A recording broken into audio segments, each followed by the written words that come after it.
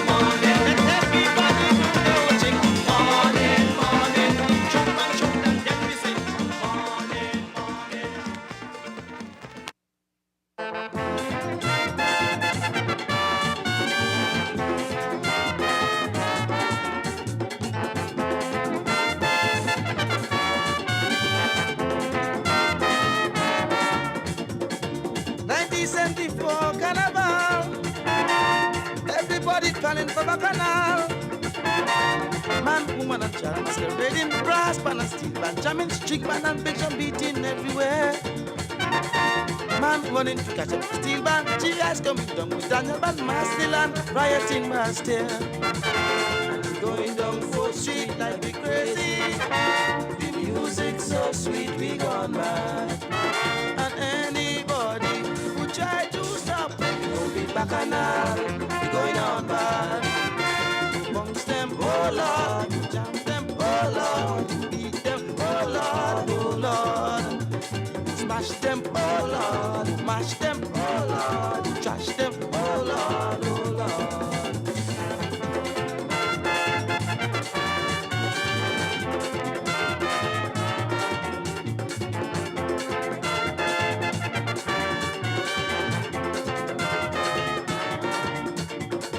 20 bulls coming down from Charlestown. Long line of who's leading the clown. Marker jumping, coming across the street, 10 feet tall, knocking me wooden feet. Nigga pigeons playing across the road. Daddy with a notice, monkey comes in the hand, bear on the belly, borrowing fun to carry heavy load. And we going down 4th Street like we crazy. The music so sweet, we gone mad. And anybody who try to stop it, we gon' be bacchanal, we going on bad. Bunks them, oh Lord, jump them, oh Lord, beat them, oh Lord, oh Lord. Mash them, oh Lord, trash them, oh Lord, smash them, oh Lord, oh Lord.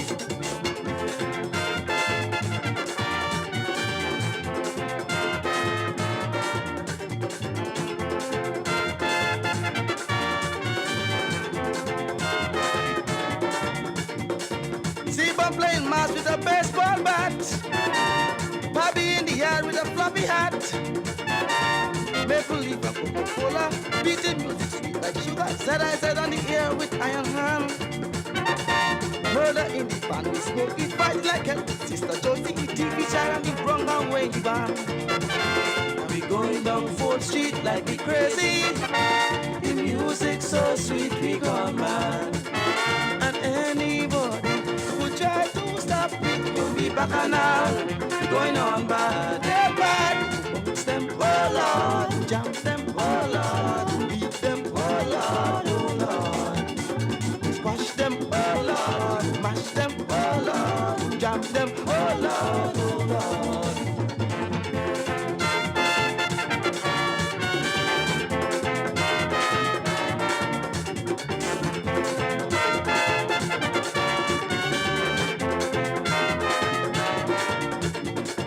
Yankee fans flying from New York State, welcome body coming to participate. They're bringing me the Yankee man, the big bad one from Long Line. Every she sexy walks and she 10 gold tickets she mount. Monkey from a Leroy Van Love coming down from Toronto, trouble with the white woman that they're bringing out. And we going down 4th Street like we crazy. The music so sweet, we gone mad. And anybody who try to stop it, will be bacchanal, we going on bad. Real bad. Bounce them, oh Lord, jump them, oh Lord, beat them, oh Lord, oh Lord. I mean, oh Lord, you're tight, oh Lord, you're donkey, oh Lord, oh Lord.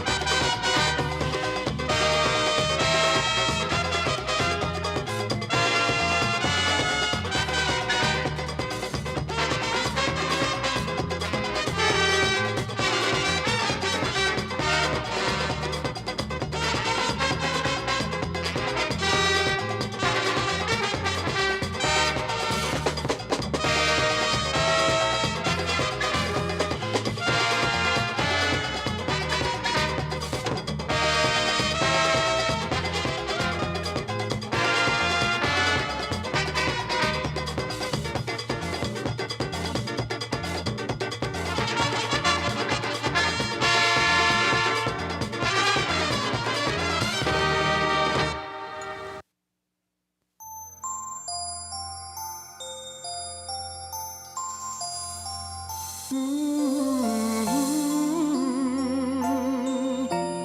miss you. Surely it's a very cold reminder.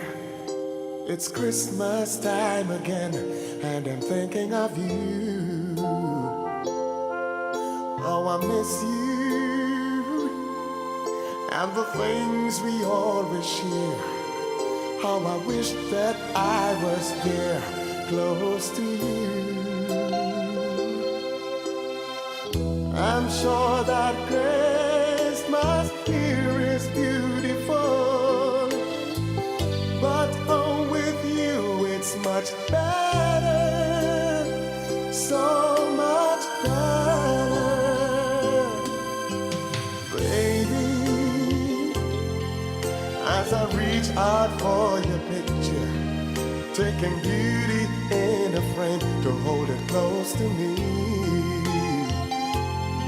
It gets better,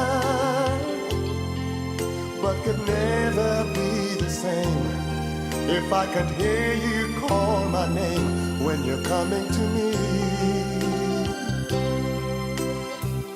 The fireplace and coats can keep me warm, but in your arms I feel better, so much better.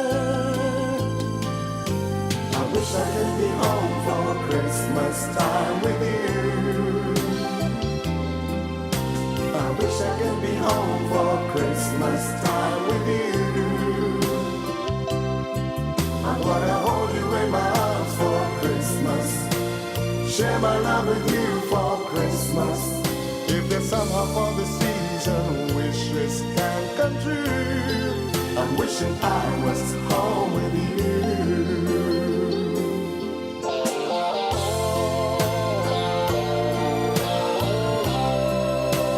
Wishing I was home for Christmas. Oh, chestnuts and Christmas trees, children in the snow, bright stars and Christmas bells, but still I miss you so. Still I miss you so. I wish I could be home for Christmas time with you. I wish I could be home for Christmas time with you. I wanna hold you in my arms for Christmas, share my love with you for Christmas. If there's somehow for the season wishes can come true, I'm wishing I was home with you. Oh, I wish I could be home for Christmas time with you. I'm wishing I was home for Christmas time with you. I wanna hold you in my arms for Christmas. I wanna share my love with you.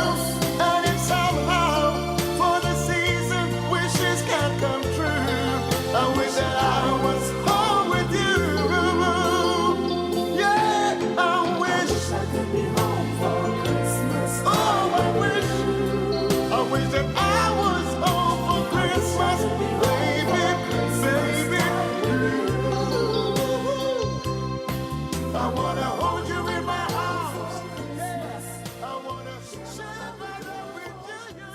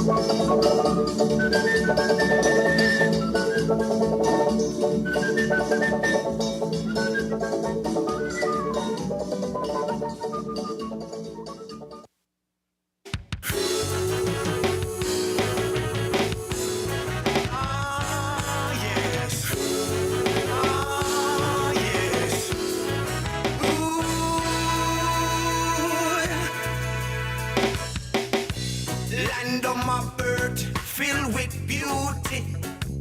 I got to give thanks and praise to the Almighty. The world's so wild and crazy, still I am nigga use a peaceful place. And we're living by God's grace.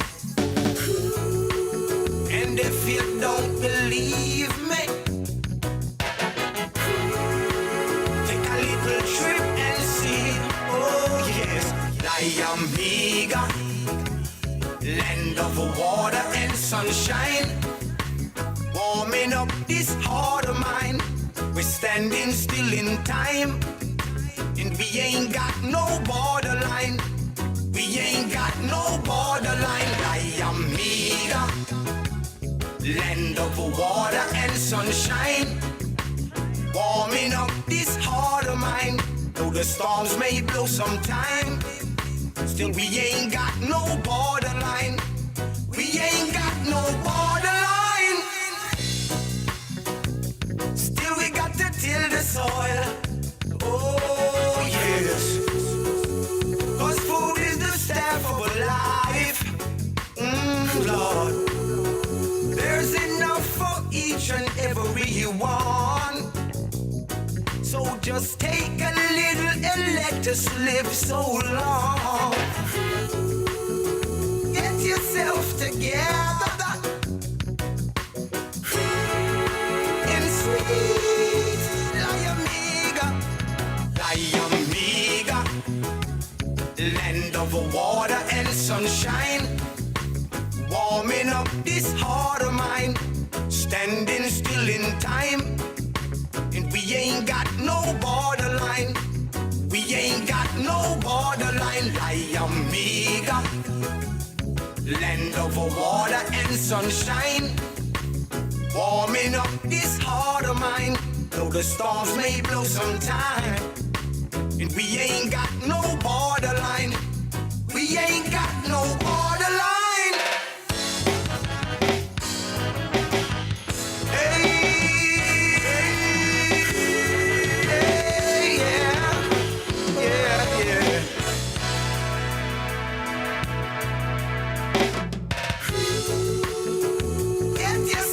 Together in sweet, oh sweet Layamiga, land of water and sunshine, warming up this heart of mine, standing still in time. And we ain't got no borderline. We ain't got no Layamiga, land of water and sunshine, warming up this heart of mine. The storms may blow sometime, and we ain't got no borderline. We ain't got no borderline. Get it together, sweet Layamiga. Get it together. Sweet, sweet, sweet, sweet, sweet, sweet, sweet, sweet, sweet, sweet, sweet, sweet.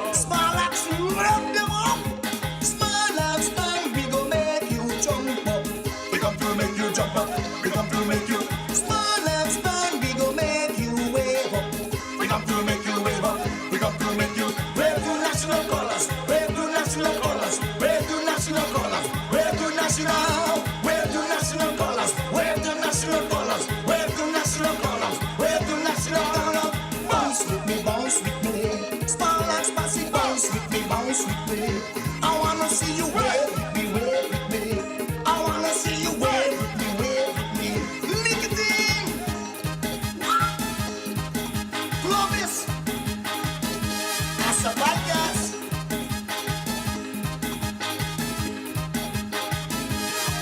Some band them a tabo, them a the sugar band to the land. Them a see man in the head, music back them boys a joke. I come me down to mash it down, break up any band I catch into my way. Smallest man, sweetest man in the land, man we rock the Caribbean.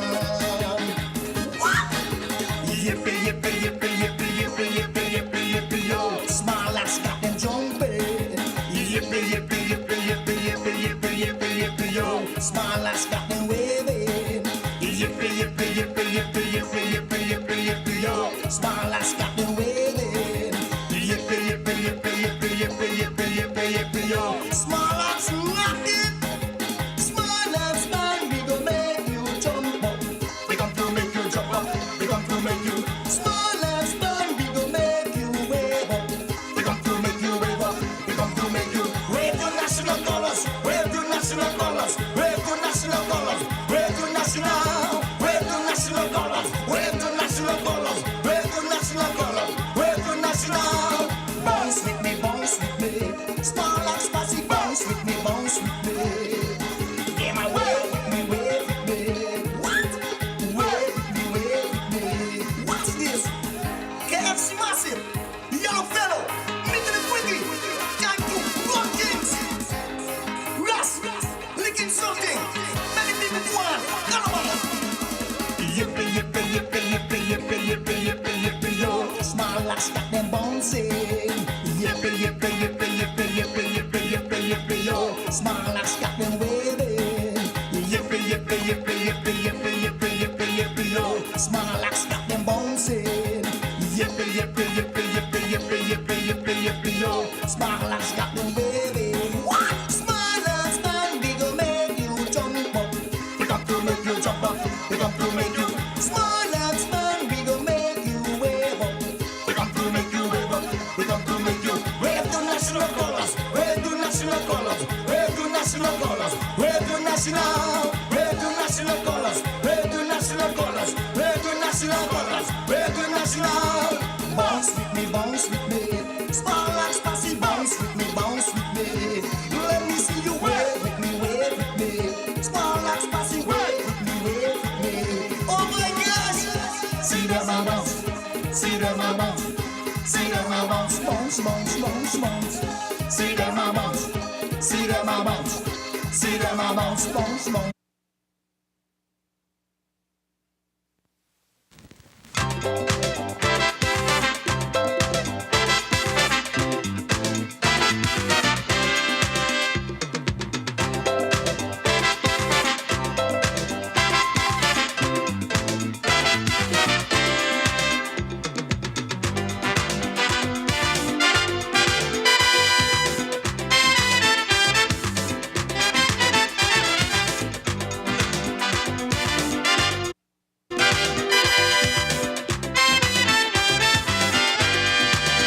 I've traveled far and near,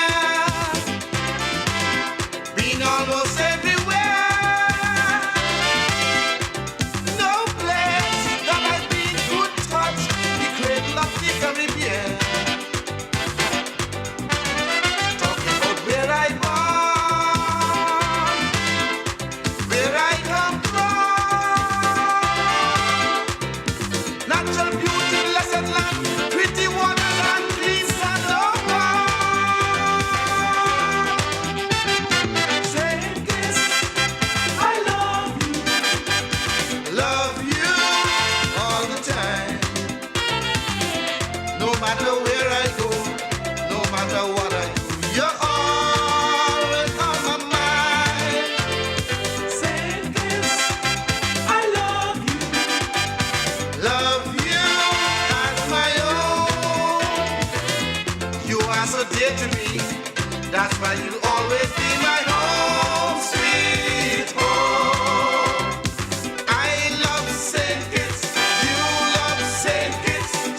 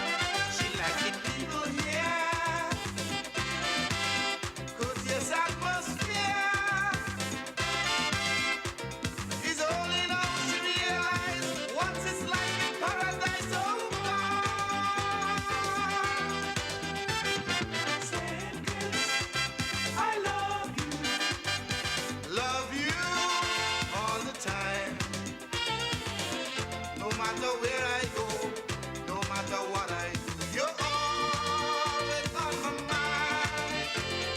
Secrets, I love you as my own. You are so dear to me, that's why you'll always be my home, sweet home.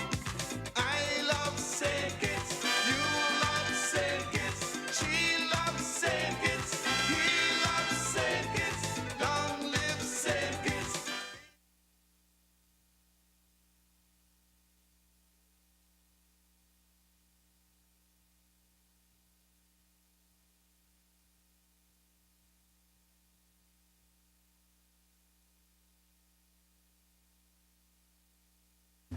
Morning, everyone. Please be seated. House resumes.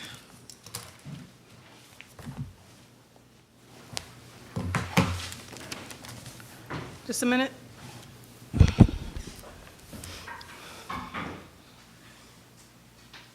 Just a minute, honorable member. Just a minute, honorable member. Morning once again, everyone. Prior to the adjournment, I indicated that the standing order, particularly Standing Order 40, subsection 5, allows for, or provides rather, that the member speaking first on behalf of the opposition shall be entitled to speak for an equal period of time as the Minister of Finance. I also indicated and placed on the record that the Minister of Finance spoke rather for 5 hours, 27 minutes, and 26 seconds. Therefore, honorable member for St. Chris, for Nevis 9 rather, you are afforded equal time of 5 hours, 27 minutes, and 26 seconds. You may proceed. Thank you very much, Madam Speaker, and good morning to you and to those, of course, who are listening and viewing. Madam Speaker, I did a rough calculation, and I realized that based on that calculation, this would be my 17th budget presentation. And I look it. I have aged considerably since I've been in this house. But I want to start by expressing, Madam Speaker, forgive me, what a privilege it is to be here and to be able to stand in this August Assembly and say that I have been standing here for 17 budget presentations. And that could only have happened because of the confidence that has been placed in me by the good people of St. John and St. Paul's, Nevis 9, and I want to thank them for their continuing love, confidence, and support. Madam President, it is customary that, as you have indicated, the leader of the opposition, or the person, more appropriately, the person who rises first on the opposition benches. I think that's important, that the public understands it's not the leader of the opposition, but the person who rises first on the opposition benches gets equal time. I wish to allay all concerns at the outset that I do not have the stamina of the Prime Minister, and therefore I do not anticipate being on my feet for 5 hours and 27 minutes. He is, of course, a man much younger than me, and so one would expect that he can do a lot more. Madam Speaker, I believe that there are some who have tuned in this morning because it is customary for those who are in opposition to use their time in this House and to use their time in every forum available to them to curse the government. I would want to say with respect that if those people are tuned in now, then they might as well shut off and go and do something more worthwhile. Because it is my interest today to have what I would call a reasoned discussion and debate as to where we are as a country, where we're going, and what my perspectives might be. If I am short on cussing, I hope that I'm long on ideas, and that is what I'm seeking to do. We broke some records in this budget presentation. The Prime Minister clearly, the member for number 8 showed his stamina, as I've indicated, and spoke for 5 hours and 27 minutes. I believe that's a record in modern times here for a budget presentation. I also believe that's the first budget we'd had by video, because we were asked to look at a video at the start. And I must confess that when I saw the video, I said, oh, that means that the Prime Minister will be short, because he already showed the video. But it appears that that was not to be. Nevertheless, I think that this use of technology is to be commended, so that people can actually see, feel, and touch what's happening. Even if we don't agree, we can see, feel, and touch what's happening. Madam Speaker, I believe that it is time for St. Kitts and Nevis to engage in a paradigm shift. If it is to emerge as a leading economy in the Caribbean and the best example of sustainability that the world has ever witnessed. We are small in landmass and population, but based on our achievements in 41 short years of independence, I believe that there can be little dissent to the view that our country has made giant strides well beyond its size. We have emerged from the genocide of slavery, from the shackles of colonialism, from the impositions of powerful nations such as the G7 and G20, through their extraterritorial agencies like the OECD and the FATF, which impose rules on the weak which do not apply to the strong. We've emerged from the global financial crises caused in the major financial capitals of the world, which were bailed out as too big to fail, while we suffered the collateral damage to our economies. We have emerged from the global COVID-19 pandemic, where the world came to a standstill and tourism-reliant economies of the Caribbean, including St. Kitts and Nevis, ground to a halt. Even now, Madam Speaker, we suffer the harsh effects of climate change, where weather phenomena never hitherto foreseen impact our country. We find ourselves on the front lines of a war we did not start and one to which we did not contribute. On climate change, the developed world has demanded of St. Kitts and Nevis and other small vulnerable states that we cash a check that we did not write and for which we have insufficient funds. The benefits of the Industrial Revolution have accrued to the global North, while the global South is being asked to bear the brunt of the consequences. One of my favorite sayings, Madam Speaker, is that life is not fair, but God is good. Life has not always been fair to St. Kitts and Nevis, nor to many small, vulnerable countries in this region and around the world. But we stand here today, 41 years after our independence, as a testament to the goodness of God.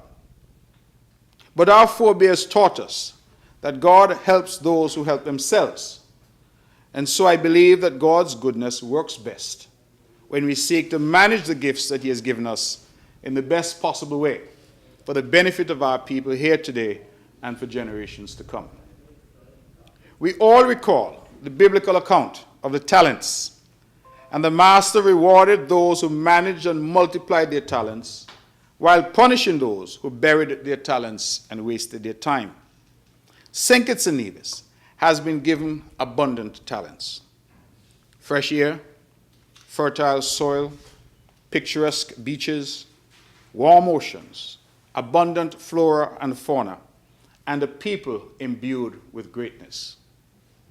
When we consider the genocide of slavery and the cruelty of the Middle Passage, where our forefathers were packed like sardines as human cargo in slave ships, bringing them from freedom in Africa to captivity in the Caribbean, we must immediately recognize that only the strongest, physically and mentally, could have survived such torture. We then, Madam Speaker, are the descendants of those who survived. And we must always remind ourselves that the blood that courses through our veins is the blood of the strongest, the blood of the greatest.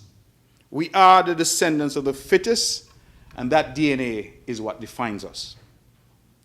Our country has never lacked potential. What we have lacked is a comprehensive approach to harnessing and unleashing our potential for the sustainable development of this land we all love. My role as leader of the opposition, Madam Speaker, is to advance an alternative view to that being advanced by the government, to agree where I feel that the country is on the right track, and to disagree when I feel that we are missing the mark. At every point, I feel that criticism, however harsh, should be balanced with ideas as to how we can solve our problems and move our country forward. The ebb and flow of domestic politics is such that who is in government today may well be in opposition tomorrow, and vice versa. I'm now old enough and I've been here long enough to be an example of exactly that to which I speak. We cannot and should not encourage a political culture where we as parliamentarians only have ideas when we are in government, but can only advance criticism devoid of recommendations and solutions when we are in opposition. St. Kitts Nevis needs all of us to lend our ideas and collective wisdom if we are to realize our fullest potential as a small nation. There are, in my opinion, some problems that are well beyond the capacity of small governments to solve. Indeed, there are some problems which are beyond the capacity of even large governments to solve. Crime is one such problem, as it emanates not from government or government institutions, but from the society itself. That is why I have advocated for an all-of-society approach on the issue of crime. While the buck must stop with the government on issues of citizen security, there's absolutely no value in today's world in expending political time and energy in a blame game. As the statistics show, Madam Speaker, the most murderous year in St. Kitts Nevis' history was 2011, with 35 murders, 13 St. Kitts and 5 on Nevis. That was under a Labour NRP administration led by the member for St. Christopher 6. The second most murderous year in the history of St. Kitts Nevis was 2016, with 31 murders, 26 on St. Kitts and 5 on Nevis. That was under a unity government, PAM, PLP, and CCM, led by the member from St. Christopher 7. I make the point simply to show that when Labour and NRP were in office, we had 32 murders in 2011. When Unity was in office, we had 31 murders in 2016. One murder is, of course, one too many.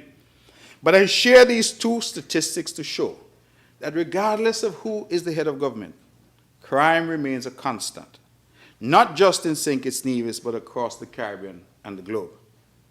What we need to do is to work together, speak to each other, share ideas, pool resources, and bring all of society on board to solve what, in every sense, is a societal problem.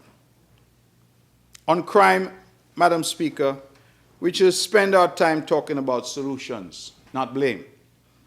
We should focus in a laser-like manner on the criminals and on tackling deviant behavior in high and low places, not wasting our time attacking each other. On the issue of crime and the fight against it, I extend always my hand of friendship to the government to help in any way that I can, recognizing that crime is everybody's problem, and that without citizen security, the country cannot achieve any lasting economic or social gains. Another similar issue, and one which the honorable mover of the bill spent considerable time on yesterday, is the cost of living. And I admire the Prime Minister's tenacity, I admire the Prime Minister's efforts. But the very real question is, what can small, open economies like us do to effectively combat the cost of living? Every primary schooler in this country will understand that there's very little that small island states with open economies such as ours can do to fight the rising cost of living seen across the globe. As I listen to commentators, and we know, Madam Speaker, that in St. Kitts Nevis there are many, one would feel that this is a uniquely St. Kitts Nevis phenomenon, and that bringing down prices can be achieved by some wave of the magic wand. Sadly, many fan this fairy tale whilst not offering a single prescription to tackle the rising cost of goods and services globally. When we see that the cost of living was a huge debate, even in the recently concluded US presidential elections, we understand that factors involved are well outside the capacity of the government in Bastille or Charlestown to solve. Let me just look at some evidence to support my hypothesis. War in Ukraine. What did the government in Bastille or that in Charlestown have to do with the outbreak of war in Ukraine? Other than perhaps having a voice at the United Nations, lending our voice and asking for peace, what have we contributed? We have not sent any people to fight. We have not chosen sides. We are a nation of peace, but we are a small nation, the smallest in the hemisphere. We have no army that could go to war to fight in that sense. We have no set of armaments and missiles and jet fighters and this kind of thing. So, Madam Speaker, in a very real sense, St. Kitts and Nevis is blameless. And St. Kitts and Nevis is no different to all the nations in the Caribbean, all the nations in Latin America, all the nations in Africa. Because in truth, the protagonists in the war in Ukraine are few. But why do I mention Ukraine? I mention Ukraine because sometimes I think it's important for our people to understand the interconnectivity of the world. So we hear about war in Ukraine. The man on the bus in Cairns said, that not got nothing to do with me. The man on the bus to Cotton Ground in Nevis said, that's them people over there in Europe playing the fool. That has nothing to do with me. But the Ukrainian grain market is one of the largest in the world. Do we know, Madam Speaker, that 5% of total global wheat exports comes from Ukraine? 5%. 40% of global sunflower meal exports and 35% of sunflower oil exports come from Ukraine. We know in St. Kitts Nevis, we love bread more than anything else. We have more bakeries per capita than anywhere else in the world, I'm sure. We love cakes, we love dumplings. Anything and everything made with flour, we love. Well, flour is made from wheat. If wheat production is globally impacted by war in Ukraine, then wheat will become more expensive, leading to wheat products like flour being more expensive, leading to products from flour like bread being more expensive. So I ask the question rhetorically, because I know what the answer is. Does St. Kitts Nevis produce wheat? Let us look at the cost of oil. In 2020, Madam Speaker, the average price of a barrel of crude was as low as $39.68 US. Today, that same barrel is averaging $76.12 US. Basically double the price. Oil, as we know, powers economies. The boss man will tell you gas is more expensive for him. He wants a raise. Skelec and Nevlec will tell you diesel to run the engines is more expensive. The cost of electricity is more expensive. You have an option. You either pass on that cost to the consumer, or, as in the case of the government here and to some extent that in Nevis, we try to shield the consumer from the full effect. But somebody has to pay. You have a situation where, you go back to the bread, because the bread is baked in ovens. Those ovens are powered by electricity. So you think when Skelec carries up the price to Island Bakery or to Amway Enterprises, that they're not going to pass on the price to the consumer? You think when the busmen down here were making noise the other day, said they want more money for the bus trip. They were responding to the reality that the cost of fuel has gone up. And when they respond to that reality, who has to pay the brunt of that? The person taking that bus to Keon or to Cotton Ground, as I have indicated. I said these things to say that our people sometimes need to appreciate that there is no single pill that one can take. There is no panacea. It is a difficult problem. Madam Speaker, as currently set up, our governments, despite what I heard yesterday and despite best efforts that have been made and will continue to be made, are largely impotent to deal with the rising cost of living.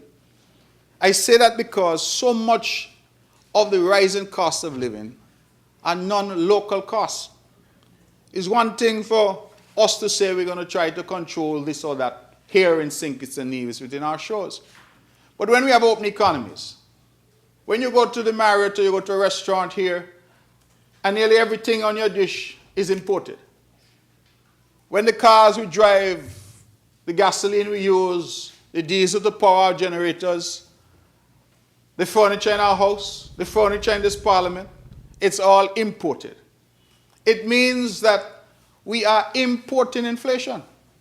We are importing the rising cost of living. And I think that that ought not to be lost in the ebb and flow of the debate. I had a situation in Nevis. Perhaps I've said it before, but it bears repetition. In trying to deal with the cry of the people in Nevis about the cost of the supermarket, every week they go, they say the price gone up. We sat as a cabinet and we said, you know what? There's currently no VAT on food, but we're going to remove every single cost at the port. No customs charge, no anything. Whatever you bring it in for, we tell you, go with it, and we ask the supermarket owners to pass on the savings. And we thought we had done a great thing. So I met with the main supermarket owners in Nevis. I think at the meeting we had Rams, we had Value Mart, we had Best Buy, the three big players in that space in Nevis. And they listened to me very politely. They thanked me for my effort. And then the chap I remember from Best Buy, he said, Premier, thank you, but it won't make a difference. I said, what do you mean it won't make a difference? If the government is saying that we're going to take off everything, he said it won't make a difference because the problem is not here in St. Kitts and Nevis. He said what happens is every time we go to Miami and we buy a 40-foot container of something, paper towel, toilet paper, the price has escalated from the last time. So even if we removed everything at the port here, we are still importing the inflation that is occurring outside. And these are the conversations we need to have with our people. Because people keep saying, every time I go to the supermarket, the price gone up, the government now do nothing. But in reality, that phenomenon is something that is a global phenomenon. It's happening everywhere. I saw some article just, I think, last week, where, as we know, President-elect Trump came in and said that he would do something about the cost of living. And I'm now seeing some suggestion that he is resigning from that position. He's trying to create some space. And now suggesting that it may not happen immediately. This is the great United States of America, the most powerful, richest country the world has ever known. They can't control the rising cost of living. But our people are saying to us that we must control it when everything they wear, eat, and consume comes from overseas. And this, as I said, is what we need to have, a direct, honest conversation with our people as to what is happening. Because without it, I fear that we end up in a situation where our people start to set unrealistic expectations of us in terms of what we can do and what we cannot do. But I still feel that there are some efforts that we can encourage. For example, we can do certain things, in my humble opinion, to lessen our susceptibility to these exogenous shocks. There's nothing that we can do as a small nation to stop the war in Gaza. or to stop what we now see as an escalation involving now Lebanon and involving potentially Syria. That war, I have a radio show, and I spoke on it on the radio show, and some of the comments on the feed, I like to read them because it gives an insight sometimes into what people sitting in their living room or in their bedroom are thinking. And, Madam Speaker, one person on the feed said, what chopping is he talking about Israel? Anybody want to hear about Gaza? And then people want to know what's going on in Nevis. Again, I think that some of our people feel that we exist somehow in a vacuum, that we're in silos. Because I say it here today, I am no soothsayer, I am not predicting it, I am in fact hoping that I'm wrong. But from what I see in terms of the expansion of the conflict, in Gaza, now into Lebanon, now into Syria, there is a very real risk of a conflagration in the Middle East that can engulf the world. Because let us remember that just like the war in Ukraine, there are proxies that are involved in what is happening in the Middle East. Why do I mention the Middle East and what is the relevance of the Middle East to us? The Middle East, as we know, is a large producer of oil. Large producer of oil. You couple that with the continued uncertainties in Venezuela. Again, one of the world's largest producers of oil. You couple that with the fact that Russia is at war in Ukraine. What is Russia? Another one of the world's largest producers of oil. You see, you now have three regions, for different reasons, impacted and potentially impacting the supply of oil, and once supply is impacted, price is impacted. And that is something that we must bear in mind, that these incidents, although they're happening far away from our shores, that the implications of them can be felt right here by the man in Newtown or the man in Charlestown. And our people need to appreciate that these things are outside the control of even the best meaning and well-intentioned government in these small countries in the Caribbean. What, however, can we do, Madam Speaker, to try and cushion? I believe that we need more local food production.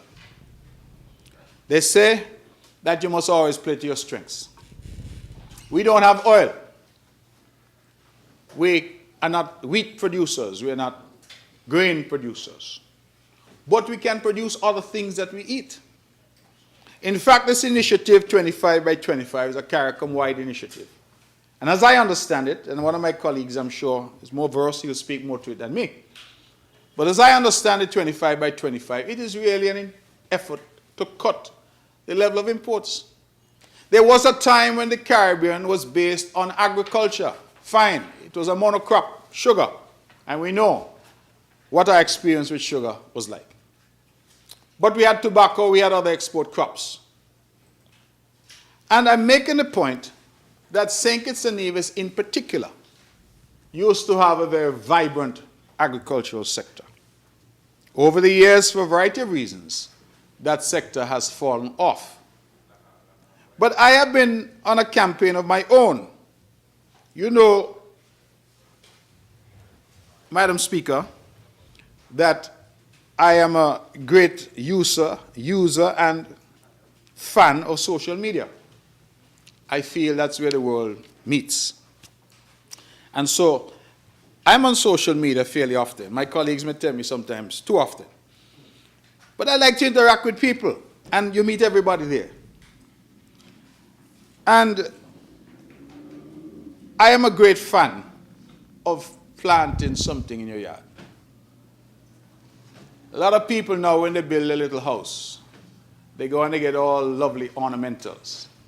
They plant roses, white, red, and pink.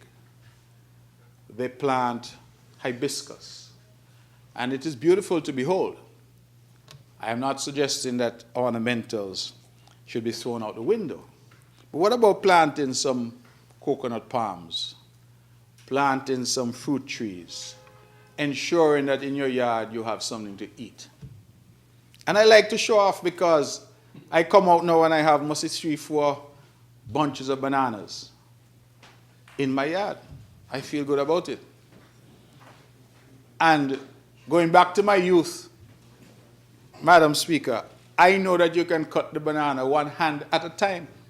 You don't need to cut the whole bunch. For those of you who are in here, remember for number 3 is in here, he wouldn't know about those things. But you can cut them one hand at a time. So if you get 1 or 2 fish and you go home and you feel like banana and fish, you cut a hand of banana and you have banana and fish, local, healthy, and guess what? You didn't have to go to the supermarket to buy anything. So the imported inflation for that meal, you've avoided it. I believe that we also need to engage in more education of our people. You'll hear it come through in this short address that I plan to make today. Because more and more we have our people who seem to have unrealistic expectations. Somebody made an observation to me the other day about sing kits. They say Sunday used to be a time when people used to cook. But now, on Sundays, people go to wherever food is selling, supermarkets, etc., cook food.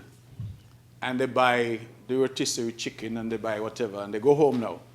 So cooking, people turn on the pot now and they start to see. I spoke to a young lady in Nevis the other day. And I like to talk to people. And this young woman lamented how difficult things were for her. She said she's working, but things are rough for her. So I listened to her. And she explained to me that each day she buys breakfast, lunch, and dinner. She don't cook. In fact, she felt quite proud to tell me she doesn't know how to cook. And I said to her, I said, do you realize that that might be part of the difficulty that you're having? Because if you bought maybe a 5-pound box of chicken and some rice, and you got some little vegetables that you can probably cook, single person, you could probably cook a meal that lasts you 2-3 days. When you compare that to what it costs you every day to buy breakfast, lunch, and dinner, those conversations aren't necessarily easy conversations to have. Because our people are people who are quick to remind you, you're telling me that, but you're always there at a restaurant. Oh, I must go cook, but you could go 4 seasons to eat. That will be a possible response. But we must have those conversations anyway. Because our people, I feel, need to get to a point where they understand the choices that they make. I recall, I think it was a member for number 8, made a comment some time ago and suggested that people might want to substitute one brand for another brand. So if you go in the supermarket, for example, you'll see 20 different brands of cereal. Kellogg's, I'm not so familiar with them, but Kellogg's is a well-known brand. But Kellogg's might be the most expensive brand of cornflakes. You may have another one, I think, Sunrise, Sunshine, Sunshine. I was close. So Sunshine might be a bit cheaper. But I recall the outcry when the Prime Minister suggested that people might want to make that adjustment. Oh, you're forward, you're taking liberty with people, you're forward. But if you can't afford the Kellogg's, leave the Kellogg's. I got into it with somebody the other day, tell me every time they go to the supermarket, the price of strawberries gone up. Me say, strawberries? That's what you make noise about? Strawberries, every time they go to the supermarket. And the government needs to do something because the price of strawberries keep increasing. Me never know what name strawberries to me a big man. So these are some of the things, and when you have these conversations with our people, sometimes they get upset with us. But you have to have these conversations. Say to people, listen, there used to be a thing called budgeting. We're here in the budget session. What is this? This is the government laying out what money it has, what money it expects to get, what money it plans to spend. At the individual and household level, you also need the same process, you know. You can't have an income of $3,000 and you plan to spend $5,000. That leads to all kinds of problems in the society. All kinds. I'm not going to get into the kinds that it leads to. But there's some people who are making $3,000, but they plan to spend $5,000. Not an emergency. Not that they have something that has happened suddenly that they have to deal with, but this is a regular thing. And nobody is saying to our people, listen, perhaps you need to reassess some of the habits, some of the choices that you make, and adjust accordingly. And so I believe that educating our people is going to be critical if we are to do something about this phenomenon of rising cost of living. Energy independence. You heard me talk about war in the Middle East, war in Russia and Ukraine, difficulties in Venezuela, and the looming crisis that we could have with oil and oil production globally. St. Kitts and Nevis has the answer in our hands, and that is to get to a state where we are energy independent. We have talked about it for years. In Nevis, the geothermal odyssey is now older than 20 years. You, Madam Speaker, were a child when we started to talk about geothermal. And we have still not yet been able to realize that potential. Countries with far less sunshine than we do, like Germany, are leaders in the world in terms of solar energy and solar technology. They store it, they put it back in the grid, they sell it. We have not harnessed the resources. And so, in a very real way, and it is something I will get to, we have been lacking in long-term strategic planning for the Federation of St. Kitts and Nevis. I'm a politician. I understand the pressures of politics. I understand every 5 years you have to go to the electorate and people want to know, what have you done? What did you do in the constituency? I understand that when you invest in water and you put water mains under the ground, people drive above them, they don't even see them. But sometimes you have to take those strategic decisions in order to ensure that the country has the type of future that you want. And that, I feel, is part of the dilemma. And I, as I say, will get to it because I have some things to say that some going to upset some people. I'm going to get to it because some have practiced what I would call pork barrel politics. People want, give them. And everybody out there say, start to jump for joy. Get it, give. Maybe take some for yourself too. But give. But then the developmental needs of the country are ignored. I had a conversation with a gentleman last evening.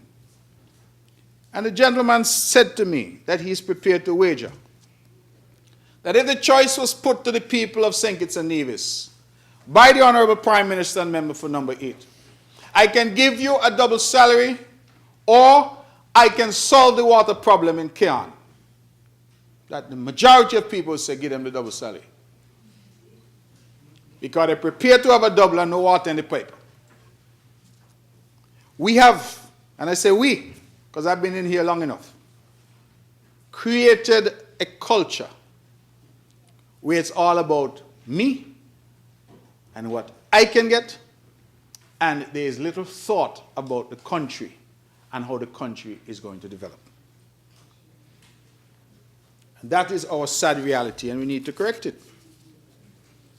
As I listened to the budget presentation of the Honorable Prime Minister, I realize what good quality leadership we've had in Nevis over the past 10 years.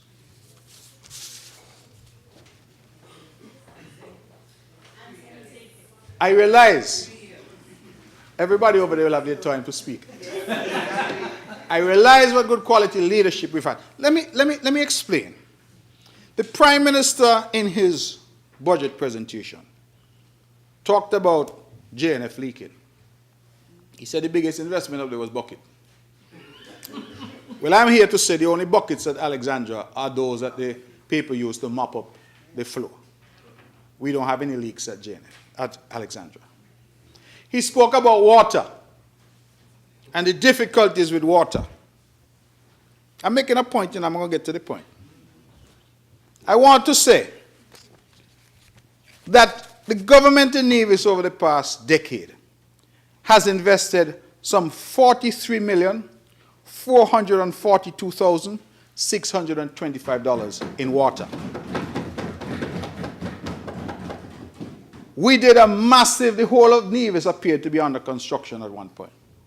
We did a massive realignment of the distribution system. We replaced all of the old iron pipes with modern polyurethane pipes. We increased the size of the pipes to eliminate problems across the island where people had low water pressure. That project cost us some in the region of $30 million. We invested in the second phase. And what was the second phase? Water storage. New water storage tanks across the length and breadth of Nevis. We fixed those that we could because, believe it or not, Madam Speaker, what we realized, we were losing a lot of water due to leakage. Water was leaking from the water storage tanks. So the tanks that could be fixed were fixed, and we replaced others. Brand new tanks, including a brand new tank in an area called Pond Hill.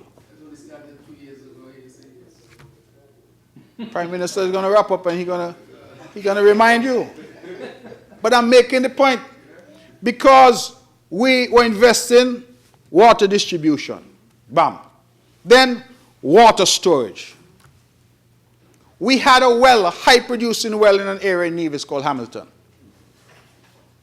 But the problem with that well, Madam Speaker, was that they say I think it's manganese content in it was too high. So it did not meet WHO, World Health Organization, standards for potable water. We sat down and we said, but we have a high-producing well. The only problem with the well is the manganese content. So we invested $2.1 million in a filtration system. And all we do, we take the same water, we run it through the filtration system, it comes out on the other end, clean as a whistle. Let me drink some. This one, Kian? Look like Nevis water. Clean. Investment, let me tell you again, $43,442,625 in the last decade invested in water in Nevis. We want to talk about electricity? In St. Kitts now, this government, I'm told, is leasing generators at Skillet. And I'm not sure that it has been fully explained to our people. But one of the reasons why you end up leasing generators is because you cannot buy generators off the shelf. Even when you take a decision to purchase new generators, you have to order them, they have to be fabricated. So I heard in the budget presentation that St. Kitts is now getting 2 9-megawatt generators through assistance, an arrangement with the Saudi government, but that if what I heard was correct, you're not going to get those until 2026. There is a lead time. These things have to be manufactured. So I want you to reflect on the vision that we had in Nevis, that in the last decade, we have purchased not 1, not 2, but 3 generators for Nevlik. We have invested $33 million in generating sets in Nevis in the last decade. So you may well ask, why is the member for number 9 talking about this? Talking about it, you see? Because we had an election in 2022. And the member for number 7, who's not here, but I know he's listening, he was the former Prime Minister. And under the unity arrangement that then existed, Nevis got some of the proceeds of the Citizenship by Investment program. When we look at the proceeds that have flowed into the country, Madam Speaker, Nevis has received over the course of that program, and I'm not even going to say going back to 1984 when it started, I'm going to say in the last decade, roughly 10% of that. The population census shows that Nevis has nearly 30% of the population of St. Kitts and Nevis, but we receive 10%. Now, I'm not saying that to make a complaint. I'm saying that because I'm going back to the Bible. I'm saying that because when you have your talents, what do you do with them? What do you do with them? With the 10% that Nevis got, I get so much costs. Is that parliamentary language? Word, cost, views. They say I'm wasteful. I'm a bad spender. You know what it feels like when you walk into your constituency and people are shouting at the window, bad spender? That's what they say about me, you know? I spent $500 million, they say, badly. But Nevis, praise be to God, full of water. Nevis, praise be to God, full of electricity. Nevis, the roads are smooth as a baby's bottom. In Nevis, you have the water taxi facility supporting the water taxi operators. 100% Nevisian industry at this point in time. We saw the need, we answered the need. Nevis, when the police officers over in Newcastle were living in cockroach infested, when they touched the wall, the officer said they used to get, imagine you touch a concrete wall and you get shocked. We built a new police station in Newcastle. They say it looks like the Four Seasons. Police and fire station over there. When our children in Nevis used to be running on grass if rain or fall, and if no rain, they're running on dirt. And then they have to go and try to compete at Carifta, and come over to compete with their colleagues in St. Kitts who are accustomed to run on a proper surface. So we built the Mondo track. And since then, our youngsters have seen a remarkable transformation in terms of their performance. But it's not even them. You know, when I see people my age and older in the mornings walking, because we leave the gates open, you know, whoever may come, using it for their exercise, the Minister of Health would understand. It's an investment in the community. We built that. I say all that to say, and I can go on, that with the little that we got, we invested in things that now position the island of Nevis for takeoff. Because we can now talk to developers who are coming in, and we can speak to them confidently and say to them, we have water. Do you know? I forgot to mention the third phase on water. We are now spending $8.9 million on new water exploration. We're drilling 9 wells in Nevis. And the first 2 are already yielding. In fact, I'm told one of the wells is going to yield up to 500,000 gallons a day. We are anticipating that those 9 wells will put somewhere between 1.5 and 2 million gallons a day of potable water into the system. But we didn't stop there. When I was over there, and Minister of Foreign Affairs, I negotiated with the government of the UAE for 2 desalination plants, one on St. Kitts, one on Nevis. Small plants, but they were using technology where they were powered with solar. I am pleased to say that the plant in Nevis has already been commissioned and the water is already in the system. The point that I'm trying to make is simply this. Infrastructure takes time. It takes an approach to development that understands that development is a long-term process. And when now you hear the cries and people say, oh, this isn't working and that isn't working, it is not something and cannot be something that you say started today. The reason I've gone back a decade is because when I point to what we've done in water in Nevis, I point to what we've done in electricity. We didn't do it overnight.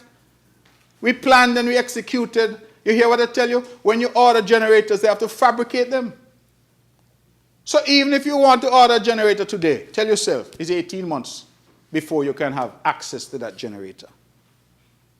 And so I asked the question, and I've asked myself in the wee hours of the morning when I can't sleep.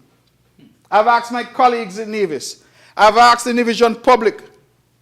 If we manage what we managed to do with 10% of CBI money, why JNF leaking with 90% of the money over here in the same period? Why? They say, people vex with me. Somebody told me yesterday, oh, you were part of unity government. I said, absolutely I was a part of unity government. And I was a fine foreign minister. I work hard. Everybody must talk for themselves. Their ministries and what they did. You must not remind me of the bad times. Member for number 4. He wants to know a fine foreign minister get fired. But I say yes. But I think that when we're dealing with national development, we need to have the kind of conversation with our people that our people appreciate. That listen, development takes time, it requires investment, and it may not be always immediate. You know, even though Nevis people have water in their pipes 24/7, the minister with responsibility for water in Nevis went away recently to Trinidad. He reported to us, and I was stunned, that big countries like Jamaica, less than 50% of their people have pipe-borne water going to their home. Less than 50%. In Nevis, as soon as a man build a house, if you don't get the water hook up right away, he call me and he start to cuss. All the housing developments that have been done in Nevis, we have the previous minister of housing here and the current minister of housing. Infrastructure goes in right away. They have water, they have electricity. In fact, them fellas getting so forward now, they're putting the electricity on the ground. You're not seeing any poles. I say that to say that this is what we need. We need development that is sustainable. And as I hear the good senator opposite, the good Dr. Clark, likes to talk about a sustainable island state. Well, to do that, you need water, you know. You need power. You need infrastructure. And so when I heard the harsh comments being made of me, that I'm a bad spender and we wasted money in Nevis, and then it is taken up in Nevis and parroted by the sister party to the PLP over there. And I say, but St. Kitts, I better learn and understand the politics. Well, with what? With what? I better watch the creep up.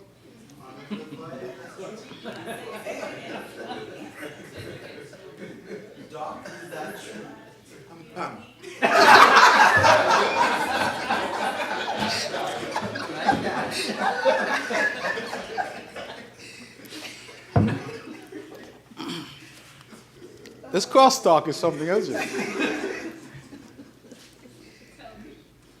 But when I look at it and see that this is parroted in Nevis, when in Nevis, people in Nevis don't have those types of infrastructural issues. And I then flip it now and I say, but if in Nevis, investing in electricity, investing in water, investing in our police, bear in mind that policing is a federal responsibility. But we built a police station in Nevis because of the cries of the police officers. We had money that came in from Mexico to build 3 police stations. 2 were built over here on St. Kitts. And we don't know what happened with the 3rd. The money for the 3rd.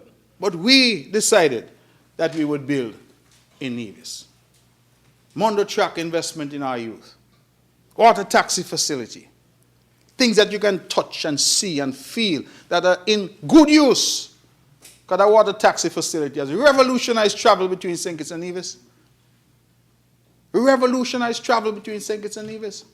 So you look at all that and you say, but if that is characterized as bad spending, of 500 million. Well, maybe on St. Kitts, we needed some bad spending of the $5 billion that came over here.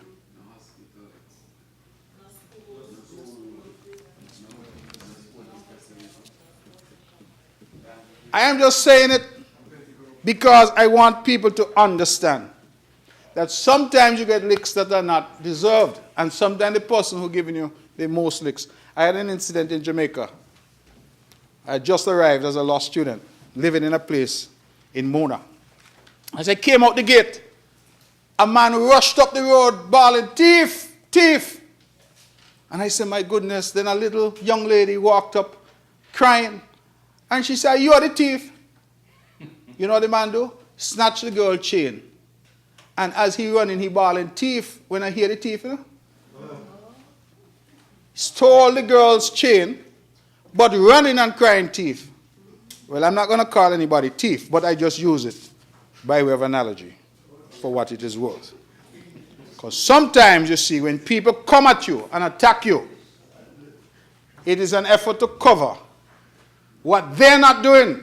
And I stand here proud today, Premier of Nevis, leader of the opposition over here. Nevis, we got water, we got power. We got water taxi, we got Mondo truck. If we didn't have the Mondo truck, we're the good member for number 4. Would have asked us to host the big sport he had the other day. Right, this? Inter-High.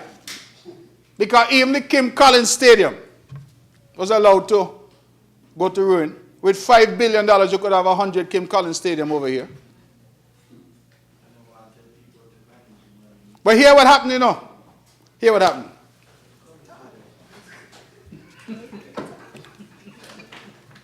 You stand up in this parliament year after year.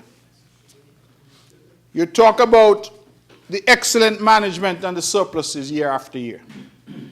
You talk about the double salary and the giveaways year after year. But people have a double for Christmas and no water in the pipe. A double for Christmas where they got the light lamp to see. Like back in the days. Flambeau. They have a double for Christmas, but the youngsters have to come Nevis now to run. Because Kim Collins Stadium needs to be replaced. I spoke to the good member for number 4 the other day, and he told me that it's almost a whole replacement that they have to do at Kim Collins. So, the simple point that I'm making is that you have the yin and the yang. You have the comparison that you can make. And with what we got, somebody said to me, they said, "Lord, if you would really get that 20%, that 25%, oh my goodness, Nevis will be paved with gold." We get licks in Nevis, say the debt is high. Well, the debt had to have been high. You know why? We are heavily reliant on tourism in Nevis. During COVID, tourism was closed down. But what am I going to do? I had to pay the public servants, I had to keep the island running. So we hear these arguments, but they don't stand up to scrutiny, because those who were boasting about the excellent management that they were doing. I looked at the numbers, you know. I have the last three budget addresses from the honorable member for number 8 and the audit reports.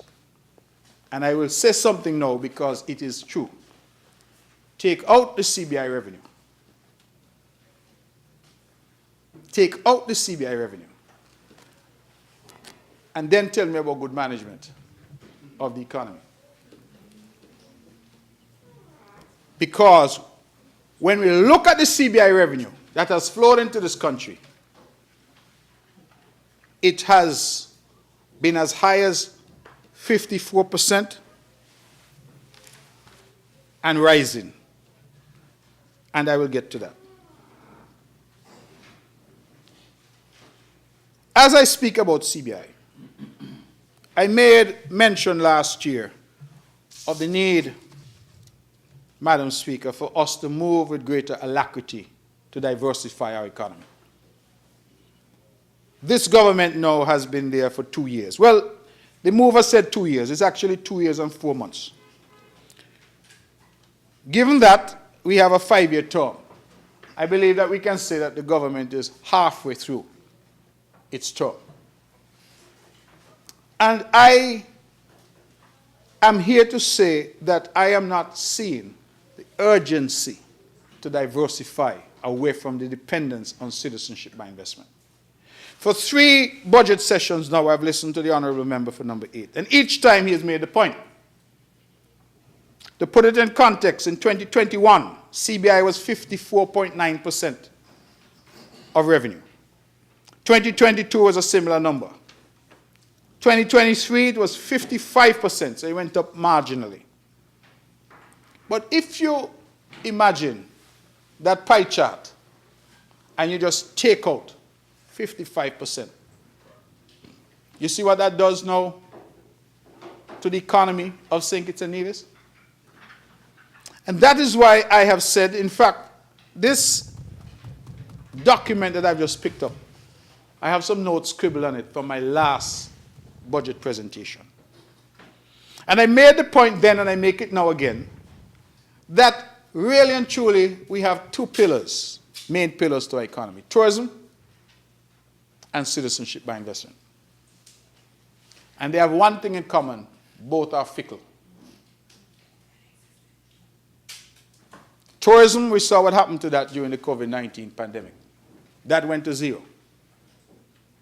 And citizenship by investment, we have watched as we have seen it come under attack in all forms and from all quarters.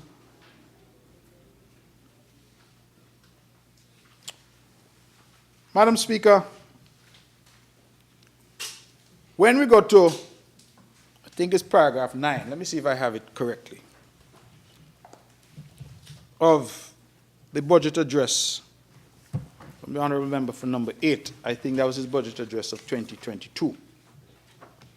He says this: Madam Speaker, on the domestic front, a review of the government's 2021 fiscal performance highlighted how heavily the former administration relied on the proceeds from the CBI program to fund the operations of government.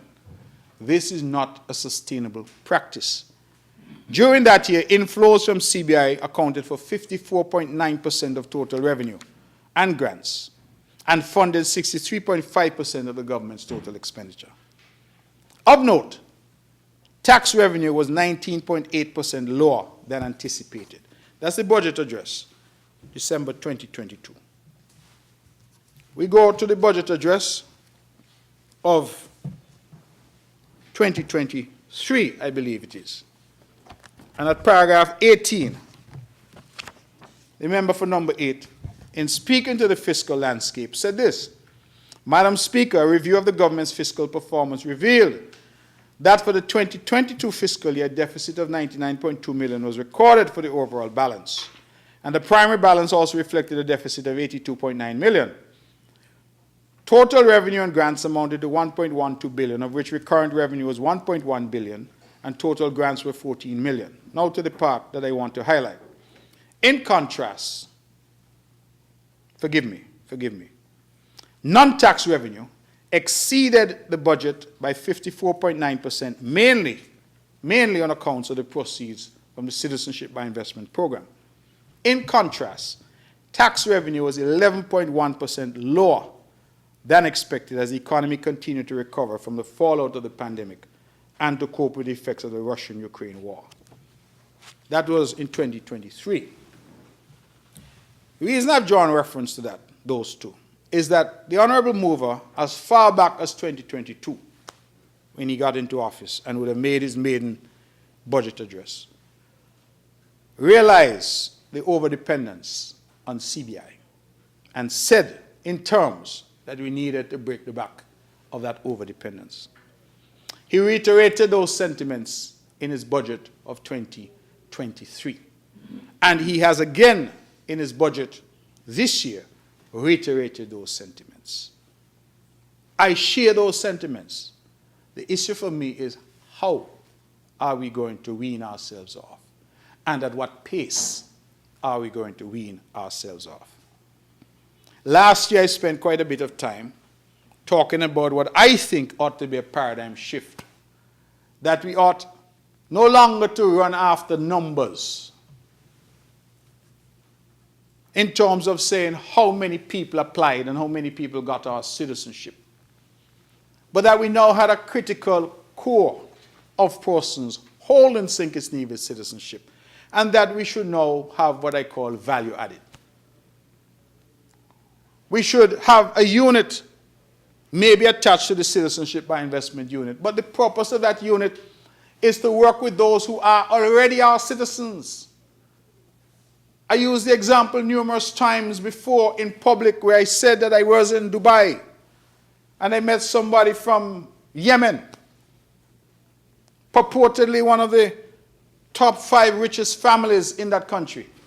And he came to me and he said to me that he and 43 members of his family hold St. Kitts Nevis citizenship. And he asked me if it's a real place.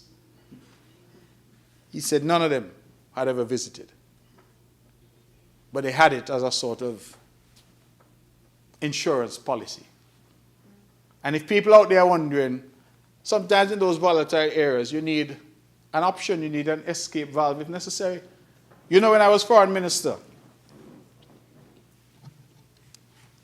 we got calls from citizens who were in Afghanistan. When Afghanistan fell back to the Taliban, St. Kitts Nevis citizens were trapped in Afghanistan and wanted to get out. It provided an escape valve for them. But to the point I'm trying to make, 40-something members of a single family, a wealthy family, hold St. Kitts Nevis citizenship. And the patriarch of that family is asking me if it's a real place because nobody has ever visited. Could you imagine with me, Madam Speaker, the potential for us to reach out to people like those? If assuming we have 50,000 citizens out there now, and we can even reach 5% of them, and encourage those 5% to come and do some meaningful investment in St. Kitts and Nevis. Value added. Not just invest in the Hurricane Relief Fund or whatever fund to get the passport. Not just buy a unit somewhere that they never see to get a passport. But tell them, man, come and build a hotel. Come and set up a large-scale agricultural production. Come and do some food processing. Bring some high-paying jobs. There are these options, but we will not know unless we try to explore. What we keep doing, and have done over and over, is racing and racing, competing with others to see who could get the most. So Grenada say, we get 1,000 this year. Antigua say, we get 1,500. And then we in St. Kitts and Nevis say, our program falling behind because they get more than us. No. We have always been the platinum standard. We created this thing, you know. So what we need to do is to operate as if we are the platinum standard. We tell fellas, I just a come, so if I are fighting for numbers, go ahead and fight. We know are playing in a different league. You all are playing checkers, we're playing chess. And I feel that while it will take some time, and mark you, I don't want to be misconstrued. I'm not saying that we shut down the program to new entrants. What I'm saying is that we should diversify away from the focus on new entrants, the focus on selling, and refocus our efforts on value added. CIU have a second wing to it. That now is a concierge service. Their role is to reach out to that database. Here's what's happening. We have geothermal, we look in investment. We have agriculture, we have hotel sector, we look in investment. That to me has to be the next iteration of the citizenship by investment program. And that I mentioned before and I'll mention again is something that we ought to look at. Madam Speaker, when I was foreign minister, we had a focus on visa waiver arrangements. Africa, Europe, wherever. My greatest joy was to say, we have concluded another visa waiver arrangement. Because every one you did made your passport more valuable. And whilst I got the criticism sometimes, people say, nobody wants to go to Kazakhstan. Where's that? The truth is that it made our passport more of an international document that was attractive to the world. And so we were able to conclude, I believe in my time in 7 years, we did 33 new countries for visa waivers, 12 in Africa. I am saying to this government that it needs to get started again in terms of that. When we left government, there were actually some that were pending. I don't know what has happened to them. But if you are going to the world with a platinum product, you're saying you're best in class, you must be able to hold up your passport and say, listen, you all may go to one of these other places and no discourtesy to them. But when you come to us, this is the Rolls Royce of the industry. And the Rolls Royce of the industry is offering you a premium document.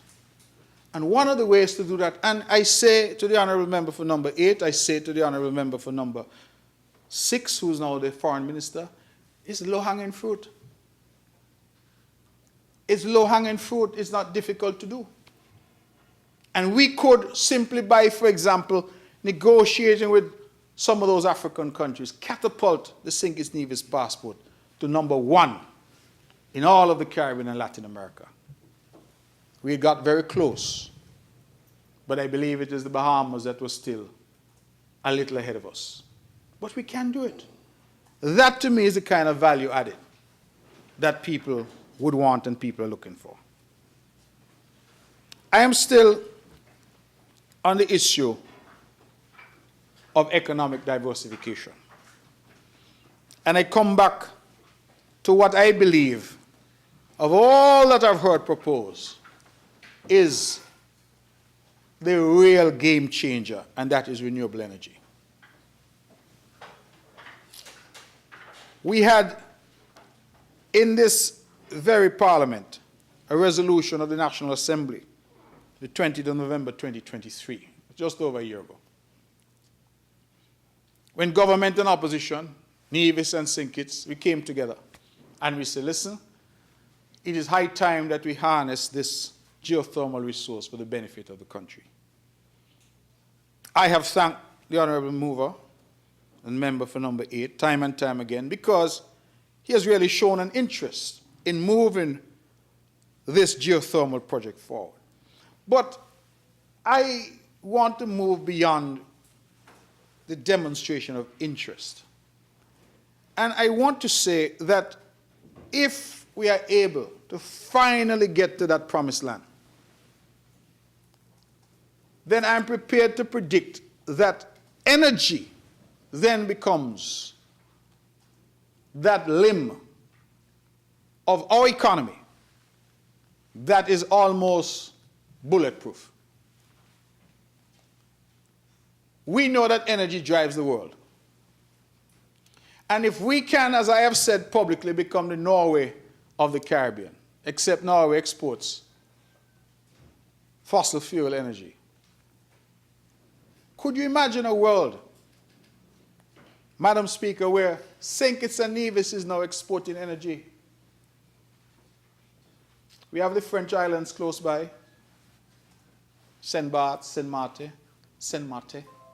We have the Dutch islands, Sint Maarten, Saint Eustatius, Saba. We have the possibility of downstream uses for cheap, clean energy, agro-processing, Bitcoin mining, if you're in the crypto space. We have the opportunity for things like green ammonia, green hydrogen.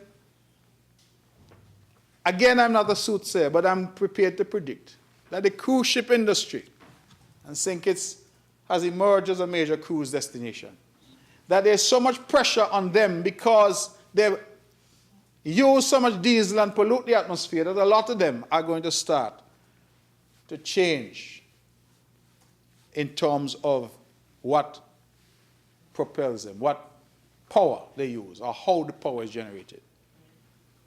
And I feel things like green hydrogen might be very useful. And why is all this a possibility? Because the scientists are telling us that we have far more geothermal energy than St. Kitts and Nevis could use. Currently, I think Nevis at peak, we have gone up, so we're about 12 megawatts at peak. St. Kitts might be, the minister isn't here, but I would guess about 30, 35 megawatts at peak. Less than 50 megawatts at peak. The reason why I emphasize at peak is because clearly at nights when people are sleeping, it drops. So you normally would measure from your peak to see if you're satisfying the demand. But we are told that geothermal is well over 400 megawatts. So if you can harness that, Tutmun Saman Bagay in St. Kitts and Nevis gets clean, cheap, green energy, and you have energy left over. You now can talk about attracting energy-intensive industries. I had a conversation some time ago with the Taiwanese. All of us know that Taiwan is the global leader in terms of chip manufacturing. And I said, man, with all these years we've had this good, close relationship with Taiwan. Why not set up a chip manufacturing facility here? Why not? Why not we give you the land, we give you what you need, and you set up something here so that St. Kitts and Nevis can become a hub in this high-tech area? And the response I got immediately was the high cost of electricity. That would be a concern. But if we can harness this geothermal resource, Madam Speaker, all of those concerns evaporate. When I have had conversations with developers who have said to me that currently the people of St. Kitts and Nevis are paying upwards of 50 cents per kilowatt hour, US cents per kilowatt hour for energy, some of the highest in the region. And the Prime Minister would have spoken about the knock-on effect when you have to cushion some of that weight and what it does in terms of expenditure for government. All the modeling that I saw said that geothermal would be less than 11 cents per kilowatt hour. You know what it's like to move from 50 down to 11? You know what that does to the cost of living? You know what does to people's disposable income? When you're, I don't know, my math is not my strong suit, but if you can move from 50 to 11, the saving that you have there in terms of your electricity bill and the amount of additional money you therefore have in your pocket to spend. I want our people to understand these things. The member is here for number 4 is the Minister of Agriculture. What is one of the fundamental needs of farmers? Water. I have said what we're doing in Nevis. The Honorable Prime Minister said that he's investing 50 million, I think was the number, in desalination in St. Kitts. But the problem is not desalination, and the technology is well known. Saudi Arabia, UAE, all of them use a lot of desal. Even in St. Martin, Marriott uses desal. The problem is the cost of electricity. You know the desalination plant, Madam Speaker, that is being done in Nevis. I said one in Nevis, one in St. Kitts.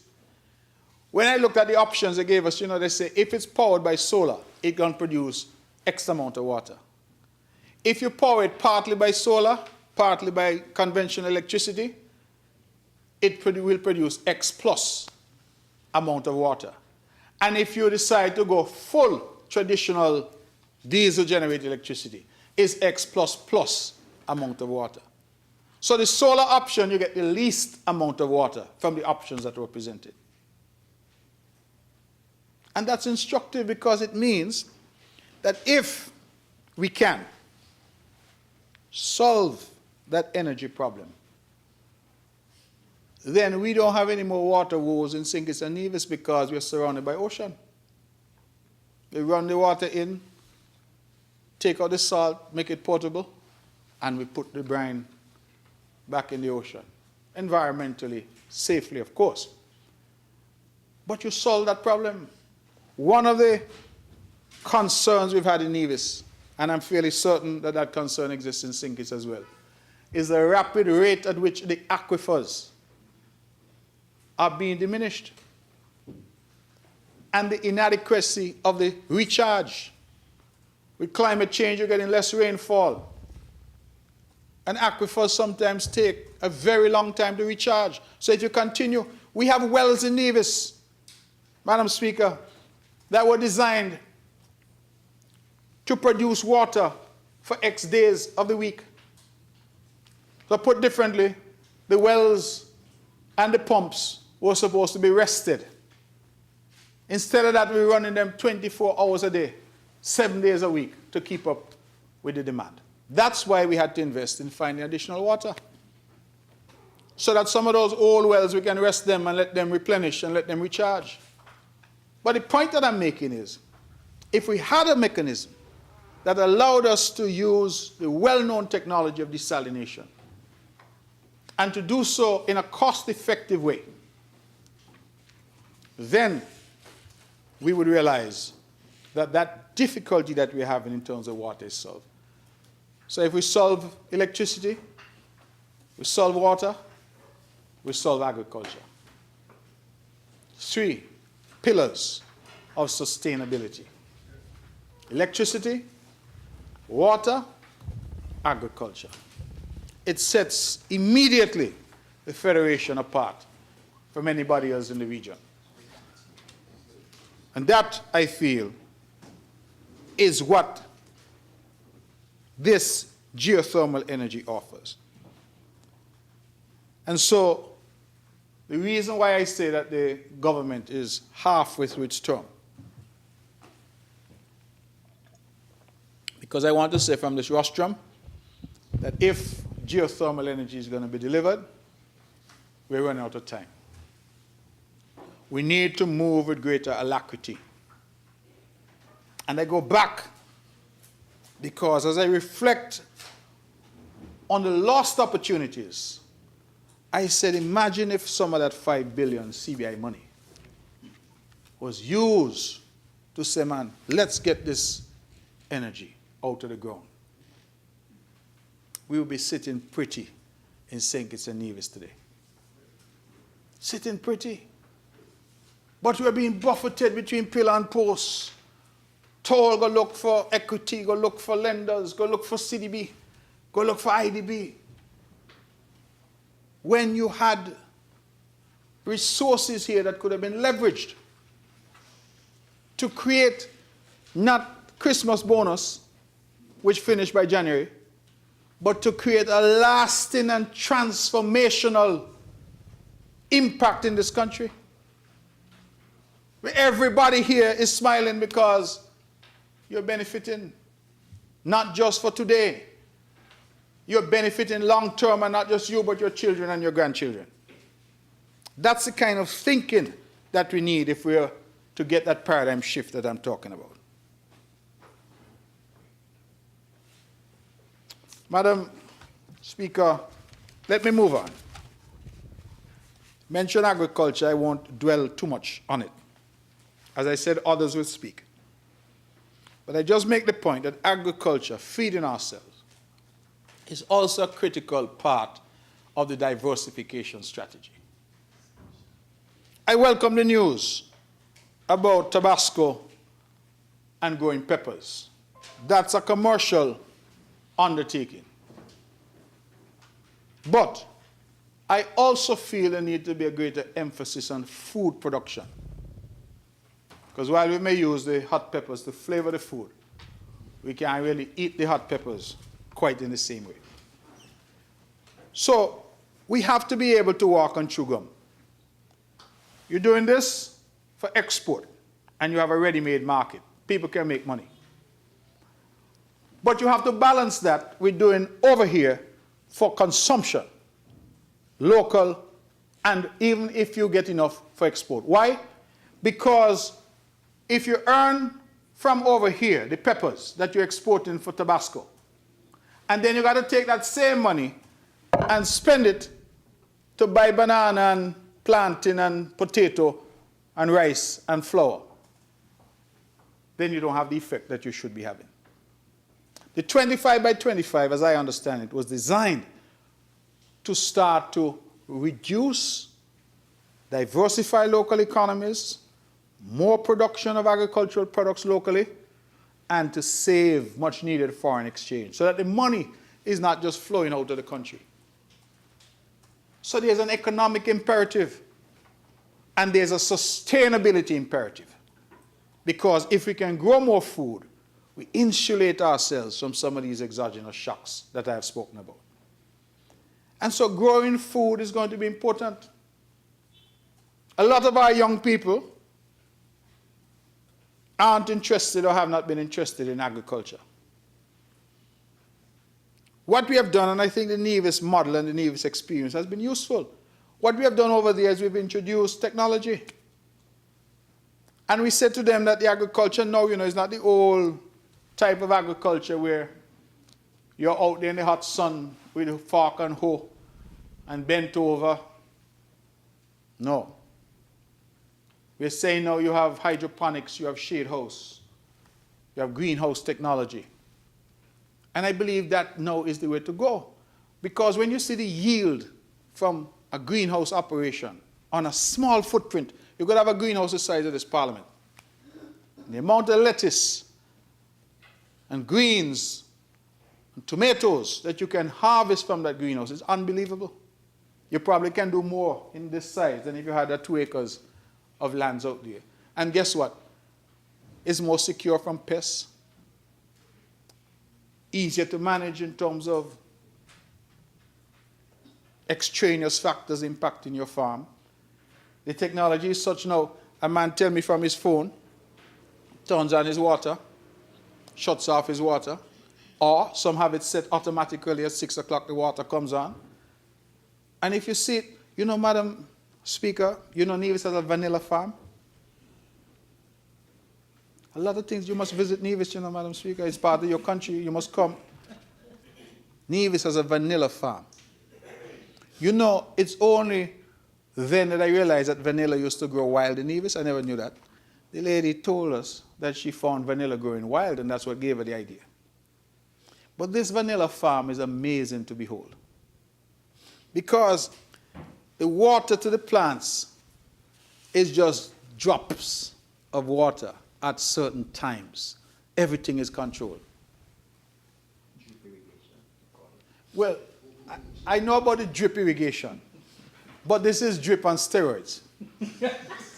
What I mean by that is, drip irrigation, you have the drip lines, and you turn on the tap and the water drip. Somebody got to go turn it off. I'm talking about something that is now so automated. That's the word.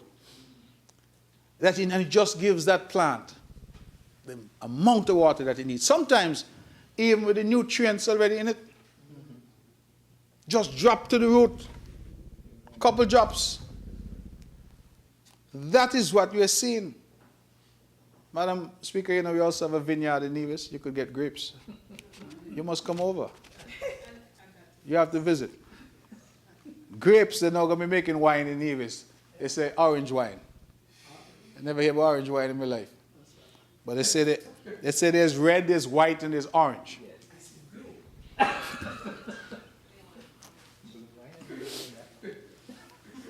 I hear one member say they don't want the orange wine. I'm sure some don't want the blue wine. Yellow wine.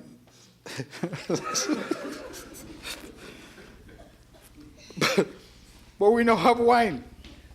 So, I say these things to say that agriculture, and again, let's be realistic. We are not, Madam Speaker, in my humble opinion, going to be able to compete in terms of the global space in agriculture.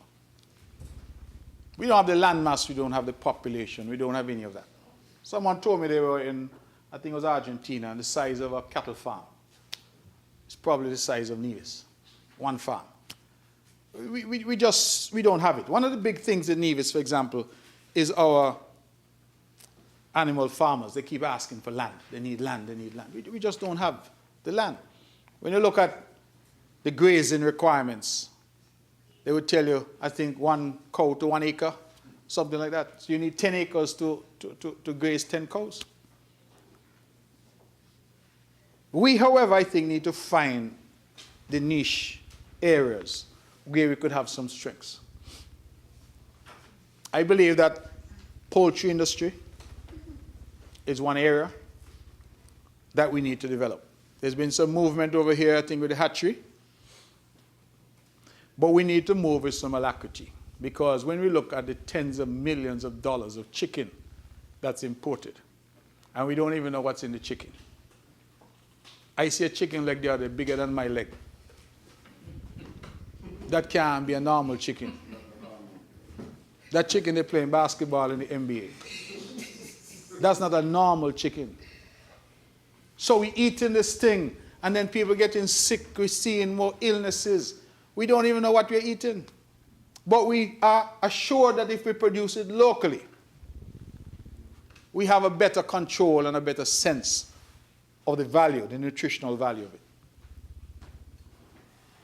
That's an area which I believe with fairly quick return you can get involved in and cut down in terms of your import bill.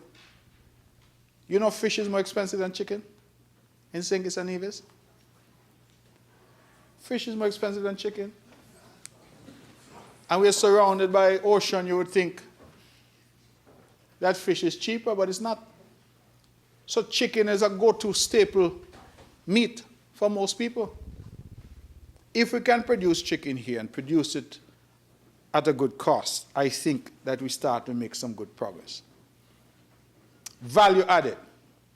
Getting products, for example, which are unique. The Nevis mango.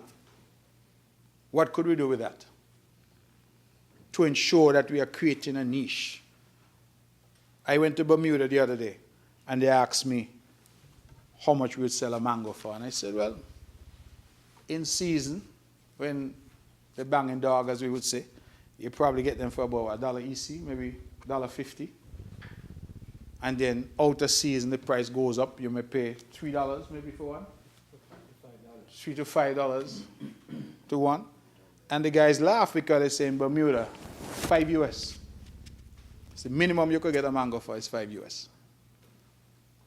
So you start to think and you say, well, if you had a way to get mangoes from Nevis to Bermuda, you know the difference is between $1.50 EC and $5 US? That's 12 EC dollars. Price differential. That is to me the way that we need to start to think. There are other things that we will have to import, but we also need to talk about substitution. So wheat flour, I don't know if you can grow wheat here, I doubt that because of the temperature. But I read a report just recently which says that breadfruit is likely to become the global food staple. And I was surprised, but there was a good reason behind this study. They said as the global temperature heats up, that breadfruit is a product that can strive in those hotter temperatures. And they commented on the versatility of breadfruit. Make flour, do all kinds of things with breadfruit. They said wheat, corn may not be able to survive at the higher temperatures that the world is expected to get to, but breadfruit can. So perhaps these are things you need to look at. You know, sometimes you have the very thing you need, but you don't know. Because breadfruit is a common thing here. You tell a man, give you a breadfruit. People sell breadfruit? Sure. Oh.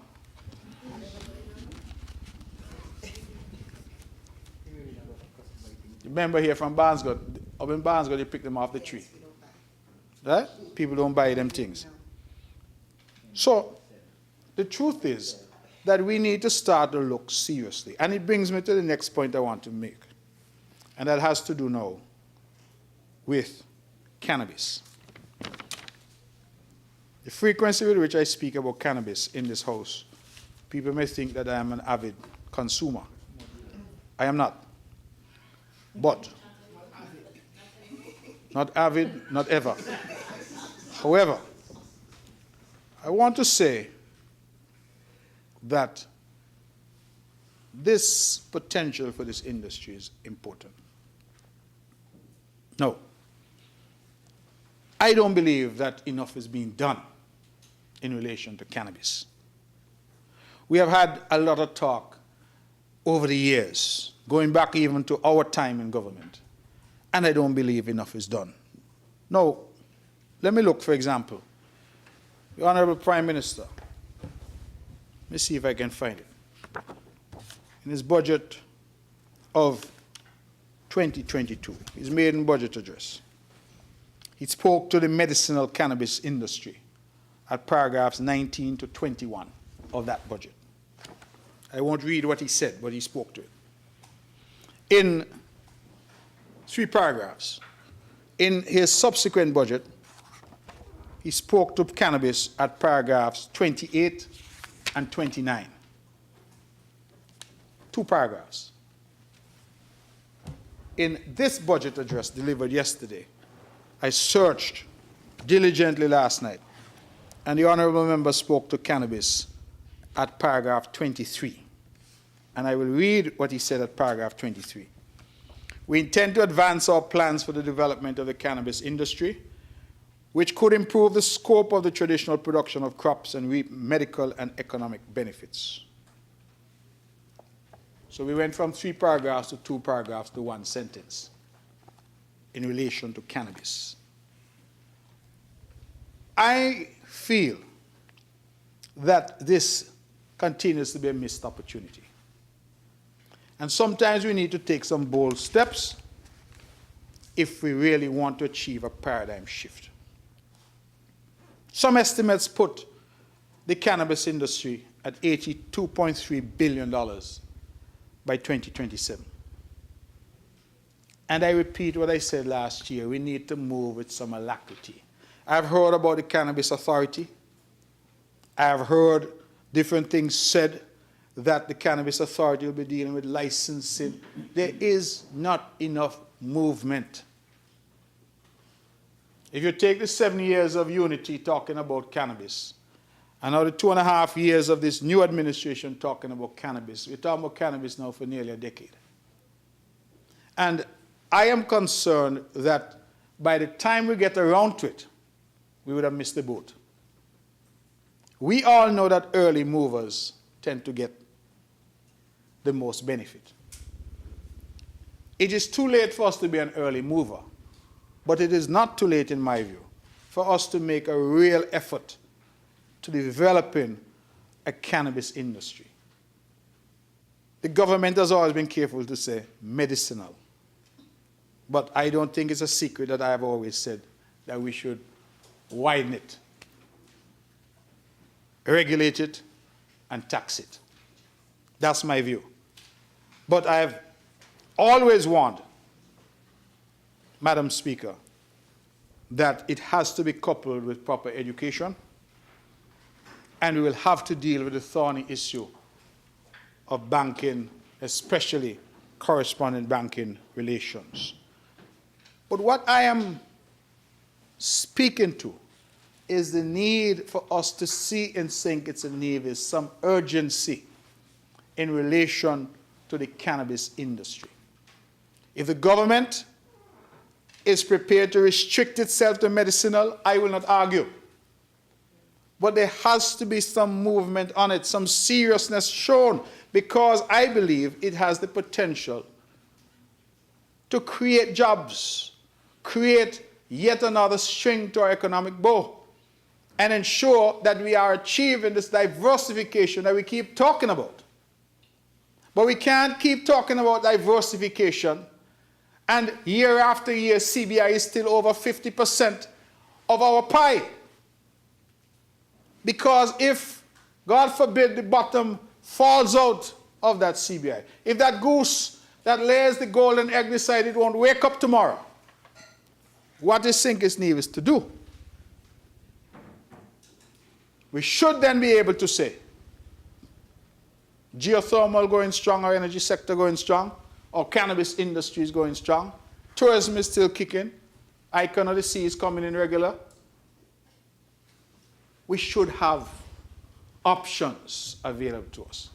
You see, Madam Speaker, a lot of times when I hear the talk about sustainability, people think sustainability is all clean air,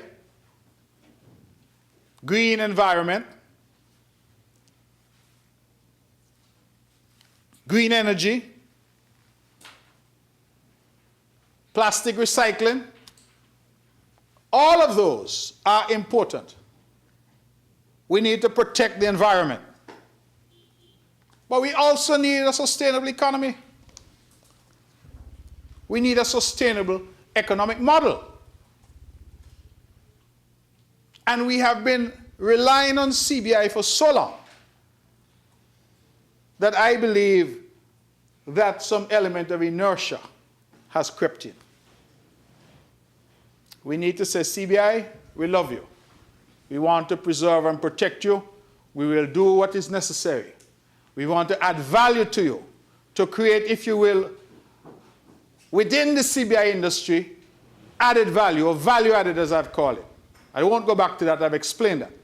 But we also need to say, tourism, we love you. We're going to encourage you and develop you. We want new hotels, we want all of that. But cannabis, we love you too. We're going to create new jobs. Rasta man who went jail years ago can now be a businessman and entrepreneur because he knows how to grow marijuana. He understands it. I don't, but he does. Young fella in Nevis, I told you about it before, I'm sure, in this house. Tell me he experimented with different strains. Me never know he went to school for agriculture. He's not a, he's a chemist, botanist. We tell me it's TikTok he using. And from TikTok he learning how to do different strains. Young people out there are interested. Let them loose. Let them loose. Create the framework. License, regulate, tax. And let us move on with this thing. You know, I believe on cannabis, the problem that we face, we are fearful. And don't get me wrong. I am not here to suggest that we throw caution to the wind. But while we are fearful, and while we are tentative, and while we don't want to offend anybody, I was in Toronto the other day, and the weed shop them more than the coffee shop.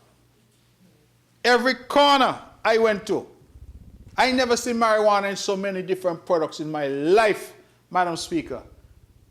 Drink, different flavored candy, juice. I did not try any. Simply commenting on the variety of products that were at these shops. And I looked on as a tourist would with amazement. I marveled, like how you'd marvel at the Eiffel Tower. I marveled. But this is Canada, one of the countries of the developed North. And Canada has ganja store on every corner. You go to California, you go to various states in the United States, Colorado, and making money hand over fist. And some of them, the weather is not even conducive. They have to go in greenhouse. Here a man could grow it up Phillips Mountain, but you got to go in greenhouse there. We need to take the step. A lot of steps we have taken, you know, that have proven transformational, but not necessarily steps that everybody liked. We introduced citizenship by investment to the world 40 years ago, and everybody scoffed at it. Now it's a multi-billion-dollar global industry. Started right here in St. Kitts and Nevis. So sometimes we have to take the step, and I believe that's important. Construction sector, I believe that the Honorable Prime Minister has laid out that some initiatives, concessions extended to that sector will continue.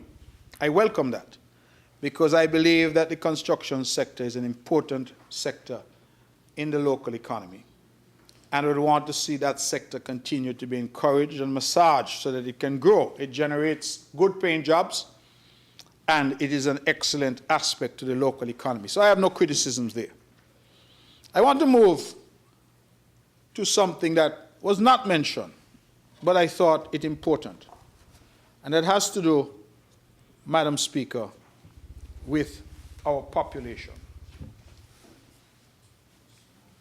Madam Speaker, going back again to the central theme of sustainability, it makes little sense to clean up our environment, to get rid of all the plastics, to get renewable energy, to do all the things that we're told we have to do, and which I support, if we don't have our people at the center of this sustainability thrust. And one of the things that has occurred to me came about when I saw the presentation of our 2022 census. Census was done in keeping with the usual mandate. They would have conducted a population housing census in 2022. It was initially slated for 2021, but the COVID-19 pandemic forced them to switch to 2022. I believe the numbers deserve some attention. You know why I think the numbers deserve some attention? Because your birth rate, your rate of growth of your population, it impacts so many other things. You're here talking about building an economy. Well, who's going to work in that economy? Where are your workers going to come from? You look at the UAE, the United Arab Emirates, a model of development that many are looking to. I think the member for number 6 knows it well. He's there often. You're a citizen?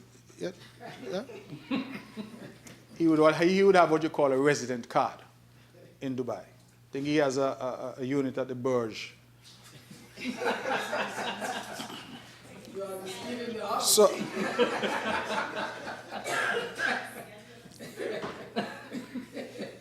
Madam Speaker, when I look at the UAE, you know the Emirati population in the UAE is a fraction of the overall population. Fraction. I think they say it's only about 300,000 Emiratis. That's the people from the UAE. In Dubai, I mean. You have a large population of workers who are coming in. You know why? The economy there has expanded to such a level that the local population can't sustain.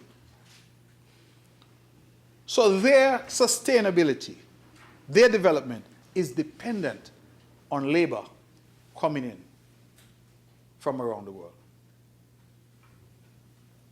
Singapore, similar model. It is time, I believe, that St. Kitts and Nevis takes a critical look at the size of our population. At page 4 of the census, it said the enumerated population of the Federation of St. Kitts and Nevis for 2022 is 51,320 persons. That total represents an 8.7% increase over the 2011 census count of 47,195 persons. There is an increase of 4,125 persons over the 11-year period, with an average annual increase of 0.76 per year for that period. Of note,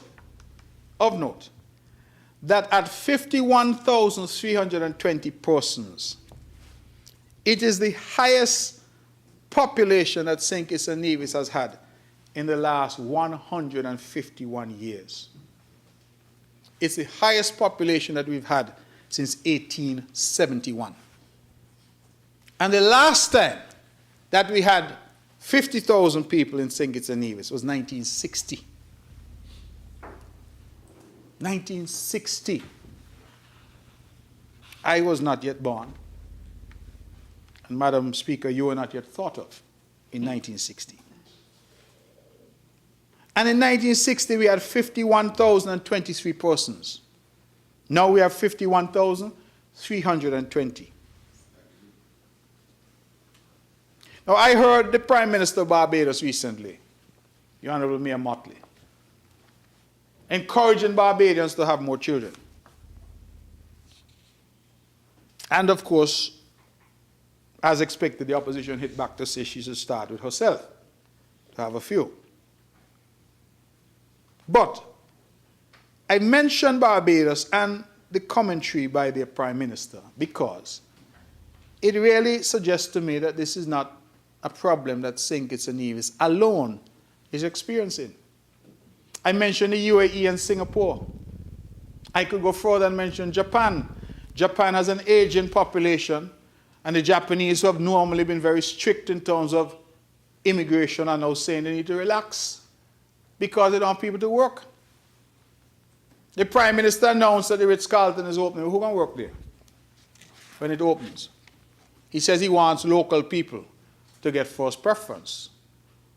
That sounds useful. But he must also remember that St. Kitts Nevis is party to the OECS free movement, and we are party to the CARICOM, freedom of movement for those with skills certificate. And so when the accountant comes from Kingston, you can't stop him, you know, once he has his skills certificate. When the waitress comes from Rosso, or from Kingston, or from Castries, we can't stop her. Because that is what we've signed on to. So we need to put this as part of that sustainability agenda. How do we get more people? You know, in Nevis we have a joke. We say you can't have two parties one night. One must get a bus. You don't have the population to sustain two events one night. I am not sure it's much different over here in St. Kitts. We need people. The report tells us that the 2022 census population count is the largest enumerated population on record at 51,320 people. I talked about Bermuda because I was afforded the privilege of going there the other day. 21 square miles, 65,000 people in Bermuda. St. Kitts and Nevis together is 104 square miles with 51,320 people. Bermuda is 1/5 the size of St. Kitts and Nevis and has 65,000 people in Bermuda. When we look at our GDP figures, St. Kitts and Nevis is just over $1 billion US dollars in terms of our GDP. Bermuda GDP, over $7 billion. 7 times. Little island out there in the Atlantic. People, Madam Speaker, you cannot have development, far less sustainable development, without people. It has implications for economy. It has implications for social security and its viability. It has implications for jobs, job creation, and workforce, sustainability. It has implications for our tax base, and it has implications in the political context for our electoral boundaries. I just want to touch on that, just very briefly. For those out there who are listening, according to the census, the island of St. Kitts is home to 38,138 people. This is 74% of the federal population. Nevis, with 13,182 people, is home to the remaining 26% of the population. The population of St. Kitts would have grown by 9.2%, and that growth offsets the 0.8% decrease registered in 2011. So the last time we did a census, the population over here had actually gone down. Nevis registered a 7.4% increase in 2022. That growth is lower than the 10.5% that we registered in 2011. So Nevis, over 2 census periods, has had growth. 10.5 in 2011 and 7.4% in 2022. St. Kitts had a decrease of 0.8% in 2011, and St. Kitts has now had growth of 9.2% in 2022. This now is for those who like trivia. The parish of Trinity. Where's the parish of Trinity? Name Trinity. Okay. Parish of Trinity registered a 38% increase in population. St. Peter, the great state, saw a 21.3% increase. And that followed a 32% increase in 2011. St. Anne also registered a double-digit percent increase, moving by 13%. Increases were noted in every other parish with the exception of St. Mary, which registered a 2.7% decrease from 2011. Of note, St. John's, that's St. Kitts, 0.3% increase is negligible and follows an 8.8% decrease in 2011. On Nevis, the parish of St. John, my beloved St. John, registered the largest percentage change, growing by 15% over the period, which follows a 32% increase in 2011. St. James and St. Thomas also saw significant changes, 12.4% in St. James, 9.5% in St. Thomas, but the good member for Nevis, 10. 7% decrease in population for St. George, follows a 2.7 decrease registered in 2011. No children being born in Gingerland. And up there cold, so I don't understand why. I believe it's interesting that St. John, the constituency that I represent at the local level, and part of the District 9 that I represent at the federal level, is the third largest parish in all of St. Kitts and Nevis. It's exceeded only by St. George and St. Peter's in St. Kitts.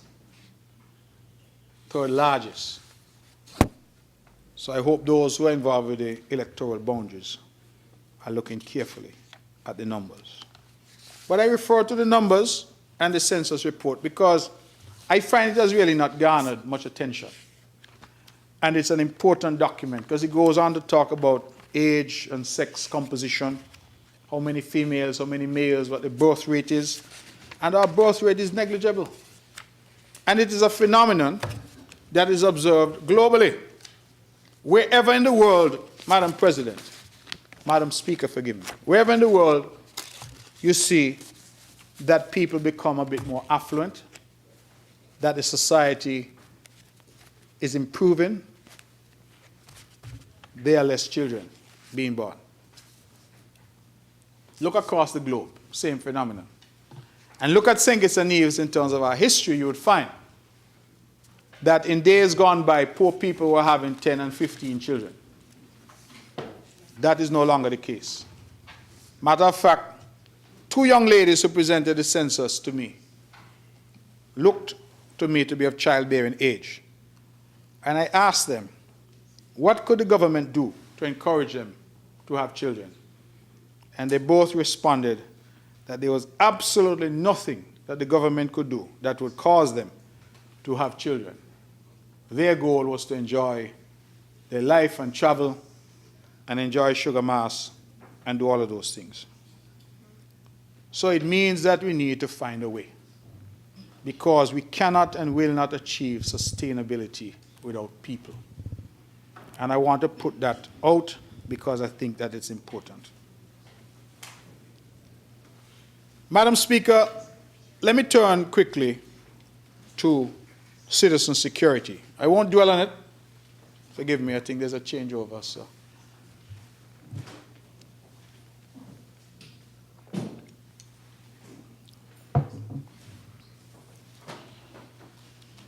Madam President, I won't dwell on it, but I just want to say that on the issue of citizen security, I believe the government should be commended for its effort in bringing the stakeholders to the table. I was pleased to attend on invitation, and that from the opposition benches, we have been asking for exactly that we take an all-of-society approach to crime. The reduction in crime in terms of statistics is commendable, but what I will say, and then I'll move on, is that the 90 days of activism must become 365 days of activism. I say that because too often, when the pressure builds up and the problem now becomes so acute, there's a response. But as soon as we think that things are trending downwards or back to normal, we go back to sleep. We cannot afford that. Too many lives have been lost senselessly. It is time that we have 365 days of activism. Citizen security has always to be front and center of what we do. Again, we cannot have a sustainable island state unless our people are secure. I will move on. I want to say a word about the manufacturing sector. There was a time when St. Kitts and Nevis had a manufacturing sector, largely based here in St. Kitts. And you had a sizable number of persons, I think well over 1,000 employed.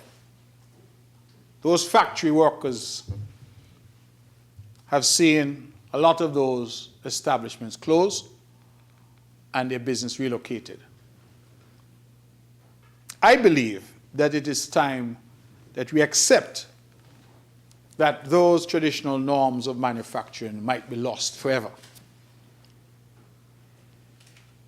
Our cost of electricity is too high, our cost of labor is too high, and the shipping costs are too high.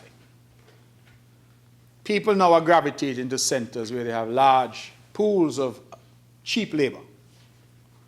And so I feel that what we need to do is exactly what the Honorable Prime Minister has indicated, where he has said that he starts to train people in terms of cybersecurity professionals. And I would add that in terms of our education sector, something I'll get to very briefly, we need definitely to introduce aspects of artificial intelligence and coding in our schools. Put differently, as we talk about a paradigm shift, that's where I started. We need our education system. We need our thinking about the economy and about the country. We need it to change.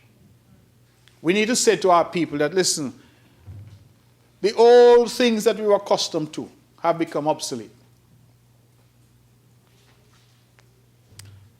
The other day I reflected that there was a time when you went jogging in the morning, you had something called a Walkman. And then there was a display, what do you used to call it?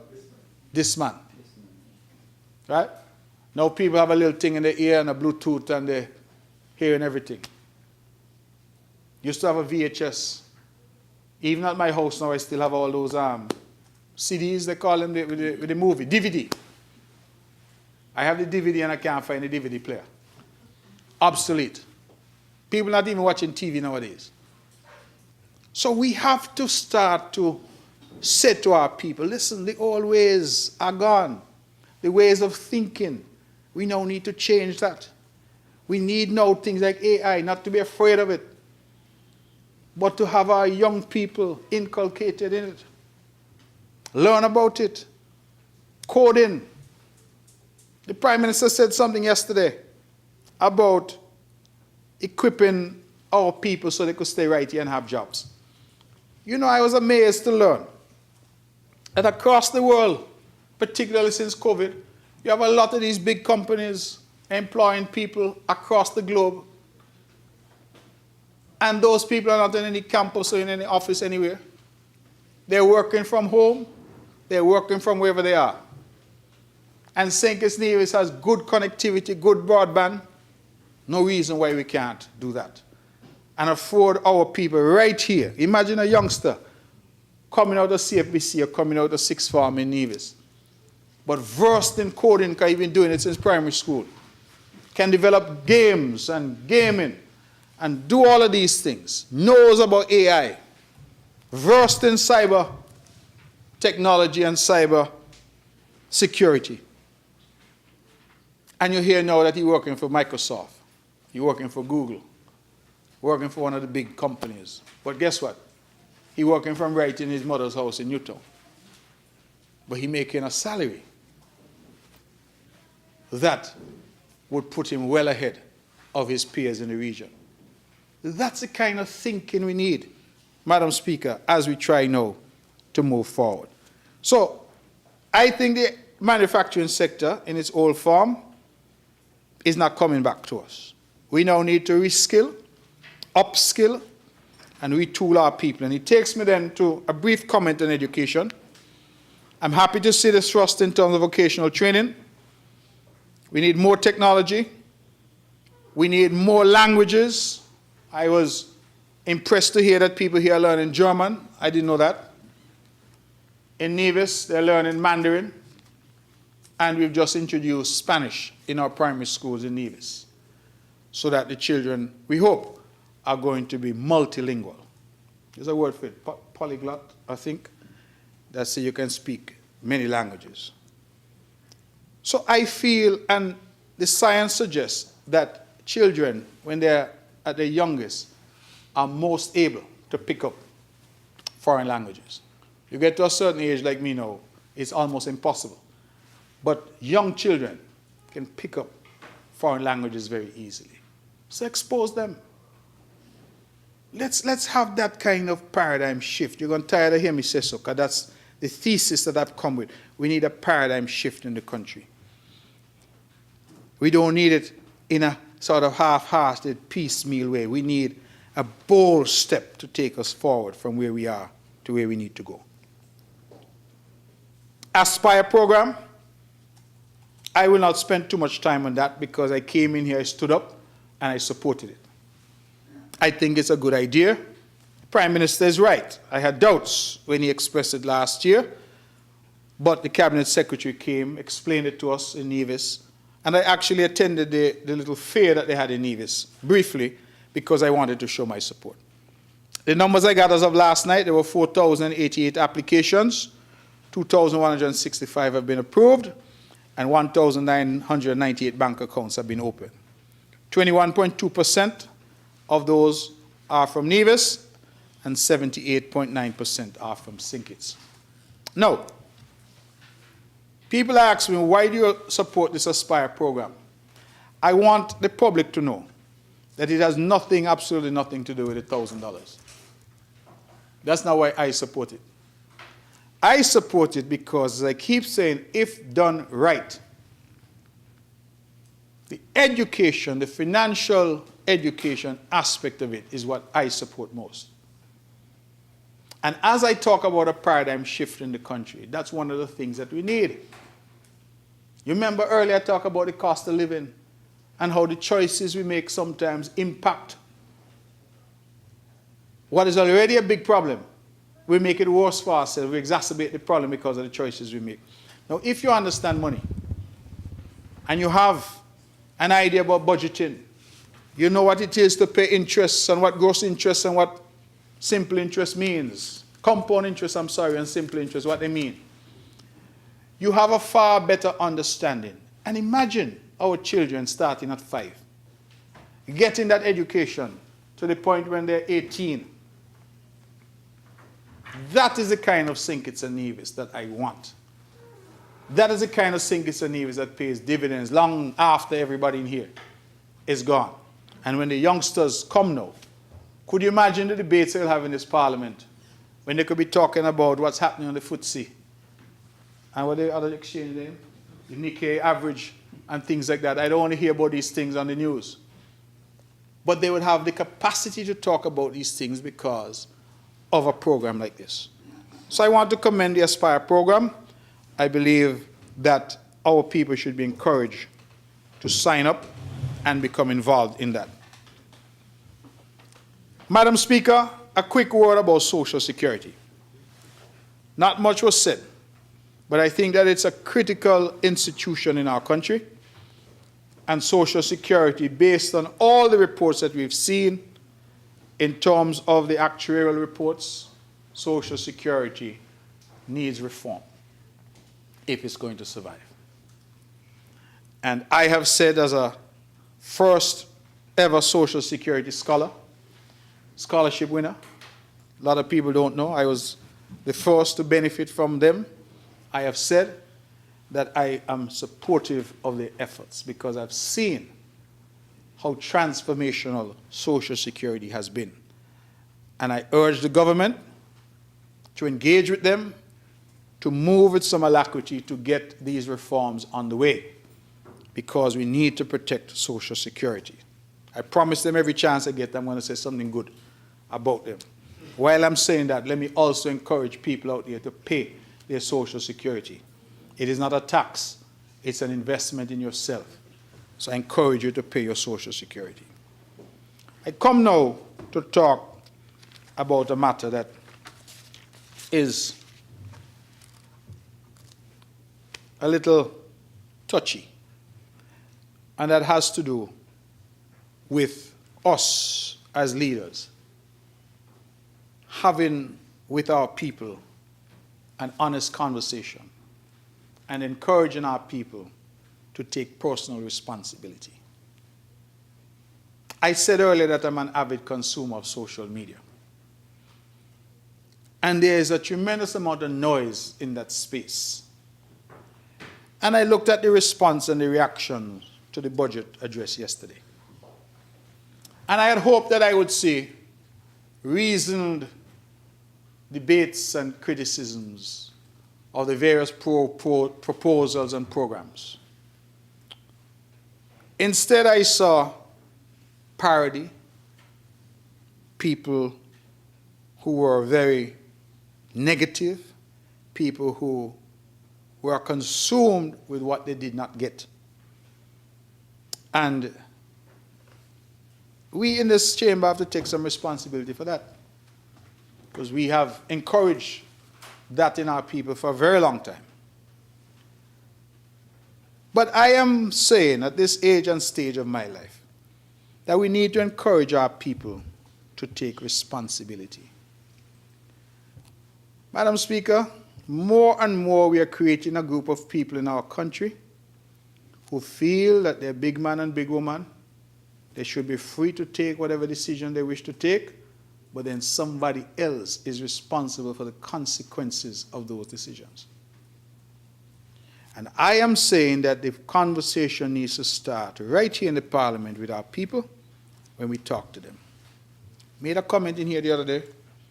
I said when the doubles and thing are given, I asked the question rhetorically, how many of those people have money left come January morning? Everybody want extra. But how many actually has something left in January? How many sees this as, listen, this is really an extra, let me take a little of it and put it away in a little savings, put it in a little piggy bank somewhere. We used to have this saying that we say, save for a rainy day. People are not bothered with those things now. I said earlier in this brief response that if people making 3,000, them not worry about budget. They spend 5. And they spend 5 however they could spend 5. If they have credit cards, however they could spend 5, they spend 5. And then what happened? When the bailiff now come for them, or you have that consequence that comes.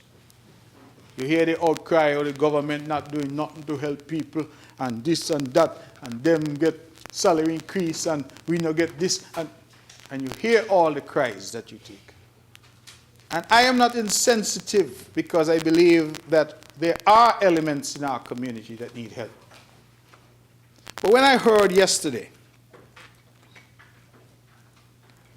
that we are spending $250 million a year. You know, $250 million is nearly the entire budget for the island of Nevis. I want to put that in context. It's nearly the entire budget. Our budget in Nevis is about 270. $250 million a year on social programs. The entire budget is just over $1 billion. So that means 25% of the budgetary allocations on the island of St. Kitts and for the Federation is in relation to social programs. Where in the world could that be sustainable? We're not saying 25% on health, 25% on education, 25% on citizen security, 25% on social programs. And still every budget, everybody is sitting outside the ATM. Waiting for we double, we waiting for we. And if it doesn't happen, you feel like Jesus is coming for the world is coming to an end. And everybody starts to cuss and how bad things are and how bad the government is if it doesn't do that. Ignoring the fact that $250 million is being spent every year. And that is why I say we in this hallowed chamber need to take some responsibility. Most countries have programs that are narrowly focused on the poor. Programs that are focused on the disadvantaged. Programs that are focused on those that need help the most. St. Kitts Nevis is one of the few countries in the world, Madam Speaker, who got programs that benefit everybody. The subsidy on electricity is a good example. The man who is the CEO of TDC, the governor of the central bank, he's my friend, I don't want to single him out, but I'm just using the positions. The titans of business, they get the same benefit from an electricity subsidy as the unemployed mother of three. Well, you're right, they get more because they consume more.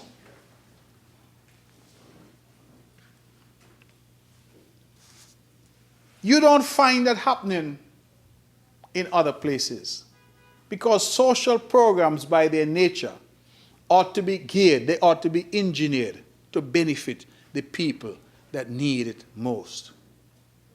If, for example, you are able to remove those people who do not need it, you might well be able to do a little more for those who need it most. And so sometimes I think that there's a dissonance. There is a chatter in the country, but people are not looking at the fact that our everyday existence is being subsidized. That counts for nothing. There's no value in that.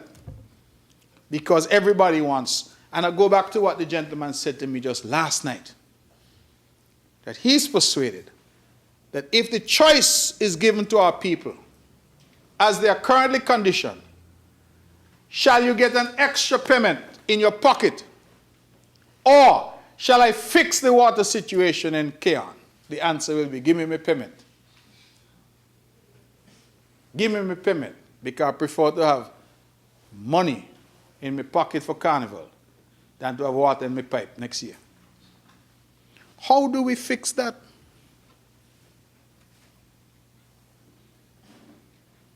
How do we fix it?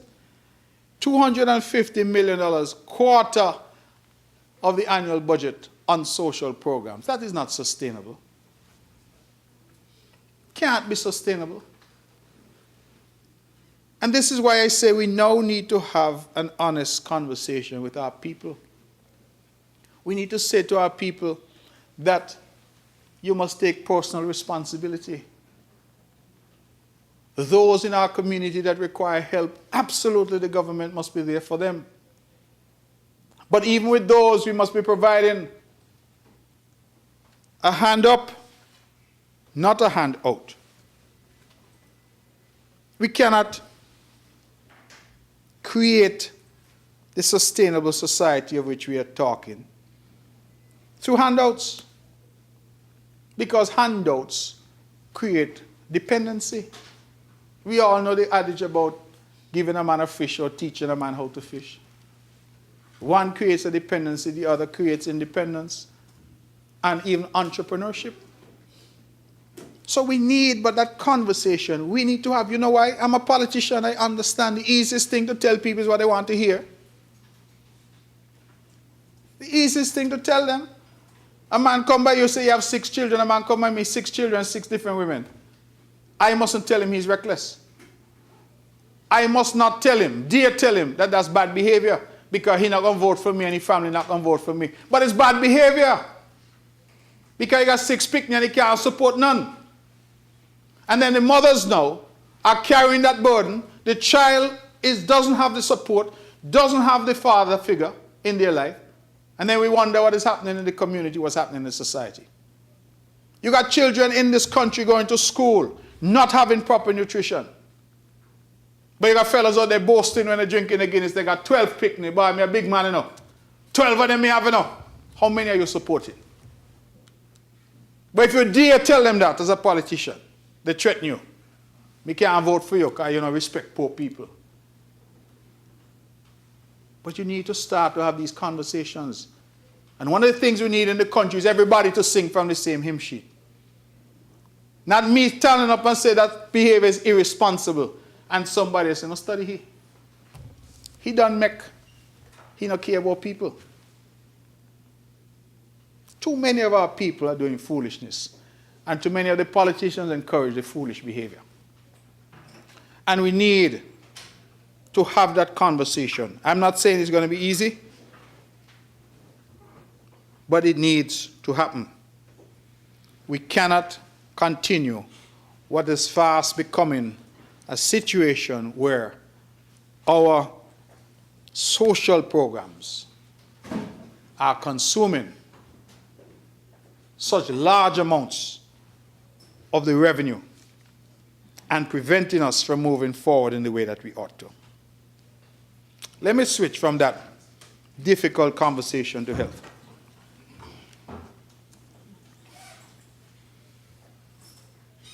We have, in relation to health, a comprehensive report was given. I'm not going to get into all this smart hospital and all of that. If that can be realized, wonderful. But I want to ask the question, what has happened to health insurance and the National Health Insurance Program that has been talked about and that we had encouraged? Let me go back to the Honorable Prime Minister. His budget of 2022 at page 24.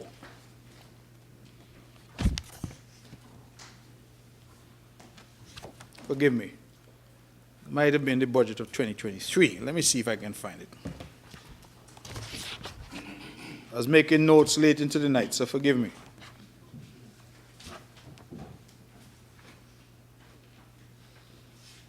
No, it looks like my note is wrong somehow. Can't seem to find it. I will leave that then, simply to say that the reference that was made by the Honorable Prime Minister in the budget address of 2022, I can't find the page, but I have the quotation. It says steps will be taken to develop a practical framework to enable the operationalization of a national health insurance scheme, which will be supported by an extensive consultative process with the people. That was what the member said 2 years ago. 2023,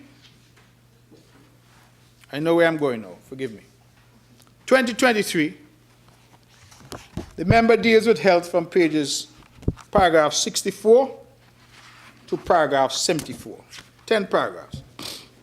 And he lays out all that the government is doing, people's strategy, the various policies, the new climate smart hospital, all that is laid out beautifully.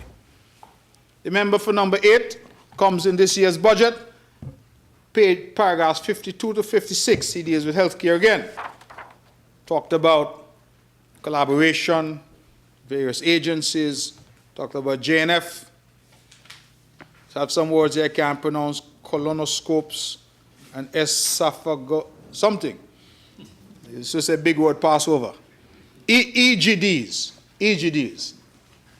Thankfully, he put it in brackets for me. I can't pronounce that. But something to do with the esophagus, I assume. He said, marking the first time that the state manages such equipment without relying on external private service providers. We hear about MRI, imaging, we hear about CT scan, all very important. But since 2022, I have found no mention in the subsequent budgets of national health insurance. And I want to pose the question publicly to the Honourable Member and Minister of Health, whether the country is no longer looking to a national health insurance scheme. I remember some work had been done in relation to that in the past. And I pose the question in this particular context, Madam Speaker, that the Prime Minister has made his assertions about helping children through the Children's Medical Fund. And I too share with him the despair and the sadness at the loss of young Kevin, who lives in Nevis, the son of DJ Woody, and his mom is called Sheena. And I certainly extend my condolences to the family. And I share the concerns about young people, young children, needing medical attention where their parents can't afford. And the Prime Minister is right that oftentimes you see people on 4th Street, you see them in Nevis as well sometimes, asking for a contribution. But going around with a card to raise sometimes $100,000 for medical attention is really a futile and pointless exercise. So the Prime Minister has said, listen, we have this Children's Medical Fund. And if there are children out there needing care, parents, bring your children. But I ask the question, what about the rest of the population?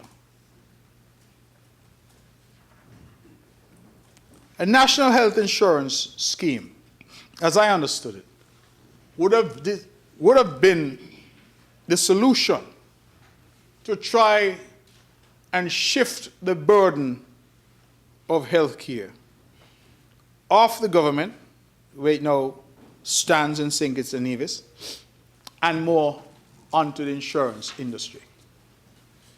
That was the considered position in relation to national health insurance.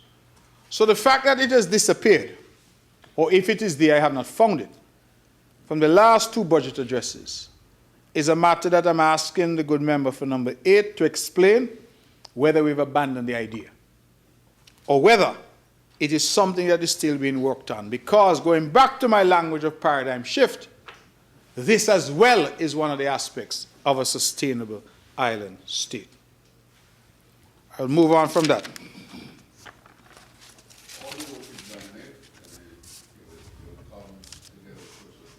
Okay. I didn't see it, so that's why I'm raising it. I want to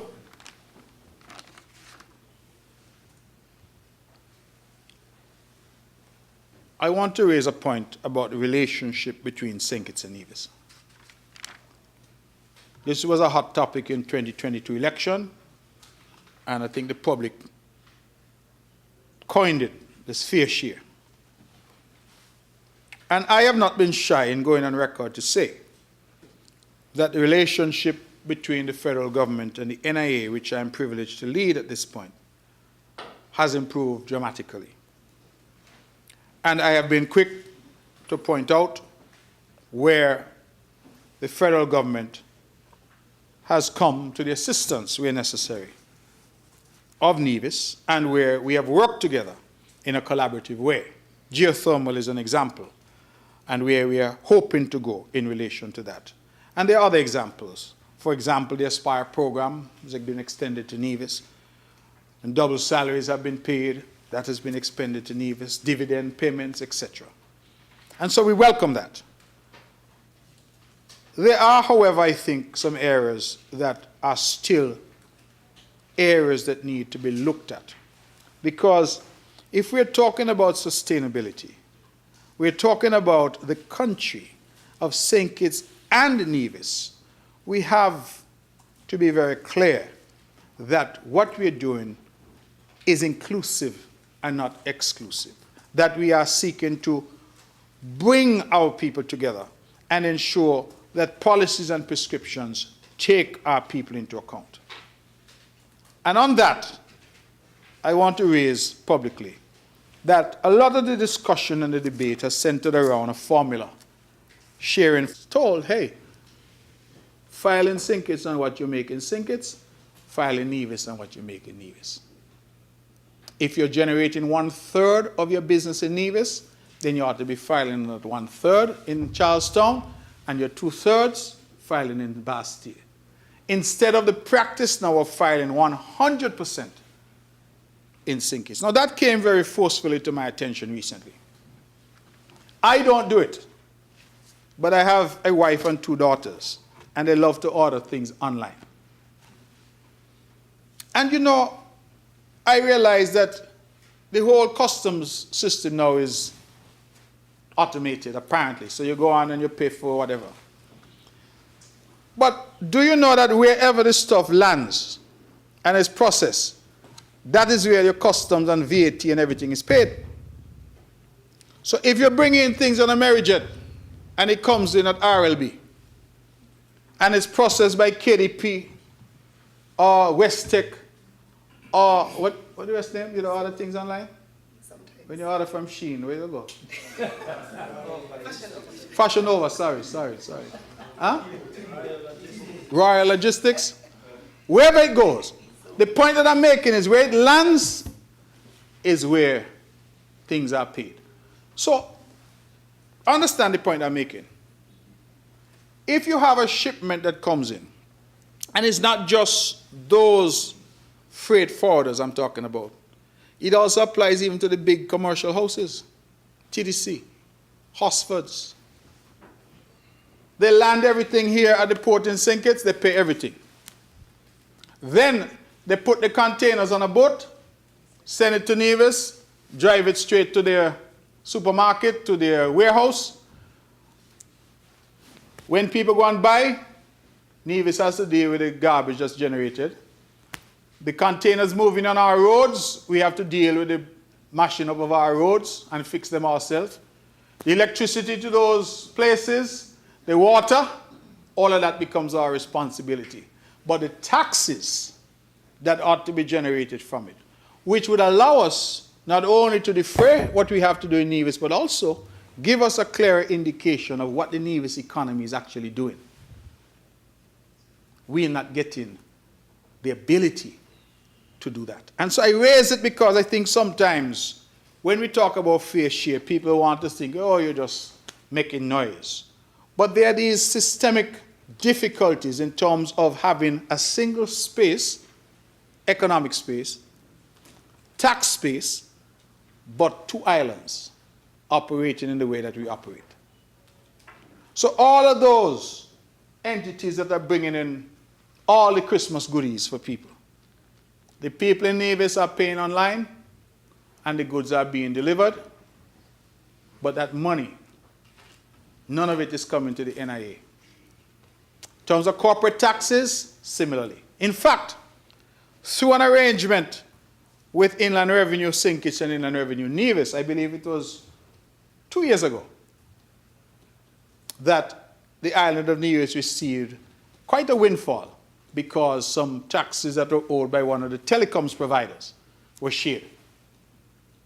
So there is and can be mechanisms to make it happen. I have said to the Honorable Attorney General that if the VAT legislation was simply amended to get away from the single filing and say you file where the tax is generated, it solves the problem right away. Whatever is spent in Nevis or generated in Nevis, we would know. And similarly over in Sinkits. So I want the good people of Sinkits to know that when I come over and I say that I'm looking for my fair share, I am really not interested in the tax revenue generated by my good brothers and sisters in Sinkits. I'm interested in the tax revenue generated by the people of Nevis through economic activity on the island of Nevis, because I think that gives us a true measure of what's happening on the island.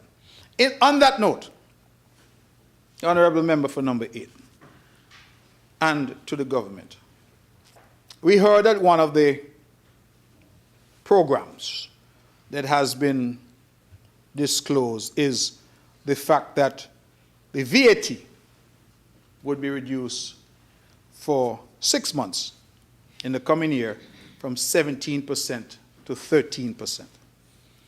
Now, I would not have known what the thinking was in relation to that particular revelation and that particular decision that was made. But again, I want people to understand that because of the single system of taxation, it's not as if Nevis can say, boy, them fellas reduce it and sink it, so we're going to keep it at 17. We can. But bear in mind that we had a budget passed in Nevis 2 weeks ago with no notice of a reduction in VAT. So our budget in Nevis would have assumed certain things that have now changed. So do we now have to go back to the house in Nevis to talk about what that will represent to us? This is where I am saying that if we are really going to get to this goal that I share of a sustainable island state, it has to involve the people of St. Kitts and the people of Nevis.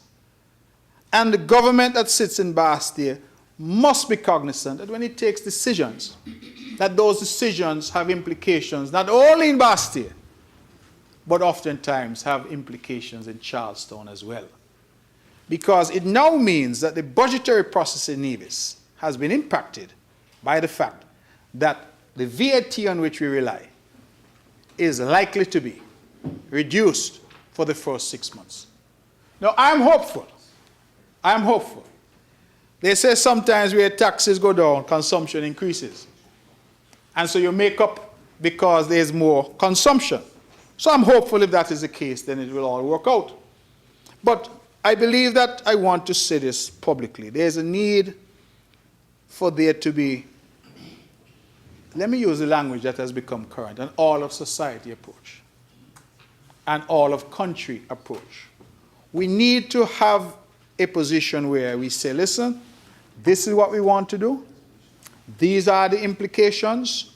This is what we're going to do to mitigate those implications because we understand. So, for example, the government in Nevis and the NIA is more reliant on tax revenue than here in Bastille.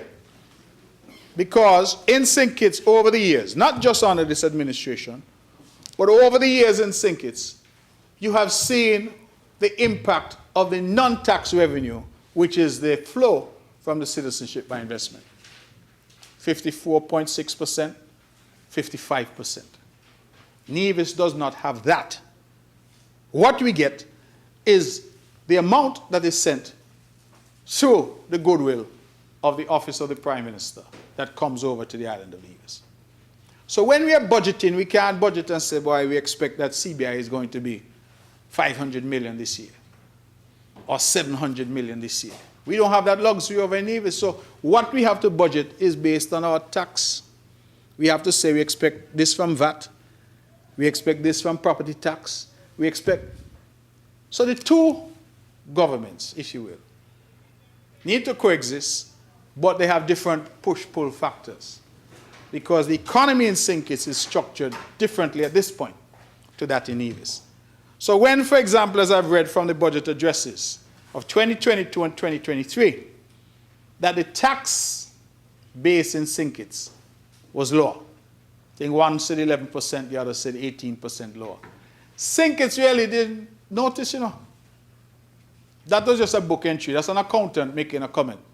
Because you were making so much money from citizenship by investment that even if VAT is down, or corporate tax is down, or property tax is down, it doesn't really make a difference. You still have a surplus. In Nevis, on the other hand, we have to guard carefully against our taxes being eroded because that's what we use to keep the lights on. So I say that because I think that is important. As we talk about moving forward, both islands, doing things together, ensuring that we're making strides and progressing together, we need to have that level of dialogue which allows these types of initiatives to be properly assessed across the board in terms of where they will go and what the impact of them will be. I am winding down. I promised I'd be brief. And so, goodness, time does fly. I want to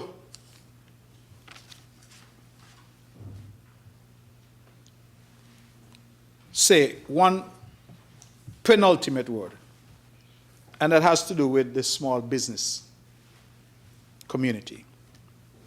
I'm a strong advocate for small businesses.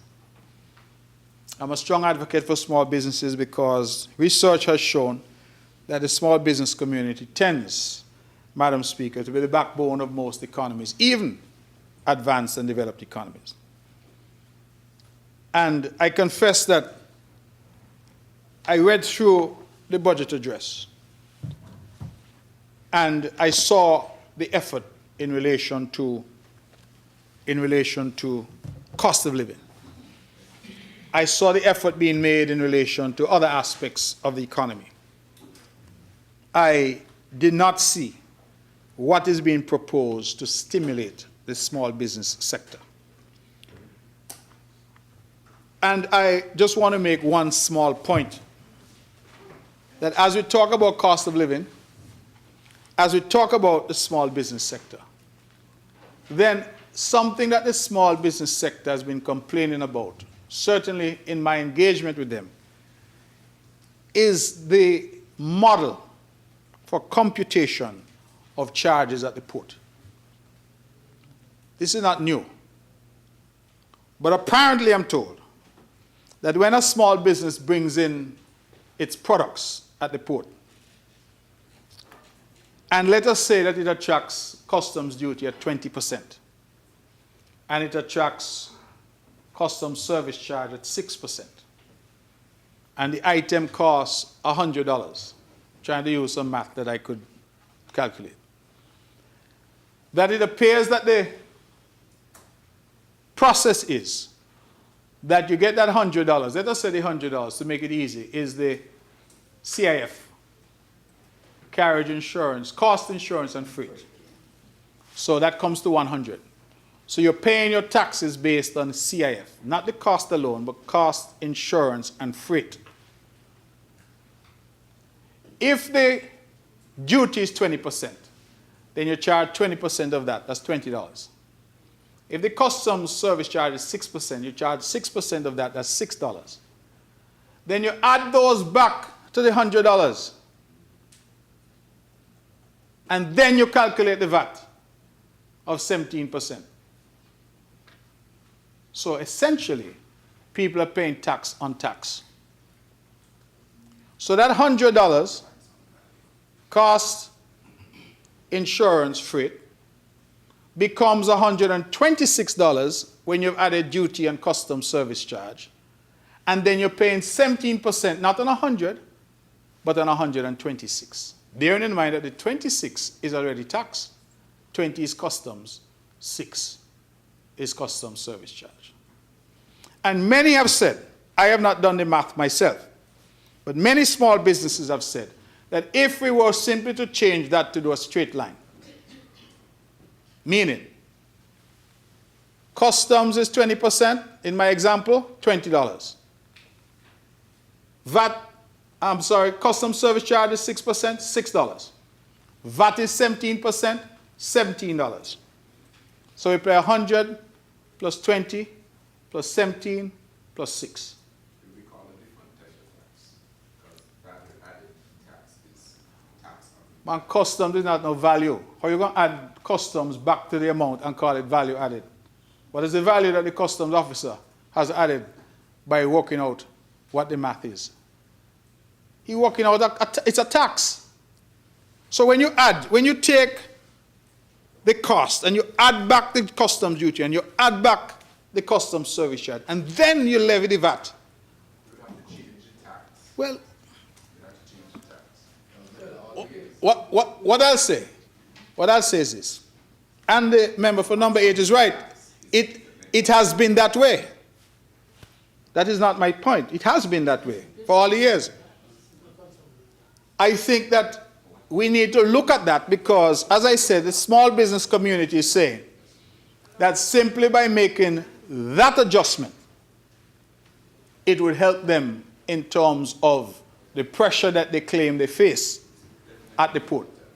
So, I raise that because, as I said, that methodology, and it impacts the small businesses, and it also can impact the cost of living. Because if individuals feel that this is what they have to pay, then obviously they then tack on top of that their profit.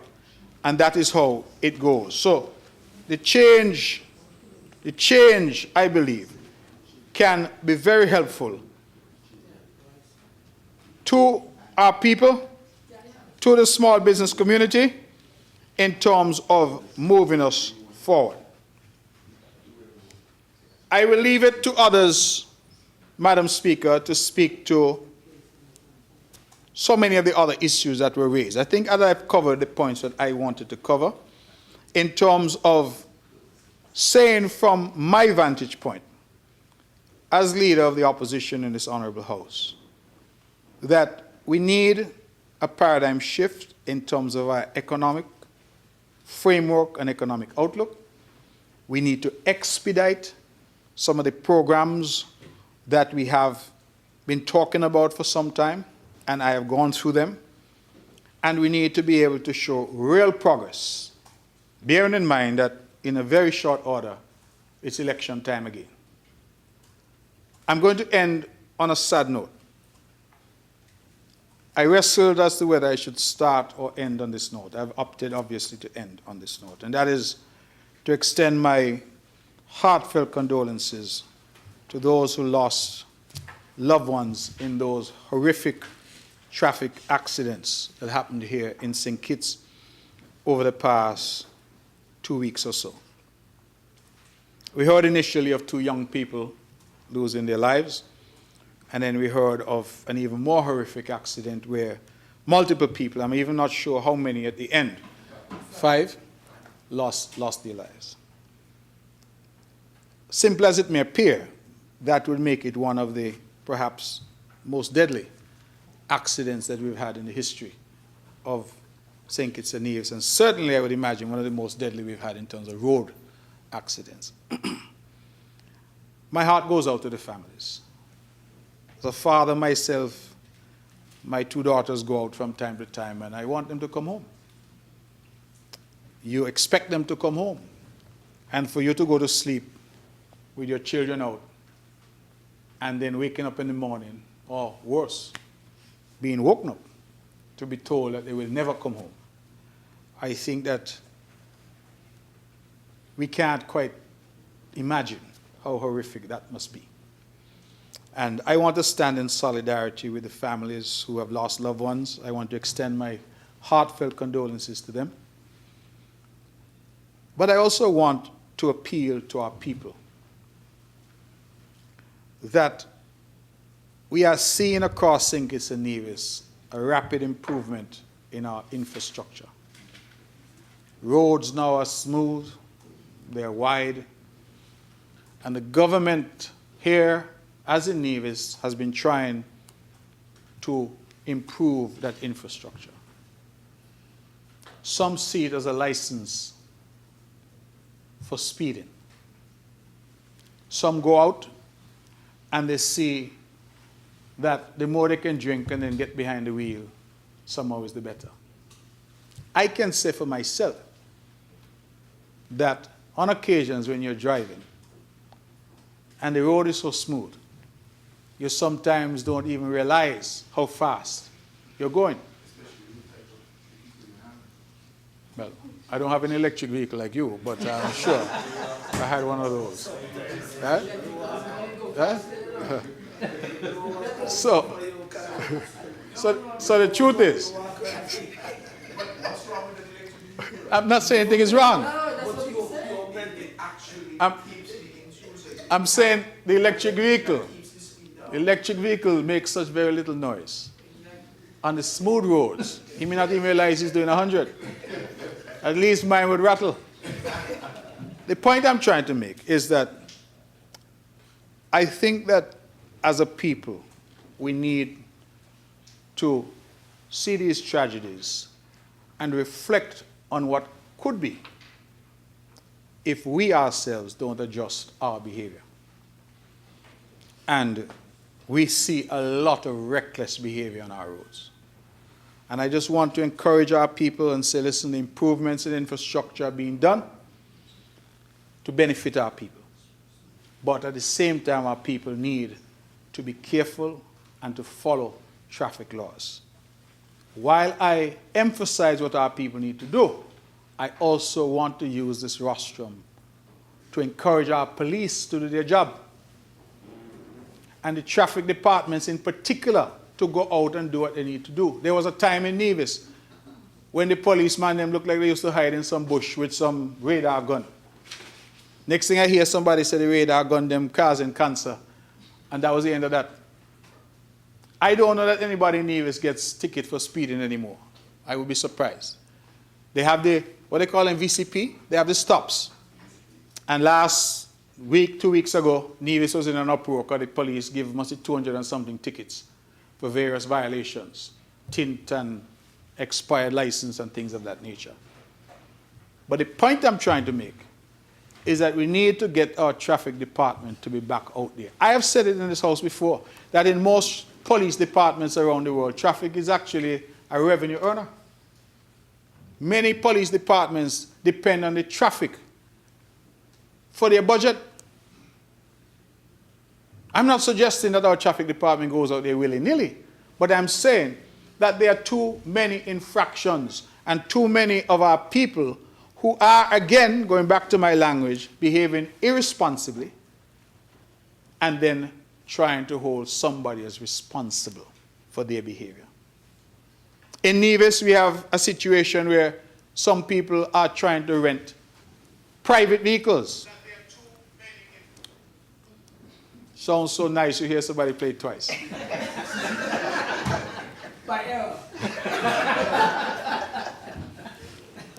People are trying to rent private vehicles with a P plate.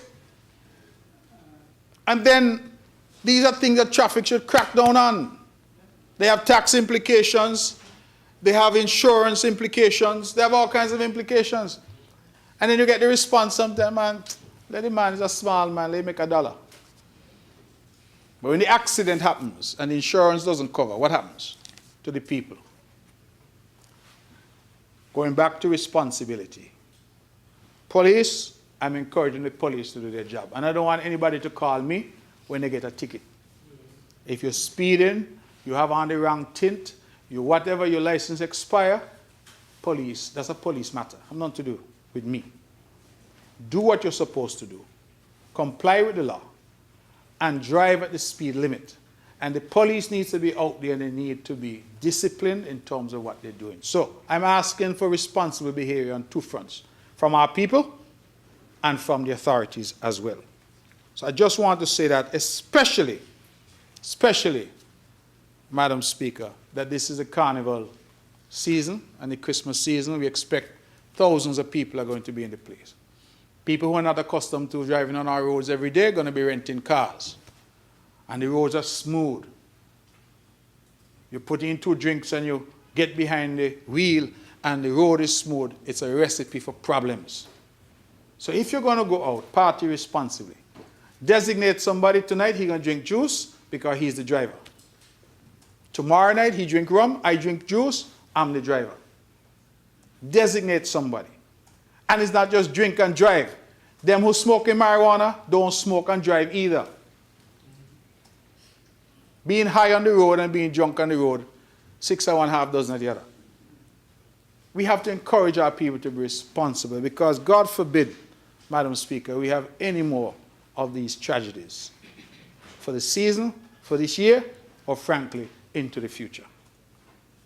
I heard a lot being said about the busmen and how they drive. So I encourage them too. They're carrying people, people's children. They're taking people to and from work. People need to get home to their families. Be responsible in what they do and how they do it. So I'm appealing to everybody.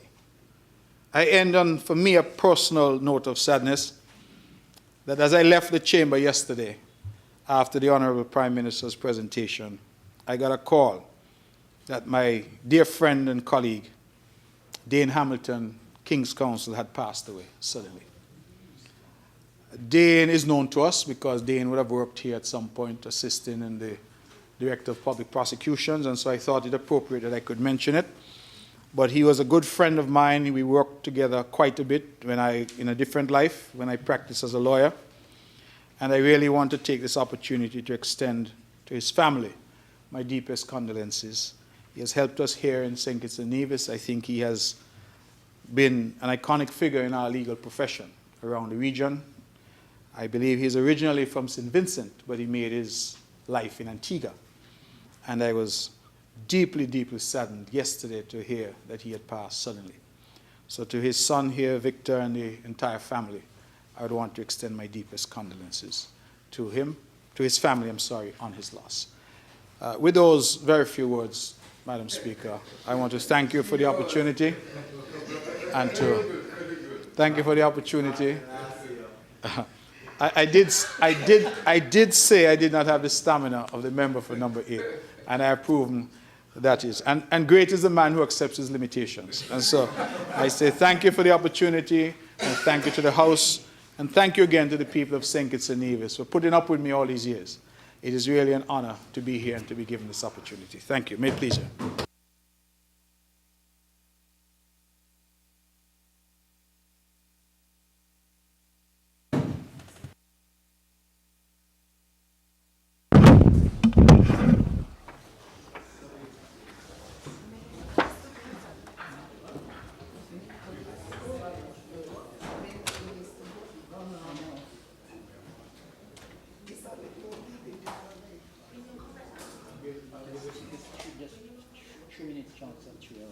Members, honorable members, both of you are on your feet. No. Just a minute, please. Okay. Thank you to the first speaker of the opposition, the leader of the opposition. As I would have recorded the time for the mover, the Minister of Finance, I also have to record the time for the first speaker of the opposition. For the record, the first speaker spoke for 2 hours, 57 minutes, and 1 second. Before we have the next, I recognize the honorable member for St. Christopher Thea. Yes, please. Yes, Madam Speaker, given that we have just had the few words from the honorable member opposite, number 9, I would perhaps suggest a shorter break before we continue the proceedings, maybe a half an hour. In that time, persons can have lunch, and others can continue. I don't know if that would be amenable to the chair. I was thinking a 15-minute break. At most. Okay. The next speaker, and then we take. Okay. I was minded to do it that way. All right. We can shorten the break. Yes. So that we can get back. Yes. For the second speaker, if that works. 15? So that you can have your break by 3. Okay, good. So 15 minutes break is fine. Very well. So we will rise for 15. Apologies, I didn't know my mic wasn't on. So we will rise for 15 minutes and resume with the second speaker. House stands adjourned for 15.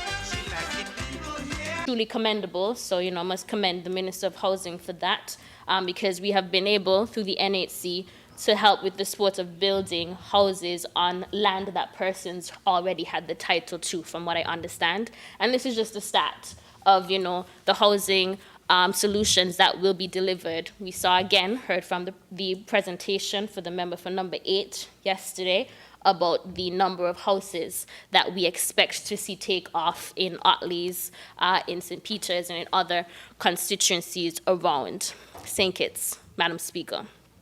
And so, you know, these investments, again, they may not have, you know, a sense of immediate return, but these are investments that are made into very vital infrastructure, very vital institutional things that will outlast persons who are here now and persons who come after us. And so, great commendation to this government and the ministers who have been at work in those areas. Madam Speaker, again, from the presentation yesterday, you know, it was very astounding to kind of see the value of investment in human and social development. And, you know, that's something that certainly stood out to me, of course, being minister responsible for human and social development. To be exact and to quote, was $320 million cumulatively, collectively, is spent on social subsidies and programs. So social subsidies, Madam Speaker, we're talking about things like, you know, the subsidies we put into electricity, in terms of the FBC that is saved, that is, you know, the consumers do not have to pay. That is something that is borne by the government through SCELEC. Subsidies on the cost of gas, because we would have tried to cushion our people from, you know, escalating costs in terms of petrol. We know social subsidies are provided. The PM likes to speak very proudly of the Children's Medical Fund, which is money put aside. And I just want people to know the cost for medical services, especially overseas, is significant. It truly, truly is. So when we hear members in this House talking about, you know, the upset that they would have to see parents having to go on with sponsor sheets to raise amounts of money that they likely will not raise to save their children's lives, it really is a true thing, because medical assistance is something that's offered through the Department of Social Services, and the figures are significant. We can only help so much, but it truly is a lot of money, and when it comes to children's care, it actually escalates in price, interestingly enough. So the fact that, you know, the Prime Minister, through his office, in partnership with the Ministry of Social Development, provides a children's medical fund also as part of the social subsidies and interventions to support our people is very significant. Of course, we know about the programs and the dedicated investments that have gone into innovative programs to support and to establish a very strong social protection ecosystem. I'm talking about programs like the LIFT, which you know would have been a promise from the Ministries of Social Development and Gender Affairs in terms of the transition from PAP. A significant amount of investment is continued to be placed there. We know that Elevate, which used to be the Peace Program, has also transformed and has been transitioned to Elevate with more innovative programming that seeks to transform and empower the lives of persons who might have been at risk of entering lives of crime and violence. And we also, of course, know of our most recent new innovative program, the investment in the Aspire program, which is targeted to all children and young people between the ages of 5 and 18 as one of these innovative programs to help to, you know, resist, as we say, shift the trajectory in terms of poverty, and really help to empower our people from very early on by providing them with savings and investments, Madam Speaker. Madam Speaker, this innovation in our social programming required the investments that have been made because, of course, as any St. Kitts Labour Party administration, we really hear about trying to help and support the masses.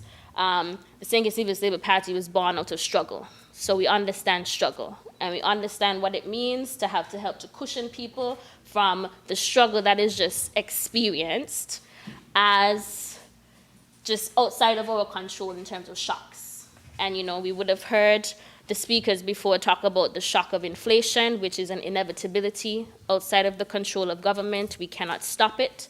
We can only help our people to manage it. And so the $320 million investment in social assistance, in social subsidies and programming is really what we are committed to doing, is what we have committed to doing to ensure that we target those who are most vulnerable and those who are most at risk.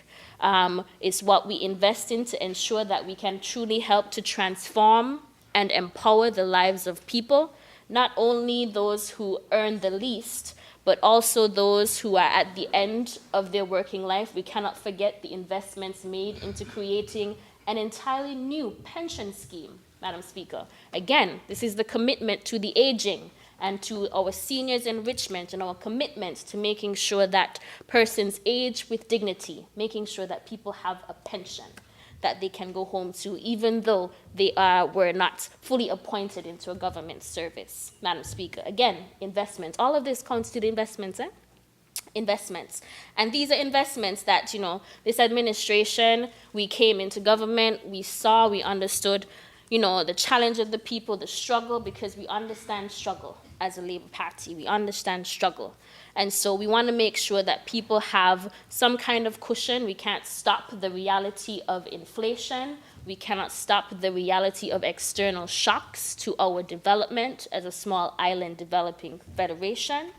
But we can try our best as a government administration to listen, to hear, and to be responsive to the people by investing in them, investing in all of us as a collective, so that we all feel some level of cushioning from just the realities of what's happening in the globe. And of course, in doing all of this, we are, of course, doing it in a way that is wise and that is sustainable. We recognize that with the level of investment in social programs, we don't want to just be investing in cash transfers, but we also want to be able to invest in people's empowerment through their education and awareness building that will help all of us to be a lot wiser in the way that we manage the few resources that we have, in making sure we manage the government, treasury, and the budget, but also in helping others manage their own personal funds and expenses, which is why for the Aspire program, we ensured that there is a financial literacy component that the Ministry of Education is fully on board with, Madam Speaker. Of course, you know, just to add in terms of, you know, the other areas where we would have heard the member from number 8, our Prime Minister, present on yesterday in terms of investments, healthcare. When we think about social protection, you can also consider healthcare within that basket, and a significant amount of money is invested in healthcare. We know that's a passion of the Prime Minister, and so quite a bit has also been invested there with the provision of new equipment and machinery. And so we look forward to hearing and seeing how our hospital continues to improve in that regard, because health is a very important part of our human and social development. It's essential for our well-being, of course. Now, Madam Speaker, from the list of investments and all of the accomplishments that we would have heard from the Prime Minister that we know in fact to be the case, you know, again, we reiterate 24/7 water in Keon, we have equipment in healthcare, we have new road in St. Peter's, we increased the minimum wage, created a whole new pension scheme for government auxiliary workers. You know, we have broken ground, started building homes in multiple constituencies, Madam Speaker. A lot. Roads, of course, sporting complexes. Madam Speaker, we do all of this in 2 years. No, seriously, it's mind-boggling to me, but not really, because it is be here, working hard, showing up to every meeting. You know, I'm the queen of the early crew, in case you did not know. Queen, see? When the leader of government business is watching, because he knows I'm a queen, right? So, and I just said that to say that, we're serious. We're serious about our people's development. This administration, we're very serious about the people's development, and we really, really want to understand the plight of the people to be able to be responsive. And it may seem and appear as if we are slow in being responsive to the people, but it's not that at all. It's that we've had to make some very significant investments in some key areas that might not translate immediately in terms of, feeling it in your pocket or seeing it on, your dining table. But we've had to make very significant investments because the reality is, under the former administration, which was in fact led by the member from number 7, there was nothing. There was nothing happening, Madam Speaker.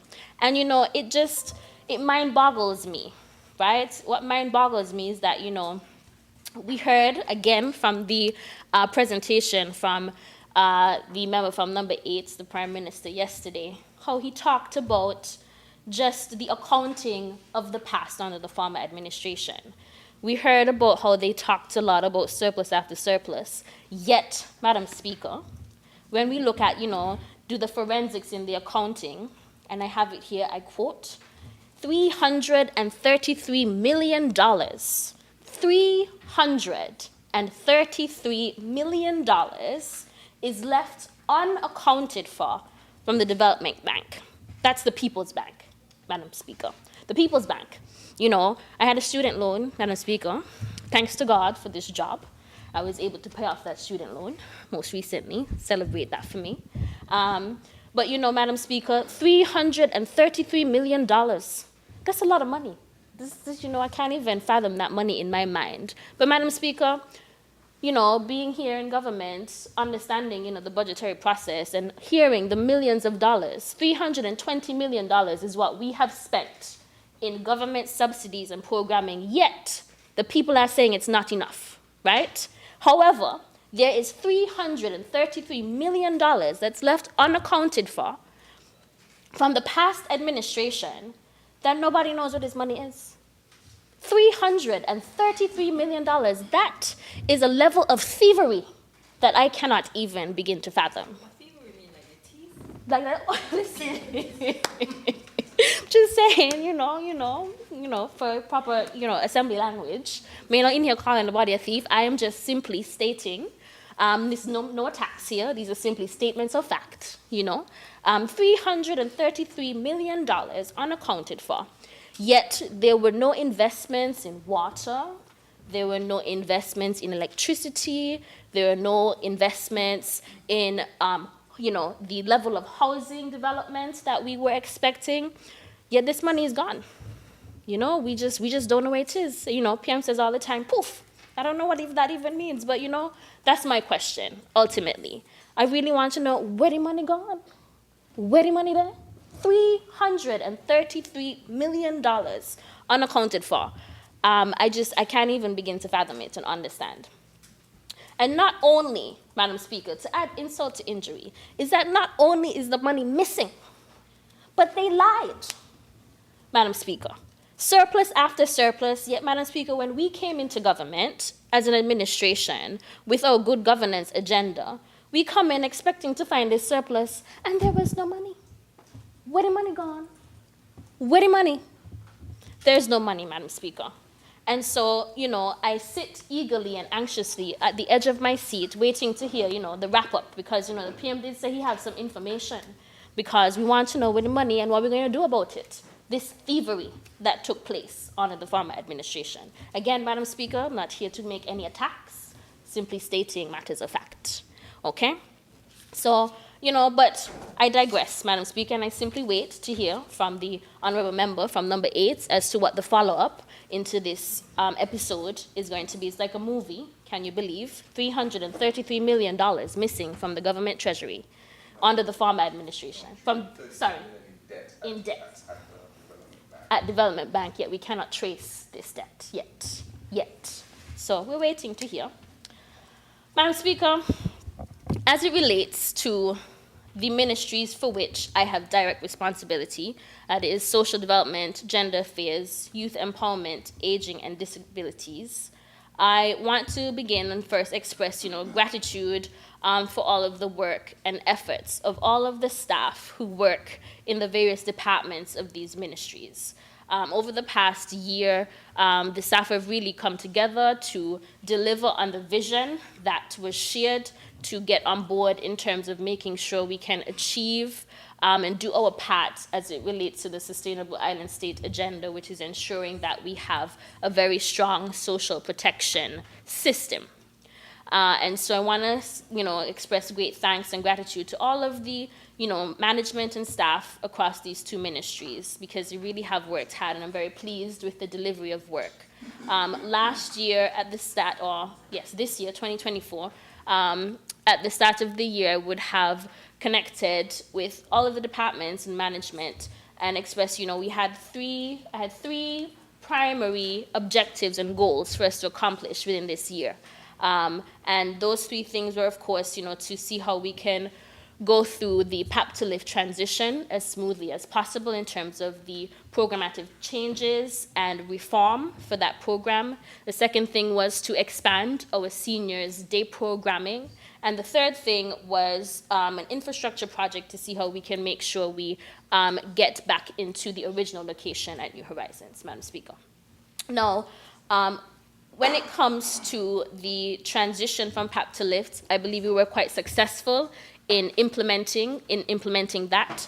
The challenge was, of course, to bring the program down to a more manageable budget, a more manageable number of persons on it, and to also digitize to improve the efficiency, the transparency, and the delivery of services, and also to ensure that we can bring back case management so persons can receive some support outside of the cash transfer directly. And so, Madam Speaker, I would say we were quite successful.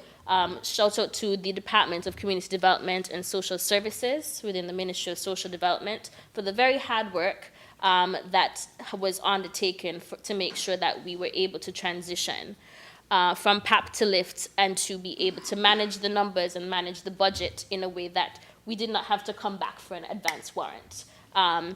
We were able to do that. We were also able to increase the community development outreach from the Department of Community Development to make sure that we can continue to connect and engage with persons in the community.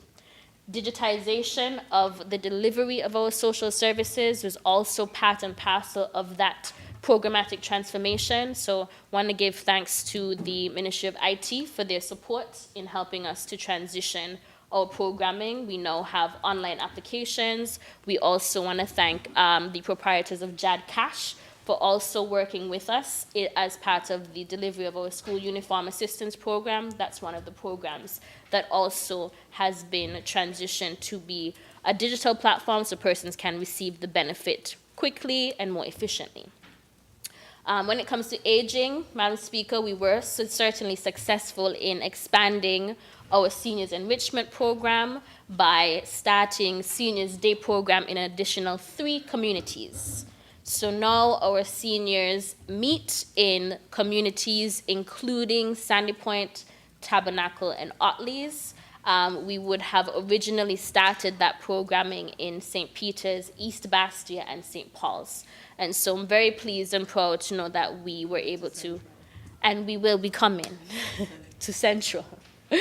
I am very pleased that we were able to expand as we promised in those areas, and the commitment remains for us to continue maintaining these programs in 2025. I must say that the numbers for these programs, we on average typically have about at least 25 persons at each program. Just a reminder to folks, it is open, it's free for any able-bodied senior who is able to get to the community center where these programs are being held, and so we are always open and encourage any new persons. This is an opportunity to ensure our seniors continue to age well, to age with dignity, and get some sort of interaction, which is actually good for their mental and social health and well-being. In relation to disability, Madam Speaker, we would have heard it mentioned in the movers presentation that we are moving steadily along with alacrity. It's a word the member from number 9 likes to use. on consultations in order to finalize the draft of our national disability policy. So that work has certainly started and is near completion. I anticipate and expect that we'll come back to this Honorable House in 2025 to table those documents. This is something that persons living with disabilities from the community have been advocating for a number of years. And so I'm really pleased to be part of the administration that has helped to bring this to fruition for persons in the community, especially since this budget, as you can see, is focused on inclusivity. And so this is part and parcel of that commitment.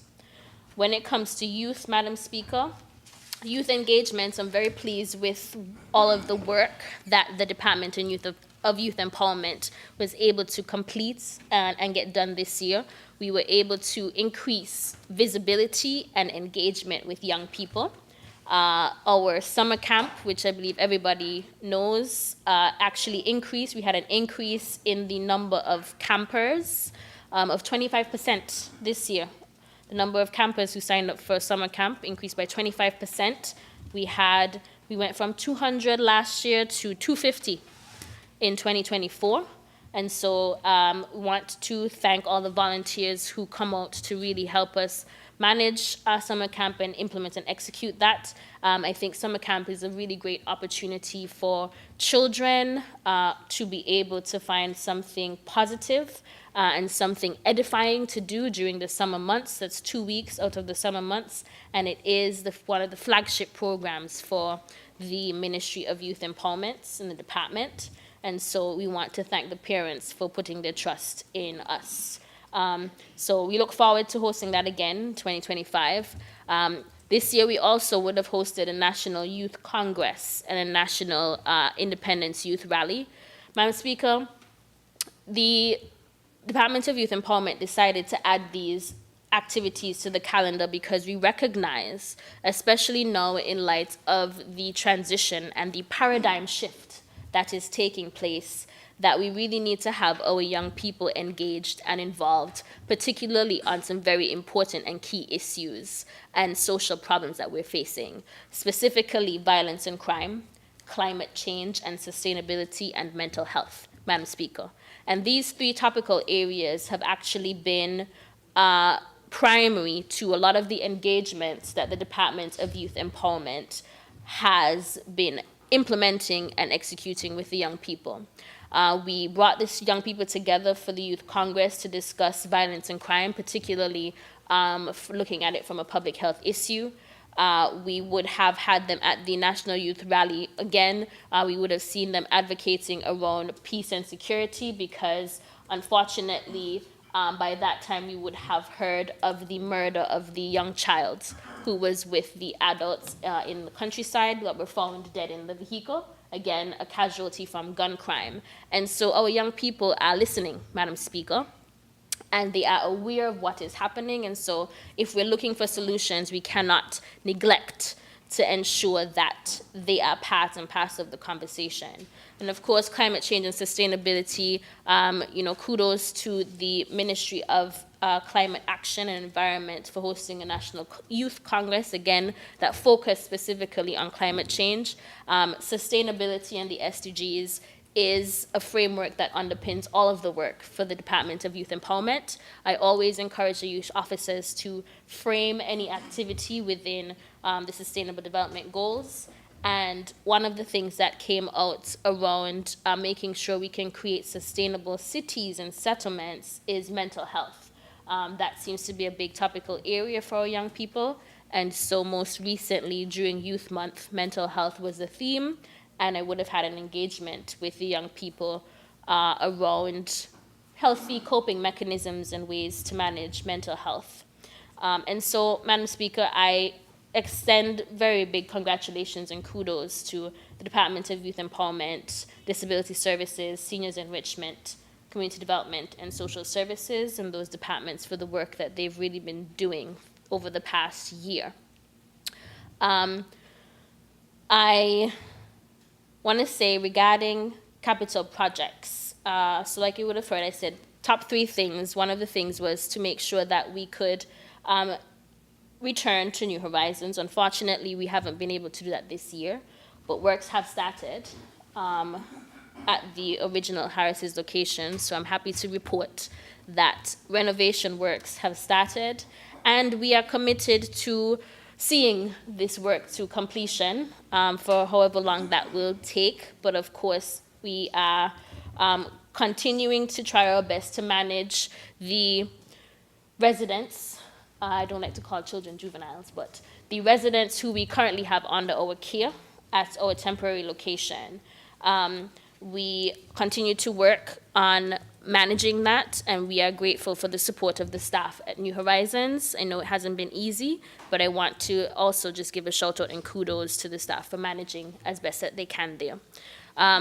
One of the major capital projects we've also been working on is, we have maintenance of upgrades of community centers, Madam Speaker. The Keon Community Center is one that I've gotten a lot of questions about, even from yourself as a resident of the community.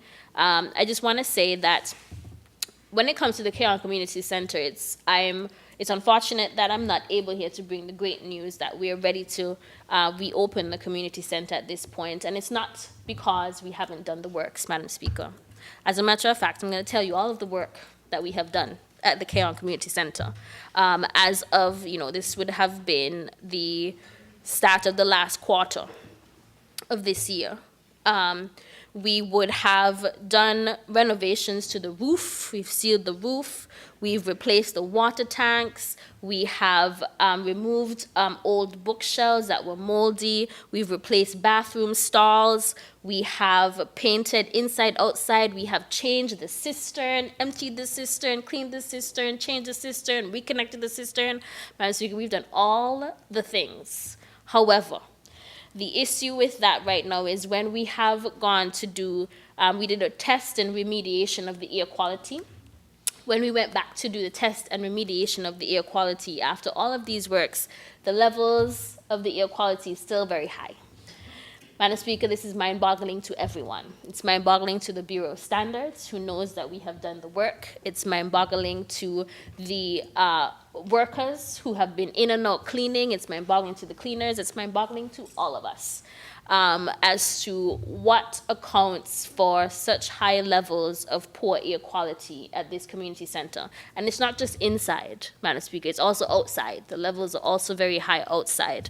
And so since that last reading, which I believe came in late October, we have sought to engage the Bureau of Standards, Environmental Health, the remediation team and the businesses to be able to, Public Works as well, to go in as a group to see what else needs to be done, what else can be done. This is an anomaly for us, and so we continue to seek the public's cooperation and their patience. It's not for lack of trying. Like I said, every single work that has been needed and necessary for the Keon Community Center to refurbish it, to renovate it, has been done. At this point, it's a matter of the air quality, which we are still trying to figure out. And I believe, thanks to the consultation that we had, the national consultation on air quality, I would hope that persons have a little bit more understanding and grace when it comes to issues of mold being in building and how we have to, the things we have to do to remediate that. So we're in the process. So, but even with that, I do want to just give a special shout out to the staff person, the cleaner, who is actually stationed at the Keon Community Center. It's a woman, I can't remember her name right now, but she's very dedicated to making sure that the works that have been done at the Keon Community Center, that it's maintained well. Still very committed to making sure. And Parks and Beaches always still shows up to make sure that the grass is cut. So I just want to give the commitment and reassurance to the people of Keon that even though we haven't been able to reopen because of the air quality, at this point in time, we stay committed to ensuring that the building is maintained and well kept, because we do intend and have every expectation that we will be able to utilize the space, because it is a community space and the Ministry of Social Development and Gender Affairs is responsible for maintaining community centers. So for the amount of investments we've made there, we want to make sure that we have the people in place to maintain it from the community. So thank you very much to the cleaner who is at Keon. She does a very good job. And Parks and Beaches, thank you for your continued work there. So, Madam Speaker, those are the two capital projects. We continue in 2025. We do have budget for our continued maintenance of community centers. I know this year, recently, we would have put out to have the windows at multiple community centers around the island replaced. And so we have been waiting to receive bids or to put out bids for that work because that would be a substantial amount of work to be done in terms of replacing the windows for community centers around St. Kitts. That's the next aspect that we're working towards for this year. Madam Speaker, for 2025, the recurrent budget for the Ministry of Social Development and Gender Affairs, Youth Empowerment, Aging and Disabilities, the budgets are being maintained around the same levels as last year. The Prime Minister, in his presentation, would have mentioned that we have small increases across the board of about 1.5%, which is true. This year, the budget for social development is $41.7 million.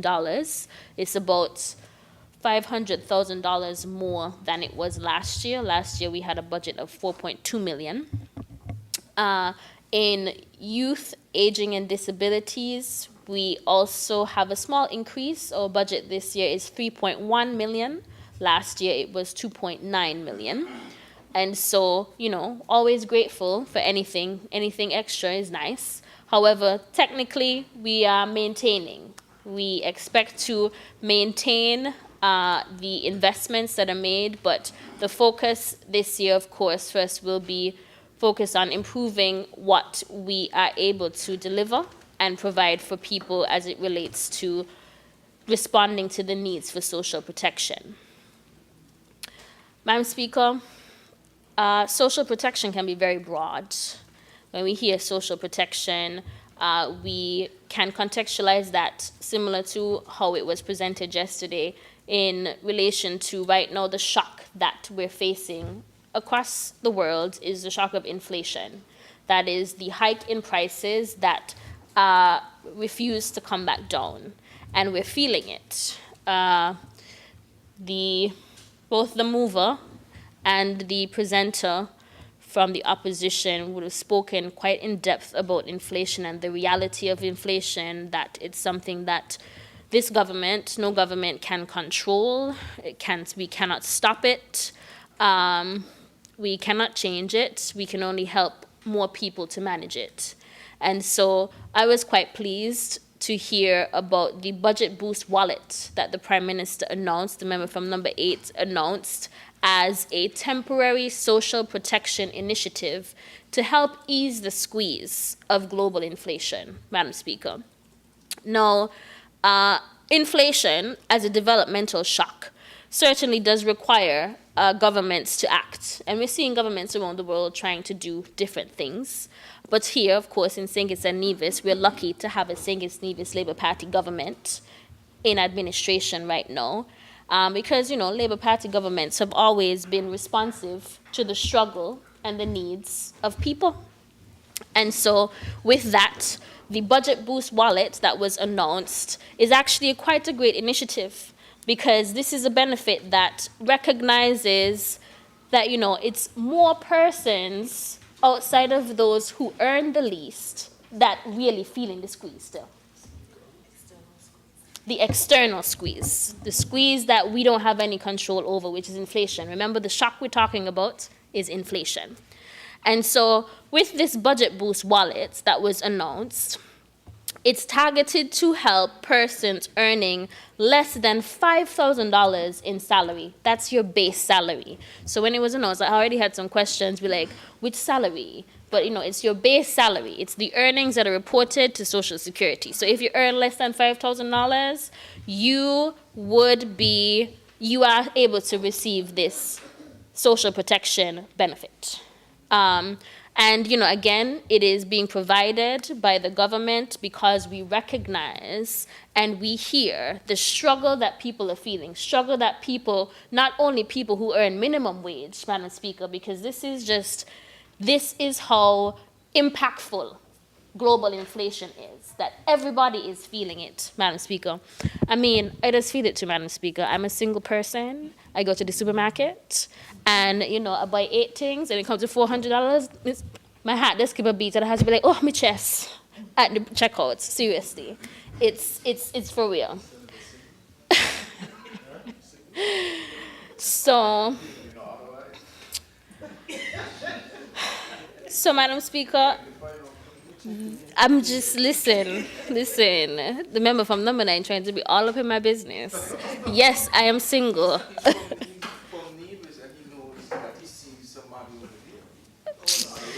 So let's move on. Thank you. So the budget boost wallets, which is intended to support more persons. So we're not just, you know, the administration would have, you know, done some things to help ease the burden already. We increased minimum wage to try to target those who earn the least in society so that they have more purchasing power.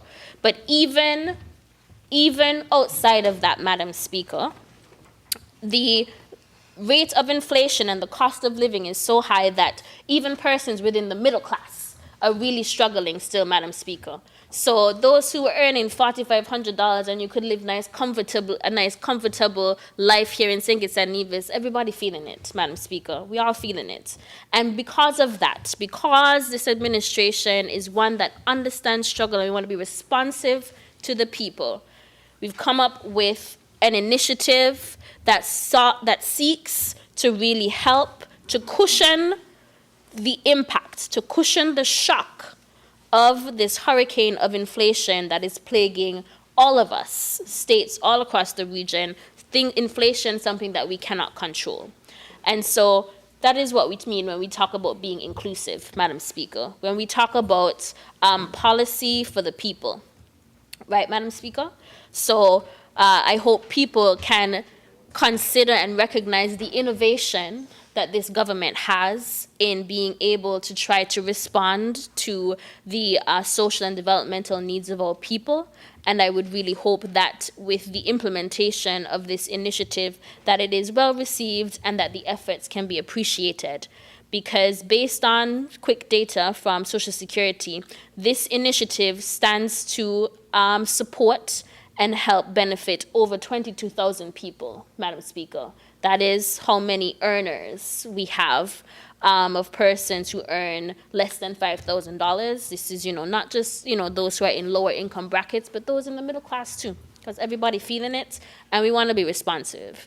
We want to be responsive to help cushion and support persons from the shock of global inflation, something that we cannot stop, something that we cannot help, something that we did not cause. However, as a responsible and responsive Labour Party government, we are here to help people manage it, Madam Speaker.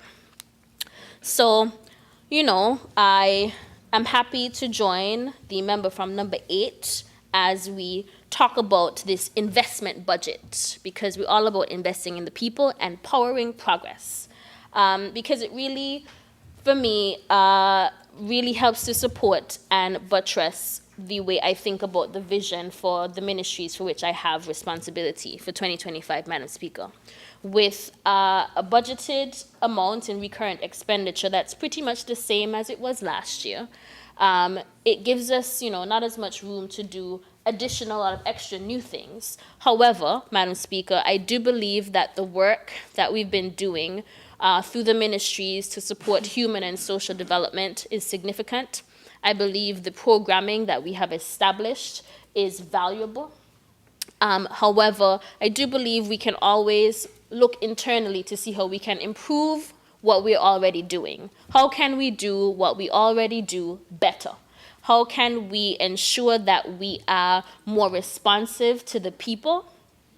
How can we ensure that we deliver better customer service, that the experience of persons who seek out social protection is more positive, is more dignifying, is more responsive? How do we do that? How do we do that better?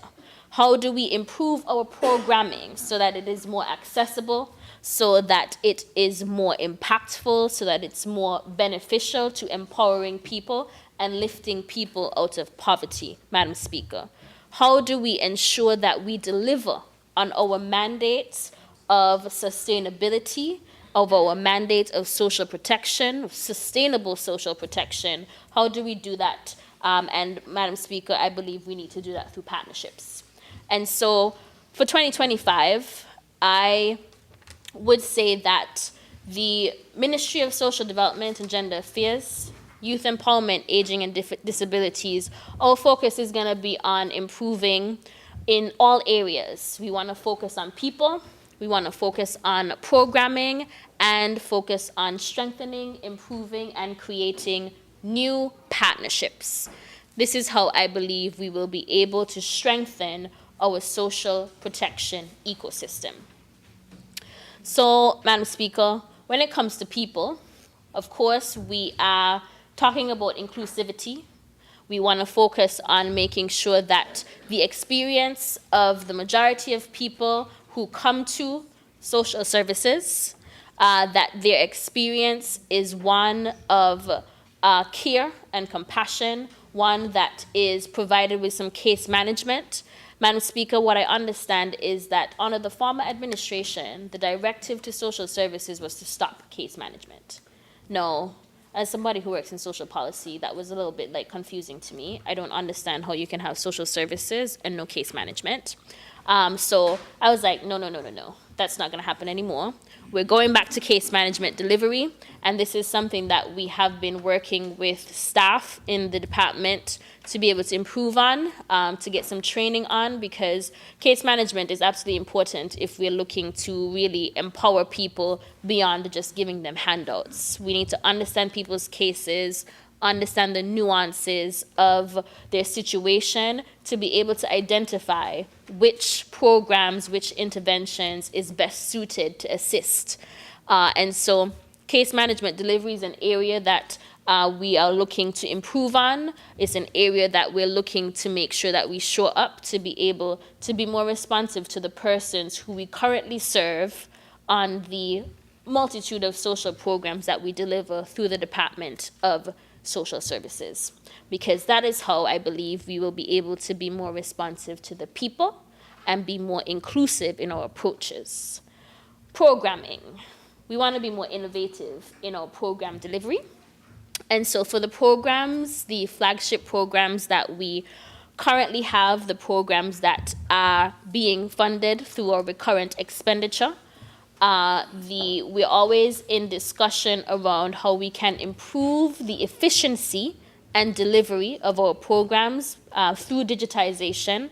We have seen how that has been successful in the way that we implemented LIFT with online applications, making that more accessible, with information management system that allows the case workers and those reviewing applications to check.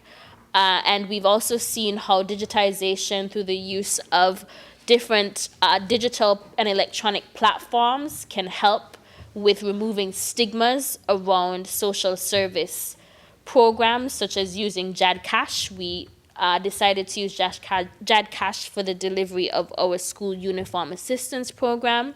And we continue to be in consultation and conversations with stakeholders around what else we can do to be able to be innovative in the way that we administer our programs, but also in making program policy adjustments so that we can target those who are most vulnerable to make sure that the safety net is available for those who need it the most. And with all of that, with our programming and our thrust to be innovative, we want to, of course, continue with the improvement of data collection and analysis in terms of the questions and the surveying that we do to those who benefit from our programs. Madam Speaker, when it comes to sustainability, partnerships, I believe, is very important for that. If we want to be sustainable and create a social safety net that truly is resilient, we need to do so with partnerships.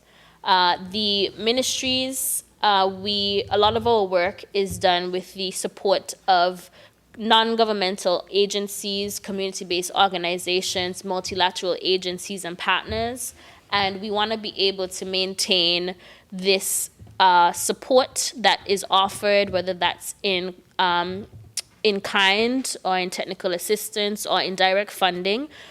We recognize the value of partnerships for the sustainability of our programming and interventions. And so partnerships is something that we want to continue to build, to strengthen, and to create new ones. I believe partnerships is also very important just for our functioning, our effective and efficient functioning as government as well. So that's how we'll be able to achieve sustainability. I don't think we can be sustainable without partnerships. And so people, programming, and partnerships, Madam Speaker. We talk about people, we're talking about inclusivity, we talk about programming, we're talking about innovation, we talk about partnerships. That's how we're gonna make sure we are sustainable in our approaches. So, Madam Speaker, the investments in our people and our efforts to create more inclusive societies really, I would say, over the past year have manifested and have been demonstrated in a number of ways, I would say, ways that I'm particularly proud of, and to reiterate some of them. Again, our thrust for inclusivity in our people focus, our draft disability policy, which is on the way. The aging policy and regulations for senior care homes, that's something that we intend to be moving on in 2025 as we complete the disability policy. Because, Madam Speaker, one of the things that I've learned and I've come to realize and observe in working with the seniors is that we have a number of seniors. We have a lot of old people here. We do have an aging population. Lovely people, though. But we also have a lot of persons who are being neglected and abused. And, it's really heartbreaking to see that, I believe for any society, your children are the most vulnerable because all children are at risk. But we cannot forget that our seniors are also at risk. Our seniors are actually also a very vulnerable population because there are people who abuse them financially, physically, emotionally. They just neglect them, forget about them. And some of this abuse, we recognize, takes place in some of the very care homes that are established or supposed to be established to look out for and take care of our seniors. And so we want to be able to develop an aging policy as well as to establish regulations for senior care homes. I think this is important to be able to set a minimum standard of best practices when it comes to caring for those who are aging and vulnerable. And so that's something we're moving on. When it comes to home care, the demand for home care assistance is actually very high, Madam Speaker. The latest numbers I got, we currently have, it is 74 males, and I think 94 females who are seeking home care from the government. This is a very high number, Madam Speaker, because we only have 19 home care officers on the books. And so the demand for home care exceeds the number of staff that we have currently at this time. However, thanks to the STEP program, we've been able to employ a couple others. And it is my hope and expectation that, as we think about transform and reform of our social programs, including the STEP, that we'll be able to kind of redirect to be able to get persons trained in areas where we actually have need in the labor market, and that one of those areas is home care, most definitely and significantly. So I want to say that to encourage persons, especially young people, we need more young people thinking about care work as career opportunities, as career possibilities, because we have an aging population. That is just the trajectory of our population. And so the need for home care, the need for businesses that provide senior care and assistance, there's opportunities. We can look at challenges as challenges, or we can also see them as opportunities. So there's opportunity in thinking about establishing business for home care, in thinking about being trained and certified in home care, because there is a growing need for persons to receive some level of home care assistance as they age. Yes, so currently our home care program has 74 males and 93 females. That's significant. And we still get calls. So I put that plug out there. For persons, home care is an area to think about for employment. When it comes to youth engagement, Madam Speaker, we like to encourage youth groups to register with the Department of Youth Empowerment. The Department of Youth Empowerment, you would have heard, we would have done quite a bit of work in increasing our engagements with young people. We held engagements on multiple topical areas, as what I've said: youth and violence, youth and climate change, youth and CISA, youth and tourism, youth and mental health. All of which are very significant, Madam Speaker.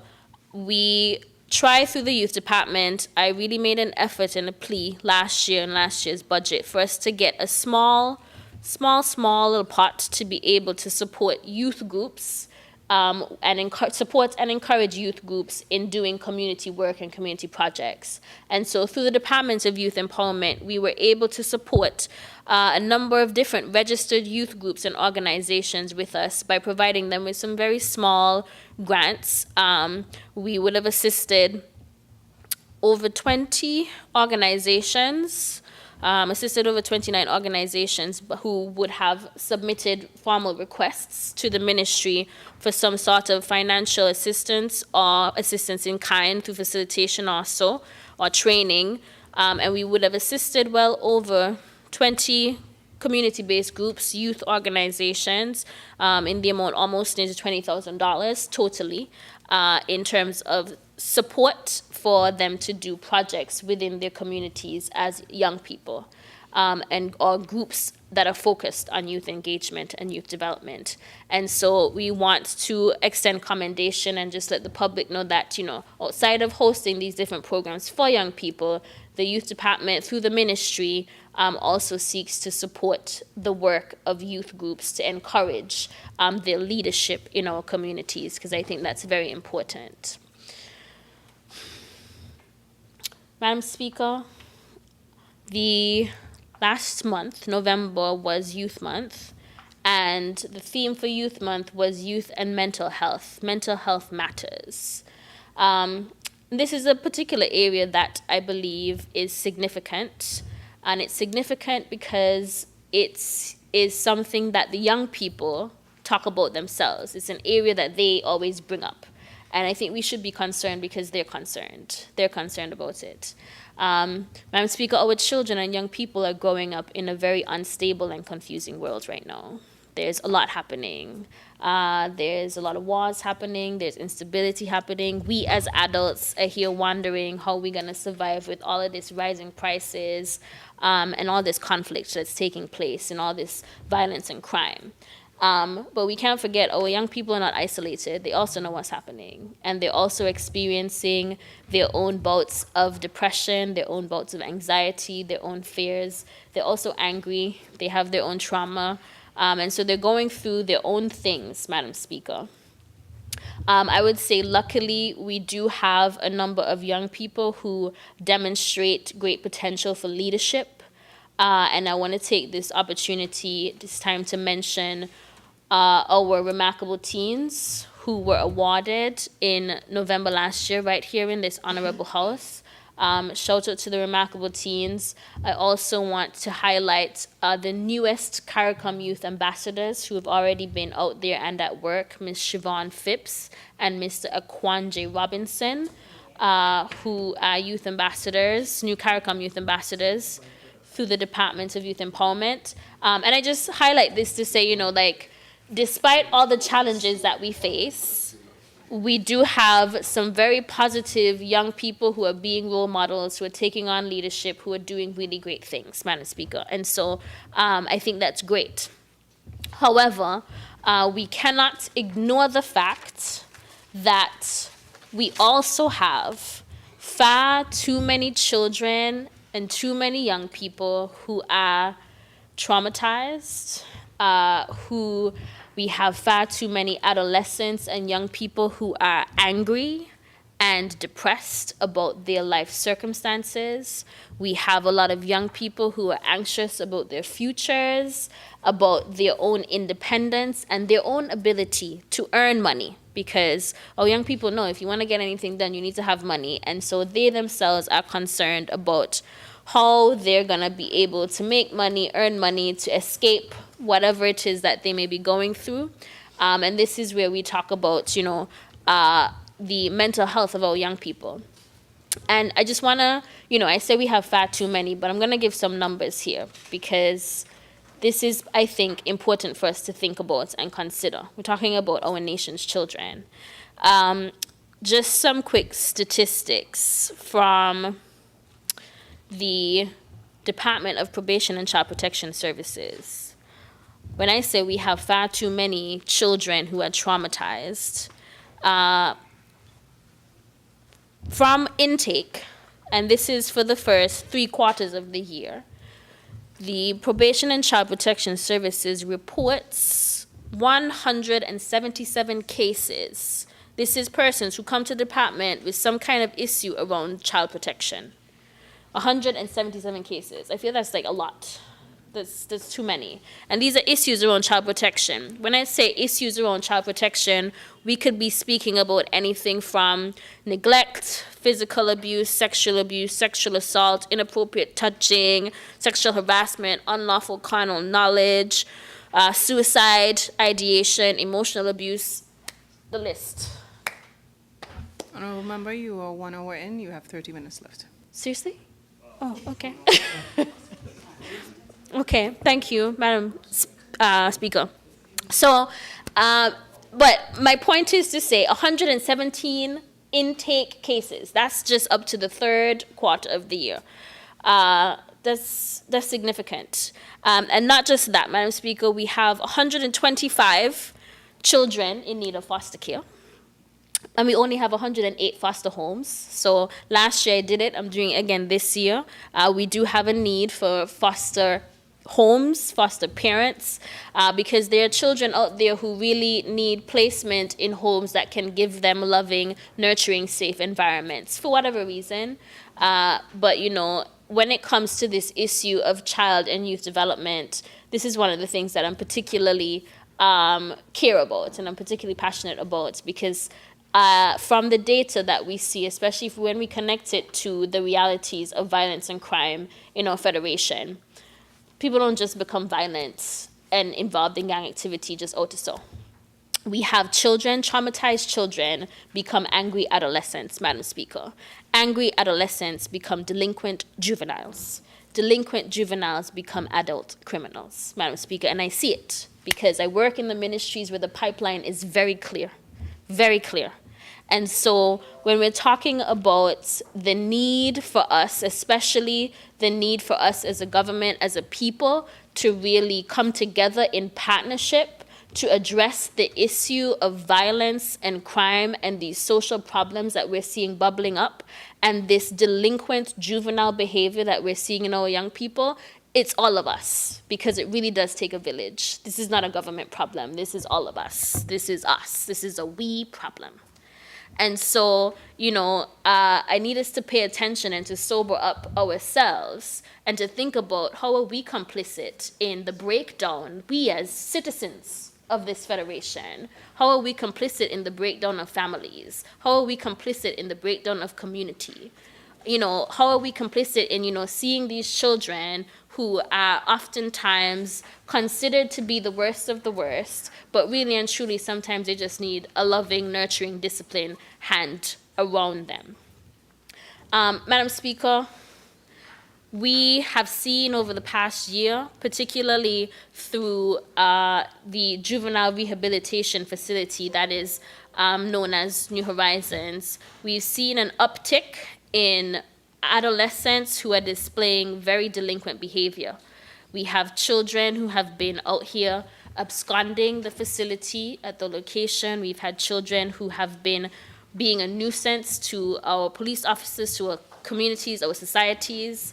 And, Madam Speaker, as wards of the state, these children are all of our children. It's not just this administration's problem, it's all of us. And I make a plea, Madam Speaker, to just people in the society, the general public, that if you see a child who, you know, maybe they may have been able to escape from our juvenile rehabilitation facility, but they have New Horizons, they have the uniform of the institution. You mean to tell me that if you see a child, you know that this child is supposed to be at New Horizons, or you know this child is supposed to be in school, you ain't gonna stop the child and ask them where they're going? I mean, how far gone are those days? How far gone are those days? I couldn't be out of school on a Monday, 10 o'clock, just walking around in Bastille, and nobody stopped me and asked me, but where you going? You ain't got to be my mother, you don't have to be my father, you don't have to be my relative, but somebody gonna stop me and ask me where I'm going because I'm supposed to be in school. That's the law. And so when people may spot a juvenile who might be wearing literally a shirt that says New Horizons Juvenile Rehabilitation, and they're flagging down a bus to escape a facility to which they are supposed to be remanded, the bus is gonna stop and take you somewhere else. You mean to tell me, as a responsible adult, it doesn't occur to you to think, oh, you are a child of the state. Shall I not return you to the institution to which you are supposed to be at? I just said this to say, Madam Speaker, that this is an example of how the whole of society needs to work together to be able to, for us to help each other with being able to manage the violence and crime and the involvement of our young people in these things. It takes a village. We need to get back to those days, I believe, you know. And so this is a plea, of course, you know, when it comes to the development, human and social development, particularly of our young people. I believe we definitely need all hands on deck, especially if we want to shift and change the trajectory and the paradigm of where we're at.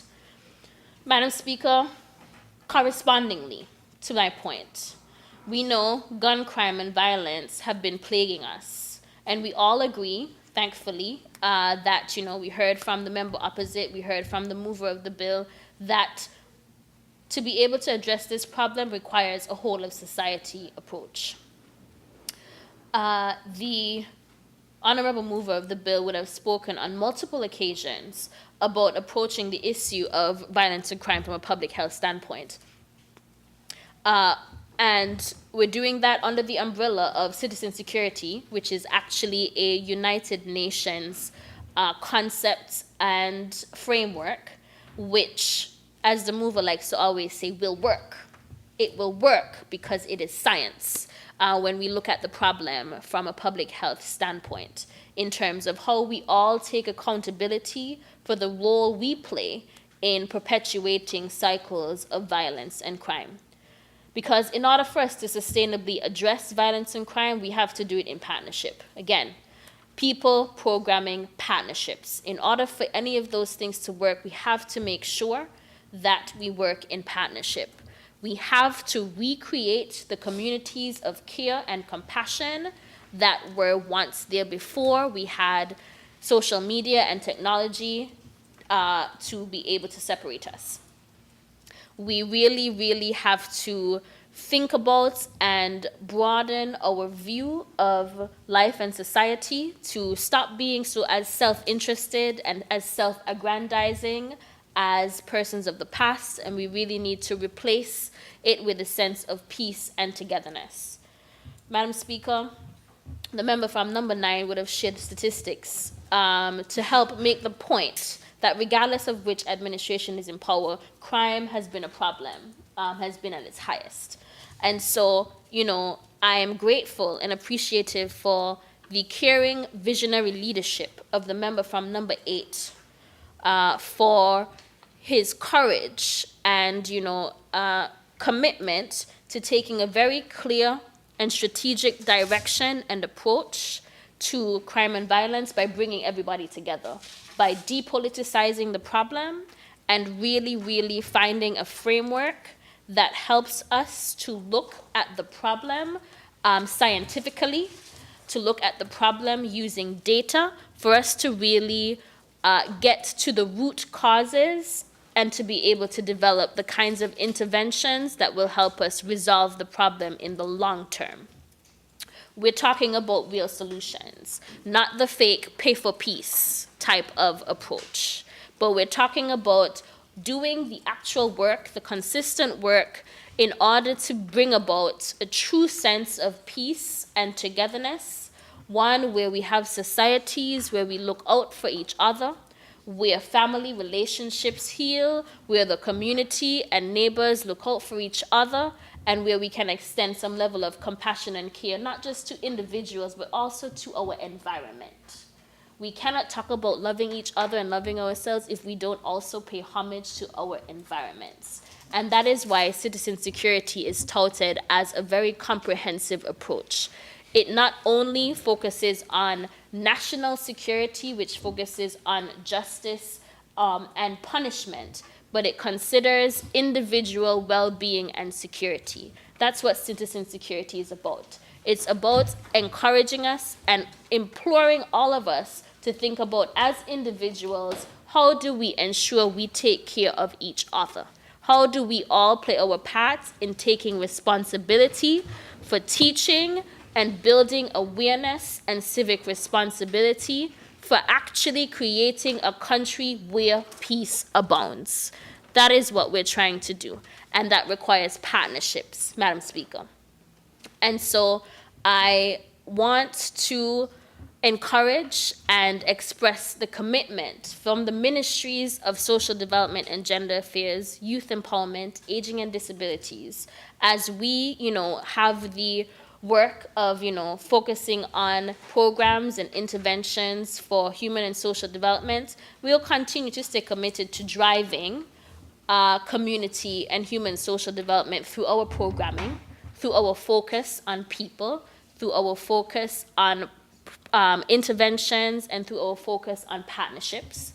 We will stay committed to utilizing the budget that has been provided to improve on all of those areas in our service delivery, to improve in making our programs more innovative for sustainability, and to also improve so that we can establish greater partnerships from persons in the community, from across the government in terms of interministerial partnerships, Madam Speaker.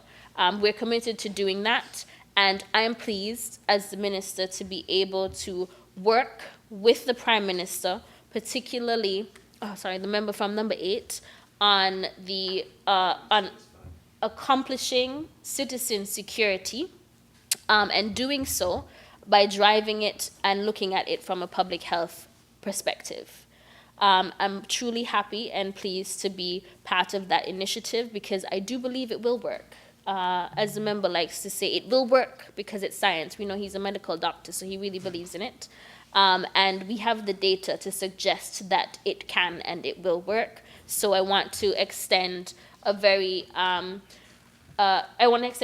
to the people who have formed the Advisory Council for Citizen Security, meet with them regularly, to the persons, the coordinator, Ms. Curie, and the staff who take on the extra responsibilities of working from a secretariat to, especially throughout the 90 days, for the 90-day campaign. That focus was really on getting out into the communities. There were a number of conversations that were had with community members and community groups about violence and crime and how it's manifesting and what persons think needs to be done in order for us to address it as whole of society, and those engagements were quite successful.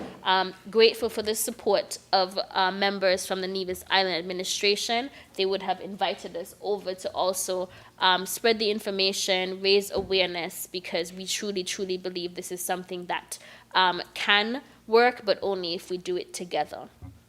And so we'll continue in that vein. Madam Speaker, I recognize my time has come down, but concluding now. So You have just over 15 minutes. Just over 15? Okay, good, that's good. Okay. This is true, okay. It's okay, I want to give room for others. So that was on citizen security, Madam Speaker. I want to reiterate again the vision and view, the impetus for the ministries for which I have direct responsibility. We're really focused again this year in terms of channeling and using the investments that we have, the large investments that are already made in social protection. We just want to be able to improve what we're already doing across the ministry, Madam Speaker. And we want to improve with the focus of on people, of course, responding to our clients, to be able to improve our customer service in our delivery, to be more responsive, to really understand the struggle of persons, to see how we can connect better in, just the established systems that we have, focus on the people, to be more inclusive so that the net goes further, that we're not only just looking at persons who earn the least, but we also want to be able to see how we can support people in being empowered. Programming, Madam Speaker. We want to be innovative in our programming. We deliver a lot of interventions, a lot of programmatic solutions. I'm one of those people who, if it's not working, I don't have a problem with doing something different. And so we continue to stay committed to collecting the data and information on the programs and interventions that we already deliver. I am always open to constructive feedback to see how we can improve on how programs are delivered, to make sure that we reach the people who really need these programs, Madam Speaker. And of course, partnerships. We need partnerships for sustainability. I must thank all of the multilateral partners, all of the local non-governmental private sector partners who work with us. Our community development officers are often out there working in the communities to see how we can host different things in the communities that bring families together, all ages of people together, because we're also committed to rebuilding a true sense of community among us, so that, again, we can truly become the country, a nation where peace abounds. And so with the focus on people, programming, and partnerships, I want to express and, ask for the continued cooperation and patience and support from the general public in the endeavors of both the ministries.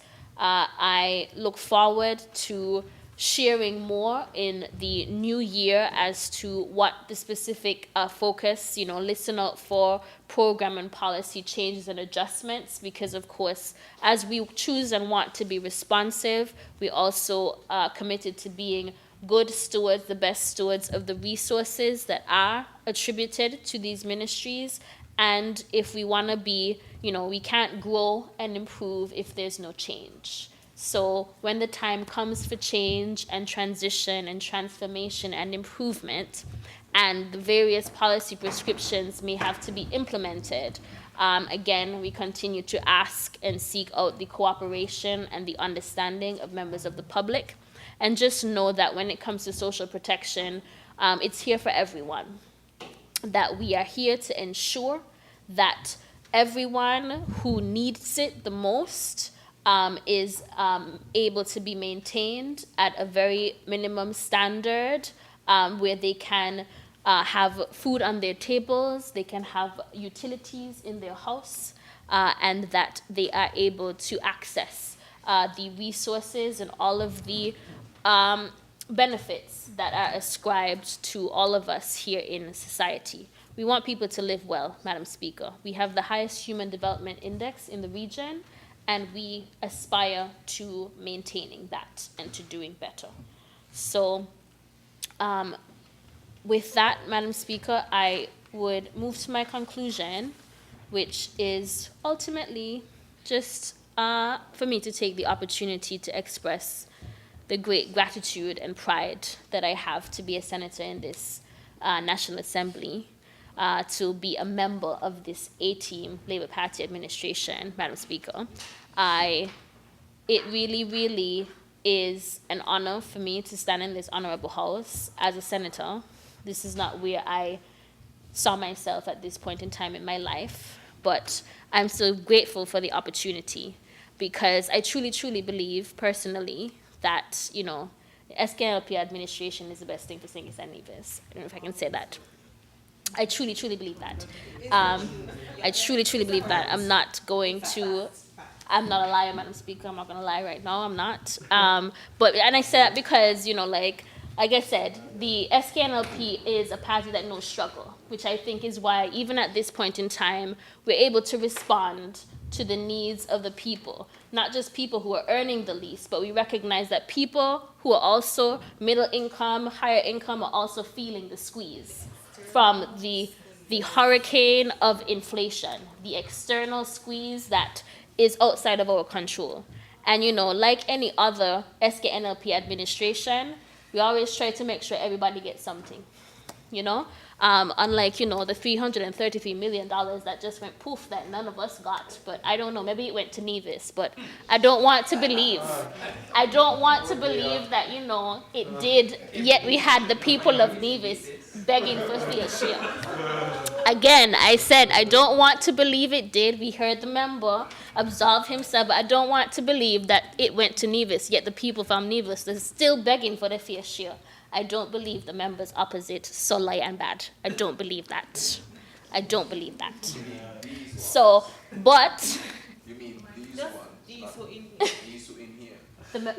Just these who in here, the members opposite. I don't want to believe that the member who presented that. I don't want to believe that. I mean, that may very, very well be the case. Oh, my time is finished? Oh, no. Oh, okay. Okay. Right. So, anyways, what I was saying is, yes, back to the point. SKNLP administration is the best thing for St. Kitts and Nevis.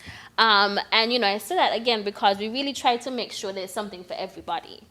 We talk about inclusivity, and, you know, we have come up with a new innovative measure that is intended to help to cushion the squeeze, the external squeeze that we are all experiencing. I saw a meme this morning, Madam Speaker, that was posted on Facebook that really I felt that resonated with me. And it was actually posted by our former ambassador, Ambassador Shiverton. And it said, "I would rather be a doorman in the House of Labour than a princess in the palace of any other party." And I just, and I saw it, and it resonated. And it, pardon? Yes.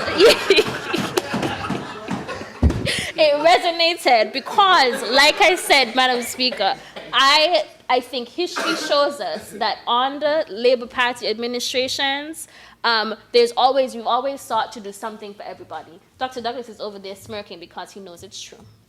We've always sought, even, you know, as much as people have wanted to accuse of, you know, different kinds of things, everybody was getting something. There was something for everybody. It was something for everybody. And so, because we understand, we were born out of struggle. The Labour Party was born out of struggle. It was born out of understanding the plight of the masses. And so we have grace, regardless of who you are, where you're from, who you support. Everybody feeling the squeeze, we want to do something for everybody. The international squeeze. That's what I mean when I say the squeeze. It's not coming from us because we are doing the most, you would have heard. So, Madam Speaker, again, I extend very big commendations and congratulations to all of us here on the government side. We've been working very hard, and I really hope that the people of St. Kitts and Nevis can recognize that the decisions that have been made, that the millions of dollars of investment of your money have been made in areas and projects that stand to deliver and stand the test of time, and that at least in the interim, we have been able to provide some ease for the international external squeeze in the face of this budget, the wallet, as well as the reduction in VAT, Madam Speaker. And it is my hope that with these initiatives that we also have the cooperation of the private sector. And, you know, the mover of the bill would have mentioned about encouraging the private sector, the private businesses, now that we're reducing the VAT, that they don't, you know. It is the law, again, right, AG, that's the law, right? That they also, you know, that they don't simply just keep the prices higher, increase the price, in light of the fact that the government is really seeking to assist everyone in one way or another. So, Madam Speaker, with that, may it please you. Thank you. Thank you.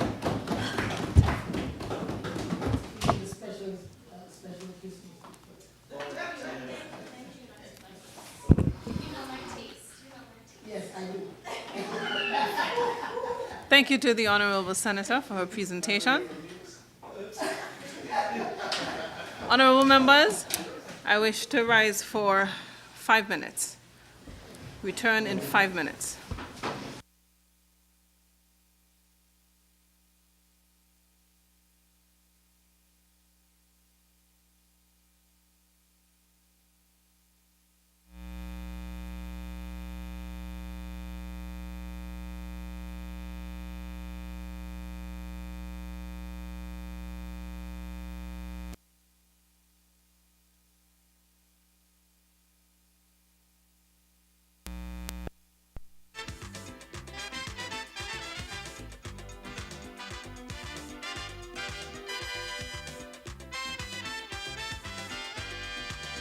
I've traveled far and near, been almost everywhere. No place that I've been could touch the cradle of the Caribbean. Talking about where I born, where I come from. Natural beauty, blessed land, pretty waters and clean sand. Oh, Saint Kitts, I love you all the time. No matter where I go, no matter what I do, you're always on my mind. Saint Kitts, I love you as my own. You are so dear to me, that's why you'll always be my home, sweet home. I love St. Kitts, you love St. Kitts, she loves St. Kitts, he loves St. Kitts, long live St. Kitts, viva St. Kitts, viva, viva.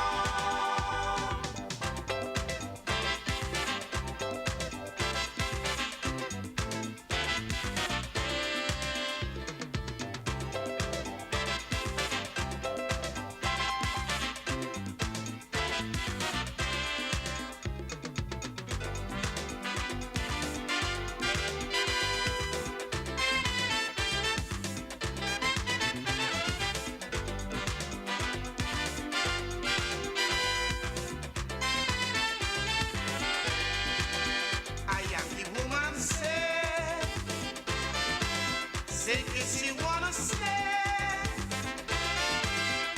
She feels so safe and free on life in hustling New York City. She like the people here, courteous atmosphere. It's only now she realize what it's like in paradise. Oh God, Saint Kitts,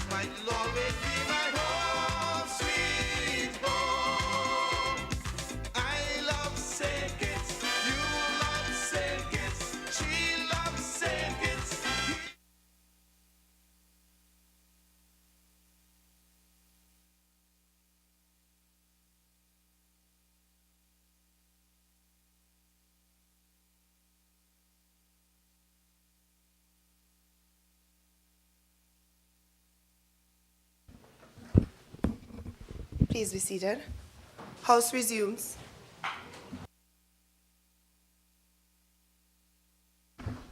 I recognize the Honourable Member for Nevis, 10. Thank you very much, Madam Deputy Speaker.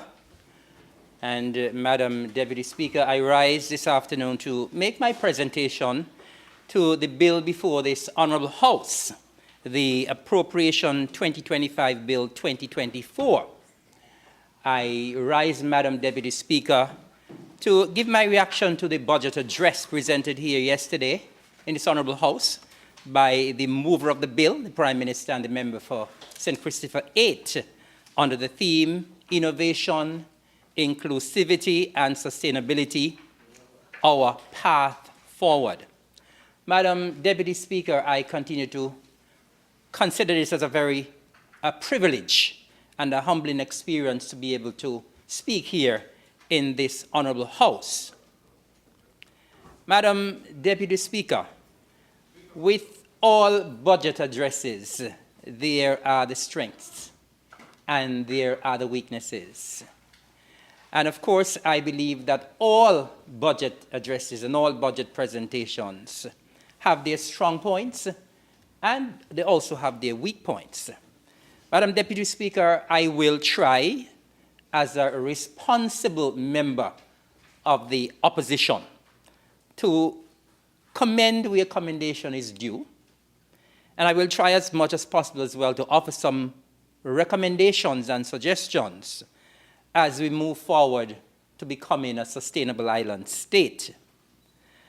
I do also have a number of questions that don't necessarily have to be answered today, Madam Deputy Speaker, but I would encourage consideration be given to such questions. And in my intervention, I will look at some of the areas that were covered in the budget address presented here yesterday. Madam Speaker, Madam Deputy Speaker, I apologize. I will first look at the area of law and order and citizen security. And I want Madam Deputy Speaker to commend the efforts that have been made where this is concerned in terms of crime reduction. Of course, we know that we have been plagued by some very serious crime over the past years. And it is important, Madam Deputy Speaker, that we do all we possibly can in the Federation to curb the crime situation. I want to also commend the passage in this House of the number of bills or laws where citizen security and law and order are concerned. I want to commend the fact that 7 pieces of legislation have been passed regarding law, order, and citizen security. I also want to commend the fact that there has been established a Citizen Security Secretariat. And of course, we know that we just recently came out of a 90-day period or a 90-day campaign where crime and violence is concerned. Madam Deputy Speaker, yesterday when we listened to the mover of the bill also gave some results coming out in terms of the report coming out of the 90-day campaign and reported in terms of what would have happened over that 90-day period.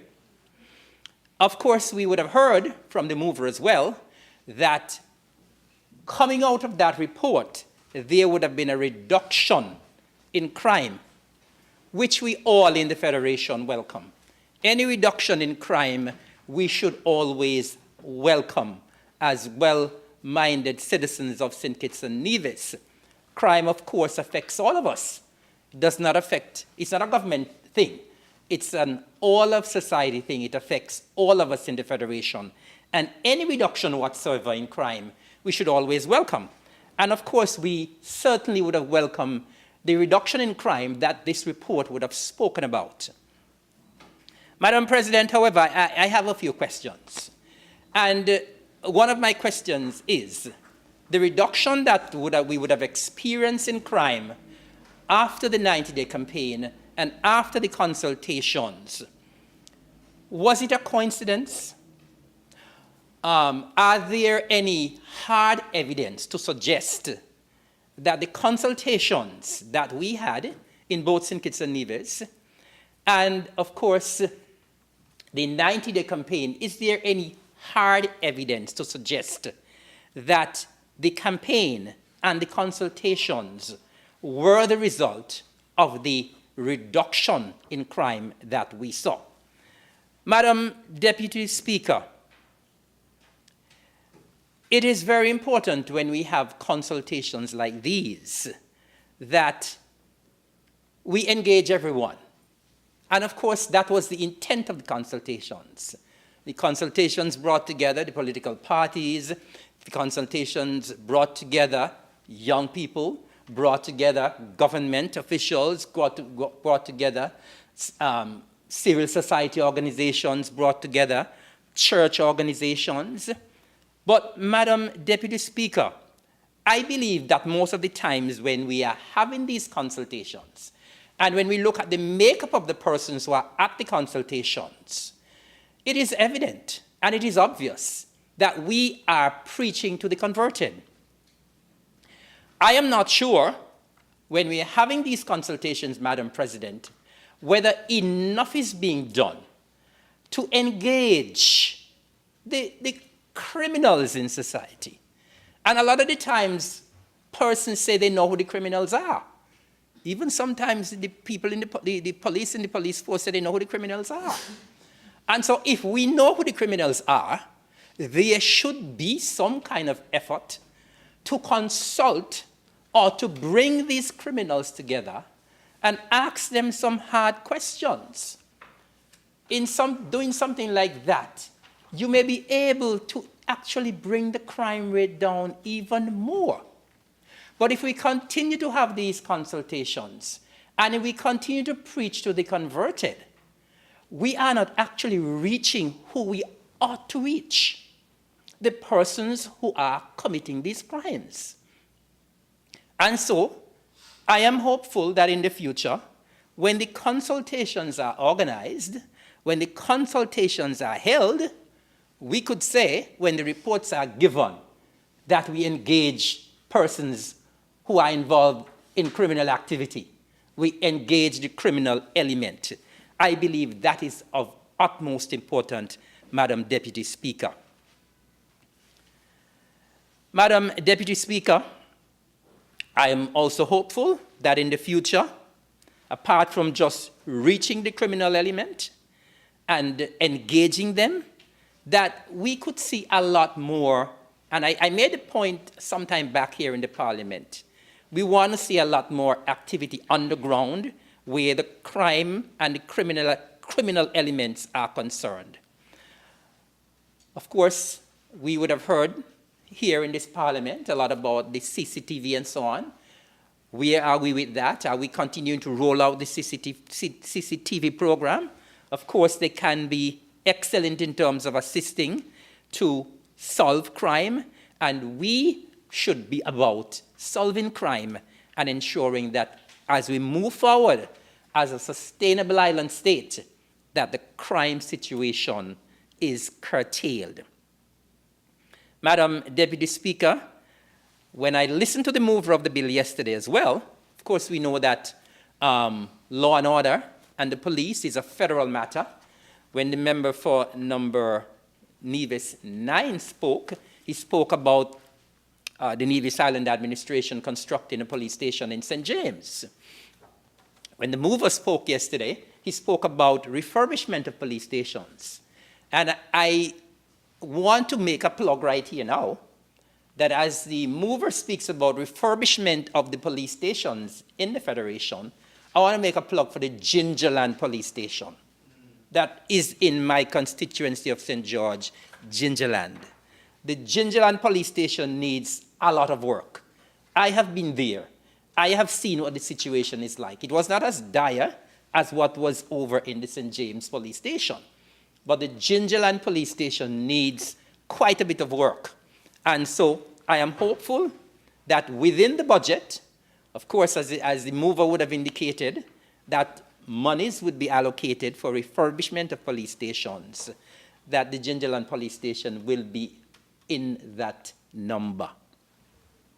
Madam Deputy Speaker, as I'm speaking about citizen security, I want also as well, to just encourage members of the general public and the criminals in particular to kindly desist from criminal behavior.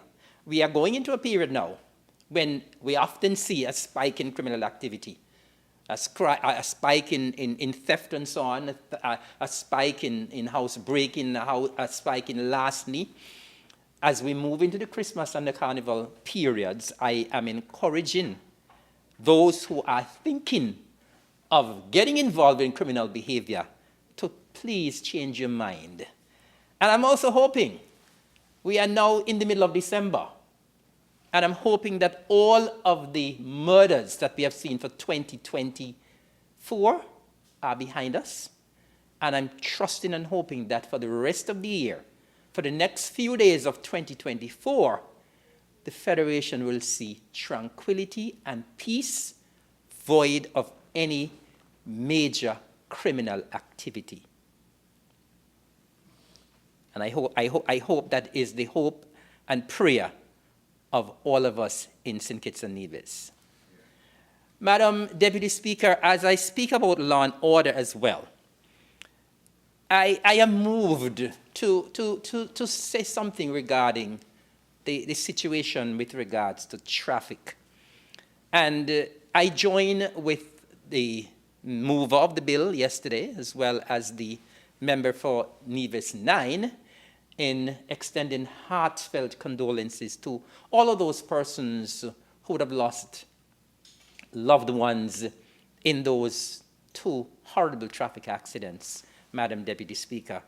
And these accidents really were heart-wrenching and heartbreaking, especially at this time of the year when people are looking forward to celebrating together. And, the society of St. Kitts and Nevis is so small that so many persons, so many families are affected. Over the weekend, I got a call from a cousin of mine in St. Martin. And I was surprised. He said to me, "You heard about the accident in St. Kitts?" I said, "Yes." He said, "One of the ladies who died in there is my wife's daughter." And so, almost everybody is connected. He said that my wife, and he said to me, she was just here in St. Martin a couple days ago with us. And see, as soon as she got back to St. Kitts, she's a dead woman. And he said to me, my wife was planning to come to St. Kitts to celebrate with her for Christmas. She had already booked a flight for the 22nd of December. And these things could be so heartbreaking. And so as we go through this period, Madam Deputy Speaker, it will be a very somber Christmas for those families. And I want to make an appeal here because I believe sometimes our drivers are not being responsible on the roads. And I think it needs to be said by many more of us in this honorable house. We need to encourage persons to be responsible on the roads. And we need as well, in terms of the traffic department, I think the government needs to give a mandate to the traffic department to be more proactive as well. Are our traffic officers being seen on the road enough? Are they out there with their radar guns to see whether or not people are speeding? And so I believe that something ought to be done with regards to our traffic department being a lot more proactive, and that mandate must come from the government, Madam Deputy Speaker. It absolutely must come from the government. Of course, the traffic department can do its part. But, Madam Speaker, I want as well to make an appeal to our drivers. Because, when you listen to this kind of news, it doesn't sound like St. Kitts and Nevis, it sounds foreign. I don't think we've ever heard of a traffic accident where 5 people have passed. 5. And 7 in a couple days. It's unheard of in little St. Kitts and Nevis. And, you know, as I said, almost the whole of the Federation is in mourning as a result of this. And so I want to make a special appeal from this rostrum to our drivers. Whether you're driving a bus, whether you're driving a private vehicle, we ought to be more responsible on our roads. And especially now that we are going into the festive season, Christmas and Carnival, everybody wants to go to a party every night. Or you're going to a show every night. And you're not only doing that, everybody wants to drink 10 beers or 5 Guinness every night, or half a bottle of rum every night. And when you finish doing that, or smoke 5 joints per night, and when you finish doing that, Madam Deputy Speaker, you get behind the wheels. And you know the sad thing about this thing is, sometimes you are out there and you are being responsible, you know. And somebody who is not being responsible come and cause this major traffic accident. You get caught up for trying to be careful. And then the person who caused it, a lot of the times they go unscathed, you know. That is the situation. Most of the times, the persons who are being irresponsible get out unscathed. And you who are trying to be responsible on the road get hurt, and get hurt badly, or get killed. And so I want to use this opportunity to encourage our people, our drivers. Please do what you have to do on the road. Buckle up. Do not overload your vehicles. Please make sure that your documents, your driving documents are up to standard.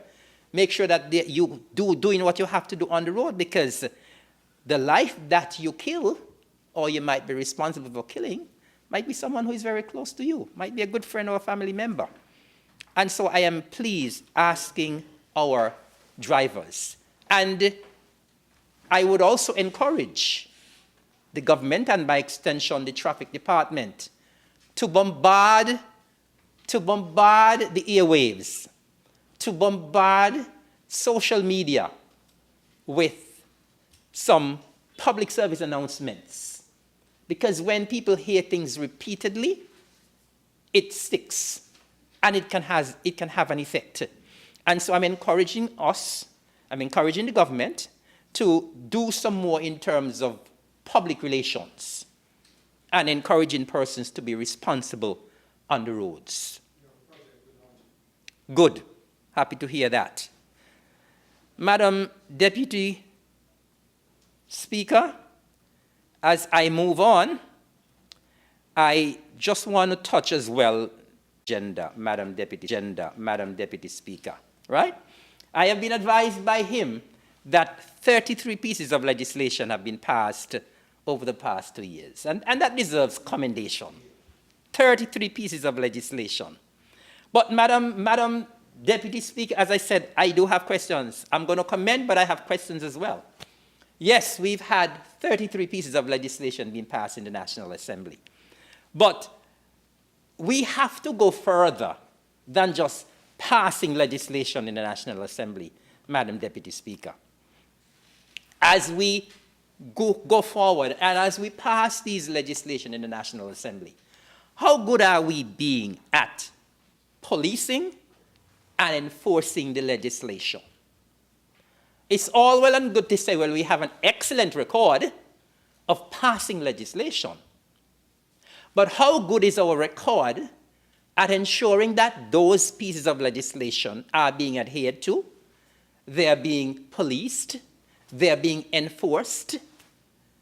I want us to consider these questions very, very carefully, because it's not only passing legislation is good governance. Good governance goes further. Good governance has to mean that the legislation that you pass is being enforced. And so, Mr. AG and your team, you have done an exceptional job in ensuring that these legislation come to the House and they're passed. But I ask the questions again. How good are we at making sure that the legislation is enforced. Because a lot of the times things happen, you know, and then we will hear the remark, well, the legislation is there, the legislation is on the books. But then the question would still come after, is it enforced? Or you will hear the refrain, well, the legislation is there, but it's not being enforced. I don't want that to be said of St. Kitts and Nevis, that we are passing legislation for passing legislation's sake. I want it to be said that the legislation is being passed, but they are also being enforced. And so we must be very, very cognizant of that as we move forward. We have to ensure that when we are passing legislation, that we have the capacity as well, Madam Deputy Speaker. We have the capacity to enforce and to police. I know a lot of the times when the legislation is passed, it may include having to set up a board, having to set up a committee, and, you know, it could be a little bit redundant sometimes, and, you know, but let's hope that when we pass in the future the legislation, when we look at the legislative agenda going forward, that we must bear in mind that we should not only be passing, but we should be going further to ensure that these legislations, the pieces of legislation, are being enforced. I just want to give one quick example. Only recently, I think it was about 2 or 3 weeks ago, we came here to the House. We passed this piece of legislation regarding abandoned homes, overgrown property, derelict vehicles. I don't want to hear that 5 years from now, the problem has not been solved. So we have to bear that in mind. Of course, we'll say the law is there. The law is there. But is somebody going out there on a weekly basis, on a daily basis, on a monthly basis to say, well, listen, these 5 abandoned properties are in this particular village. There are 10 derelict vehicles on the road here. And within a month, within 5 months, within 8 months, they ought to be off the road. And so I was just giving that one example, that we pass the legislation, but we must ensure that we do the necessary follow-up work. As I move on, Madam Deputy Speaker, I move to an area that is very dear to me, area of agriculture. And here again, quite some work has been done in the area of agriculture. I welcome the diagnostic lab that has been launched here in St. Kitts. I commend the partnerships with regards to Tabasco and Southern University. Of course, earlier this year as well, we would have passed the plant health bill. That, of course, was a welcome move. Ever since I was a technician in the Department of Agriculture, we have been speaking about this plant health legislation for years. And I'm happy that the federal parliament would have seen it fit to pass this piece of legislation, Madam Deputy Speaker. And so, in essence, we have been going forward. There has been some movement forward where agriculture is concerned. But, Madam Deputy Speaker, we still have quite a lot to be done where agriculture is concerned. And I'm going to speak briefly regarding the 25 by 25 initiative, because this is a CARICOM initiative. And of course, we know that St. Kitts and Nevis is a part of CARICOM. And we are certainly on board where the 25 by 2025 initiative is concerned. We have heard about this 25 by 2025 initiative for quite some time now, for a few years now. And I want to know where exactly we are where this is concerned. Now, of course, it is a federal initiative because it's a St. Kitts and Nevis initiative. And I am hoping that the member who is responsible for agriculture, when he brings his presentation to this Honorable House, that he will provide us with some figures to substantiate exactly where we are with regards to this 25 by 2025. Of course, as a federation, both St. Kitts and Nevis has to do its part in terms of contributing to cutting our food imports by 25% by the year 2025. I don't think we realize that we are just a step away from 2025, Madam Deputy Speaker. Just a few days away from 2025. And so our plans and our programs, our strategies for the past years must have been focusing heavily on this 25 by 2025 initiative. Now, as I said, I would like to see some figures in terms of where we are. I can speak a little bit about what we're doing on the island of Nevis. And I think we are well on the way with certain crops on the island of Nevis, as well as animal products. And I am very proud to indicate that in Nevis, we are self-sufficient in egg production for 11 months of the year. Let me repeat that. We are self-sufficient in egg production for 11 months of the year. The only month that eggs have to be imported on the island of Nevis is in December. And I think we all know why eggs have to be imported in December. December is a time when we are in the heart of the tourism season.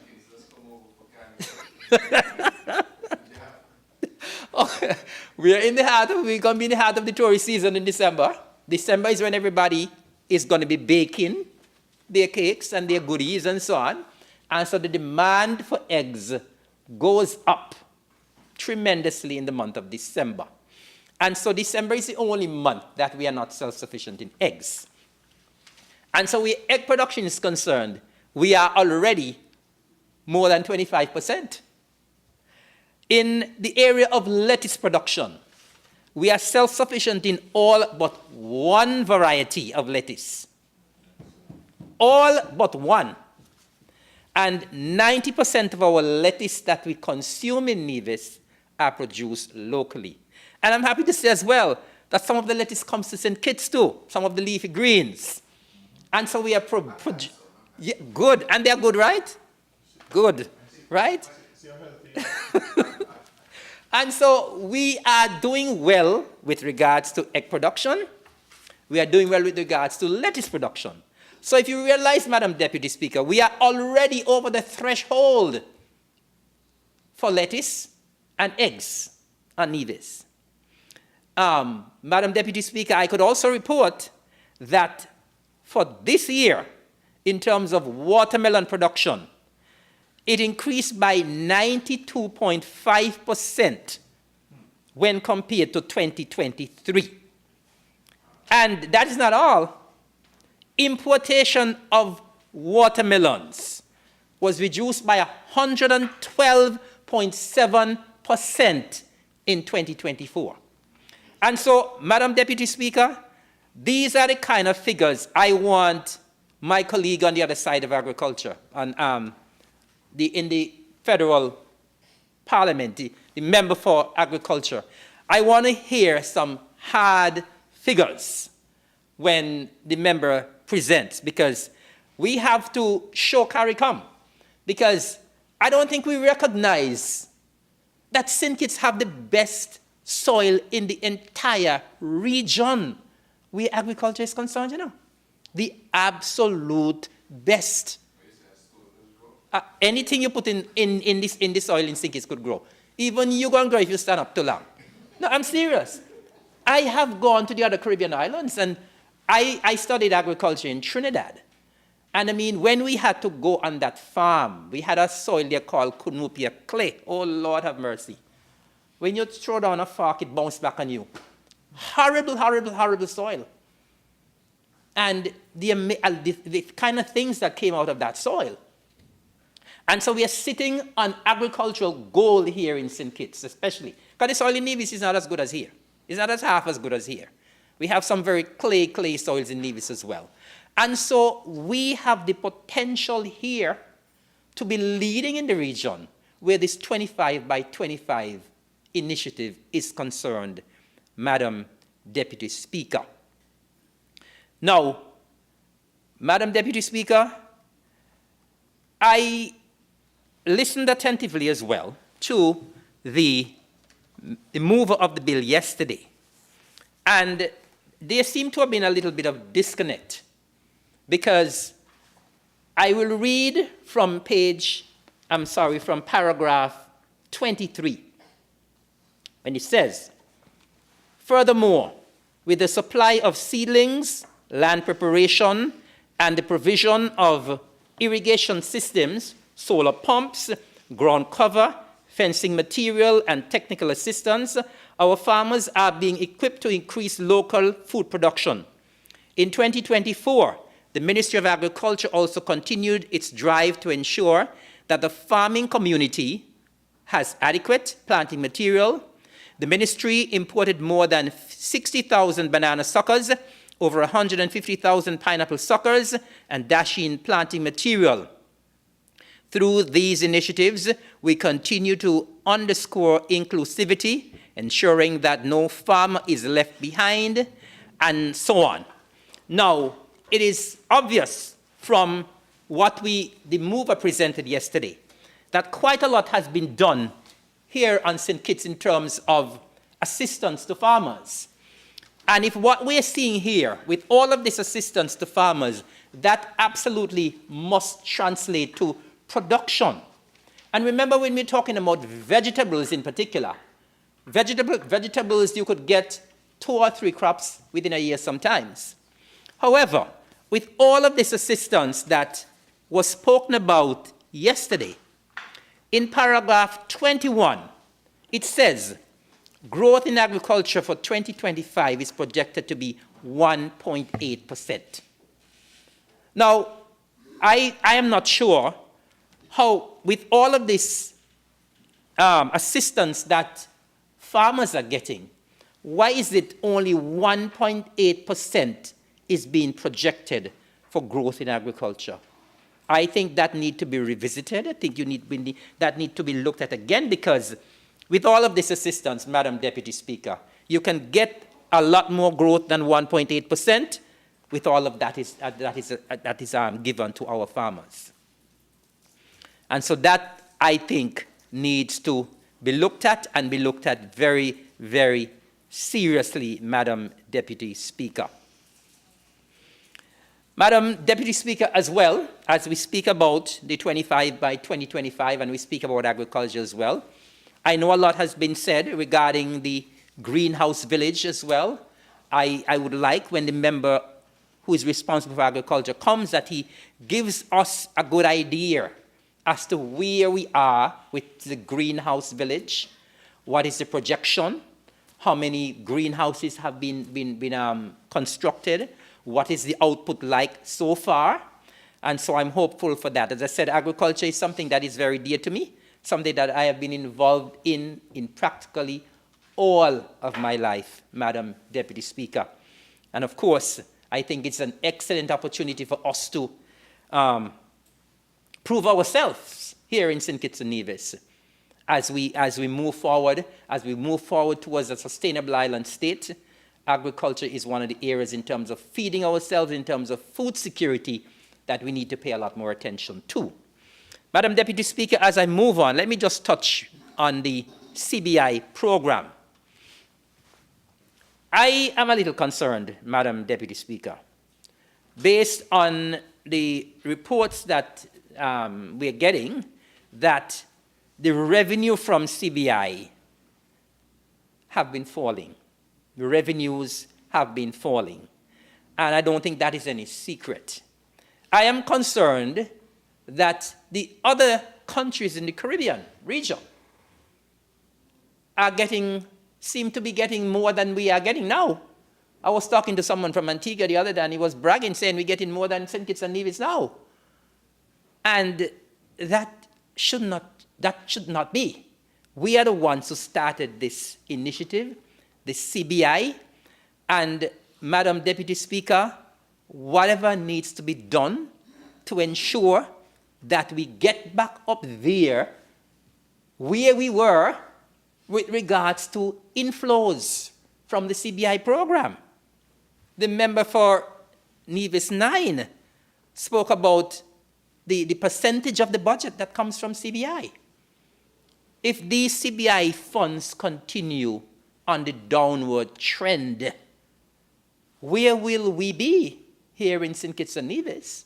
Of course, we have heard a lot about diversification, but have we done enough in terms of diversification to ensure that we are not so heavily dependent on CBI? If we have to continue to be heavily dependent on CBI, we must ensure that we are being competitive out there. There are a lot of players on the market now, and it's like a dog-eat-dog situation. And so we here in St. Kitts and Nevis, who started the program, persons have come, other countries have come after us, and they seem to have moved ahead of us. And so we must be very cognizant of that. We heard Madam Deputy Speaker, by the mover, and reiterated by the member, the senator, a while ago, that $320 million was spent for essential subsidies and social programs. $320 million. Now, if our CBI proceeds continue to dwindle, if our CBI proceeds continue to dry up, what are we going to fund these social programs with, Madam Deputy Speaker? And so, as the mover would have indicated, that the CBI program is on a new path. I am hoping that it is on a new path. And I'm hoping that this new path will bring us increased revenue. Because, of course, we on the island of Nevis, we benefit from the CBI program as well. And so this program is important to all of us in the Federation. And so all of us would want the CBI program to not only to survive, but to grow. Madam Deputy Speaker. Madam Deputy Speaker, I want to touch something else, and that has to do with transportation and the blue economy. Madam Deputy Speaker, the issue that I'm going to speak to, it regards to transportation between St. Kitts and Nevis. And the member for Nevis 9 would have touched it briefly this morning. But I want to say that the water taxi business, Madam Deputy Speaker, is now big business in St. Kitts and Nevis. And that water taxi business has undoubtedly revolutionized travel between our sister islands. Nobody can doubt that. No one can doubt that, Madam Deputy Speaker. And traveling between St. Kitts and Nevis has now become a breeze. I remember when we were growing up, when you want to leave Nevis to come to St. Kitts, you have to take the boat in the morning, and you have to stay down here all day. And you better be down at the pier in time for when that boat going back up, or else you have to stay in St. Kitts. That is not the case anymore. I think we have reached a point here in St. Kitts and Nevis where travel between the two islands is seamless. And as I said, it's excellent right now. Both ports, from Charlestown to Basse-Terre and from Uwali to Reggae Beach. You can go there, and within half an hour, you can get onto a boat. You can come to St. Kitts, spend 10 minutes, get back on a boat, and you're back in Nevis. You can leave St. Kitts, go to Nevis, spend half an hour, and within a short time, you're back on St. Kitts. And, Madam Deputy Speaker, traveling between St. Kitts and Nevis now, some people prefer, the options are there, and so some people prefer the shorter version of the travel on the water. Some people prefer the shorter version of the travel on the water. And so they prefer to spend 7 minutes as opposed to 30 minutes. It really doesn't matter when I use both facilities. And so, but some people now, since the water taxi facility and the water taxi business, some people do not even use Charlestown and Bastille. As I said, I use both. But many persons now, I remember I was in Charlestown recently, and I got a joke because one of the ferry operators said to me, "You're the only minister who using the poor people pay now." So they were actually calling Charlestown, between Charlestown and Bastille, the poor people pier. And I said, well, I use both. But the point I'm trying to make, Madam Deputy Speaker, is that since that water taxi business came on the scene, you can travel any time of day, any time of night. You can actually call one of those water taxi operators any time of night, and they're here to pick you up, whether in St. Kitts or in Nevis. So it means, Madam Deputy Speaker, a lot of persons are using that option of the water taxi, Madam Deputy Speaker. And, Madam Deputy Speaker, we've seen, I'm going to share some figures now, just to indicate and to back up what I've been saying with regards to the use of the water taxi option. Now, and we also have to remember as well that some people commute to work daily from Nevis to Park Hyatt, and so they use the water taxi. And so, Madam Deputy Speaker, over 500,000 passengers passed through the water taxi facility on Nevis between January 2023 and November of 2024. Let me repeat that. Over 500,000 passengers passed through the water taxi facility on Nevis between January 2023 and November of 2024. Let me just share some other numbers. In terms of passenger movement at Owali Water Taxi Facility from 2019 up to present. In 2019, when it started, 66,871 passengers. In 2020, 66,507 passengers. 2021, 87,192 passengers. In 2022, 181,643 passengers. In 2023, 237,570 passengers. And in 2024, up to November, 273,087 passengers. Madam Deputy Speaker? Revolutionary. So total, for those few years, 912,870 passengers would have passed through that facility there in Nevis, at Owali. Now, Madam Deputy Speaker, this is no small measure. These numbers speak volumes. And the reason why I am giving all of this information, Madam Deputy Speaker, because I want to make a plug here for the government, the federal government, to do something with regards to Reggae Beach. Yes, something needs to be done. And I think I'm speaking for persons both in St. Kitts and for persons in Nevis. Over at Reggae Beach, Madam Deputy Speaker, the road is horrible. Over there is pitch dark at nights. And a lot of people sometimes do not feel secure when they have to go over there. I remember, I think it was last year, several vehicles were vandalized over at Reggae Beach.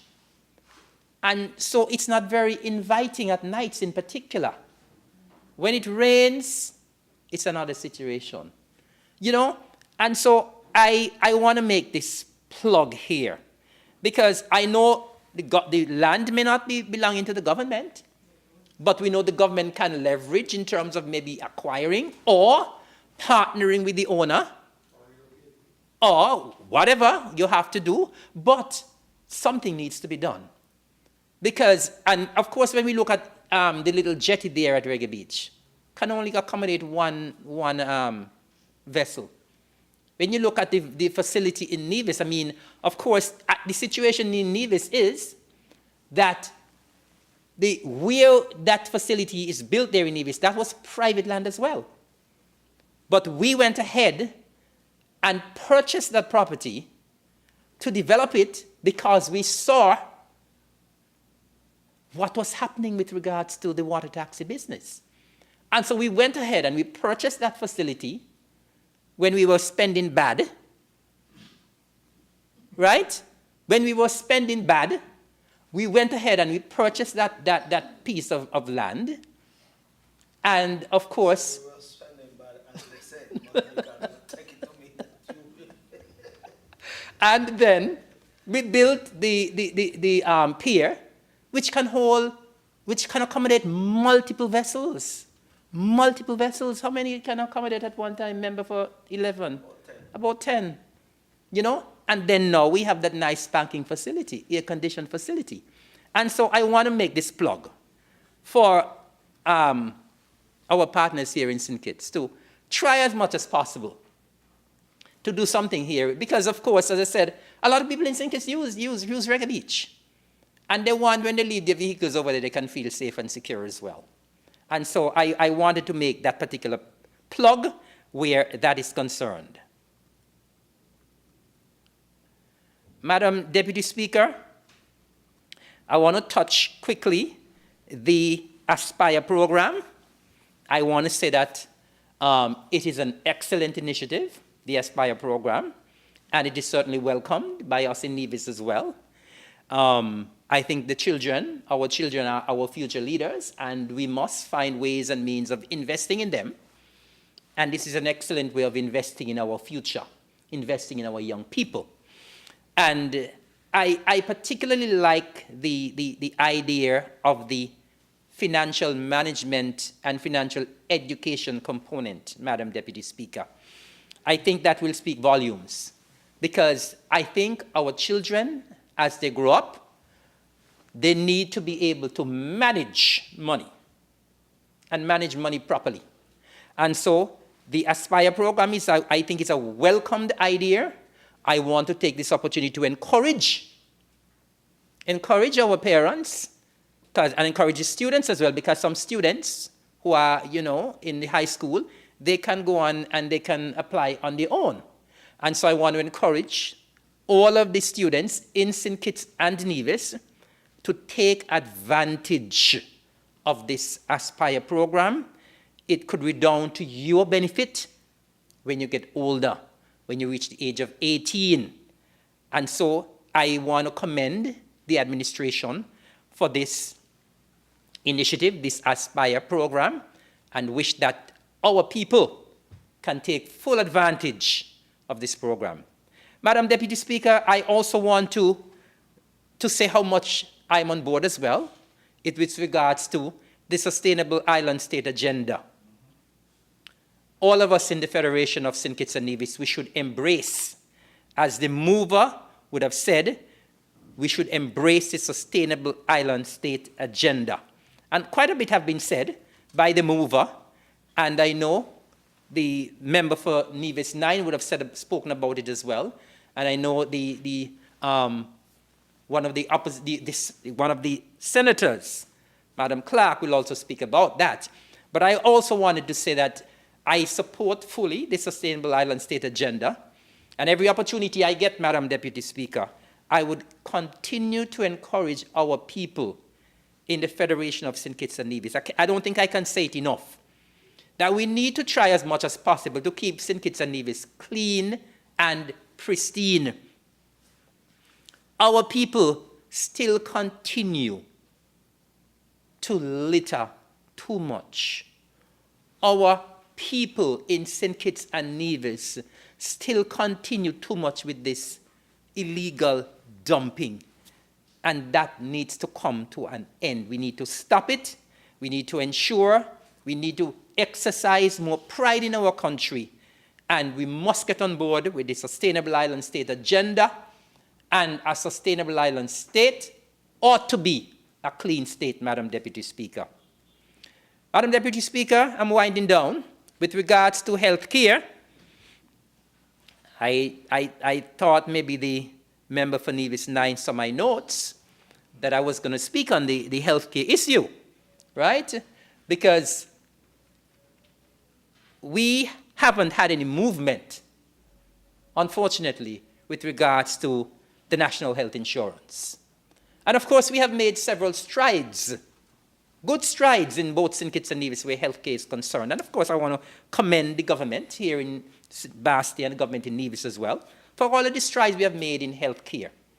But I think we still desperately need that national health insurance. I know the mover would have said that things are in the pipeline, but we want to see the pipeline bust. We want to see that national health insurance scheme come out the pipeline. Because, Madam Deputy Speaker, it's all well and good, of course, we build a smart hospital, we have good health care and so on, but that insurance is very important. We are all aware of how expensive it is to access health care when you have to travel overseas. Very, very, very expensive. People here pay little to nothing to access health care. But when people have to travel overseas, it's murderous when it comes to the cost. And most of the times, people do not have the means to travel overseas to get health care. We are faced with a situation in Nevis, Madam Deputy Speaker, where practically every week in Cabinet, we get requests for assistance for persons who have to travel overseas for health care. Of course, the mover would have spoken about the fund for children. But as a sustainable island state, we have to look out for everyone. We have to look out for the middle-aged. We have to look out for the elderly. We have to look out for everyone. And everyone deserves good health care. Everyone in this day and age deserves proper health care. And I believe, it is my conviction, that if we have this national health scheme rolled out in St. Kitts and Nevis, it takes the burden off the government to having to be putting money, to be putting our hand in the pocket of the government, money that you don't have most of the times, but at the same time you don't want to see your people suffer. And so when the requests come, you have to try as much as possible to address these requests and try to assist people, as I said, especially when they have to travel overseas. And so I am very, very hopeful that in short order, Madam Deputy Speaker, that we certainly will see the advent of the national health insurance here in the Federation of St. Kitts and Nevis. Madam Deputy Speaker, final thing I want to touch as this afternoon is with regards to the cost of living issue. Because we heard quite a lot yesterday as well about the cost of living.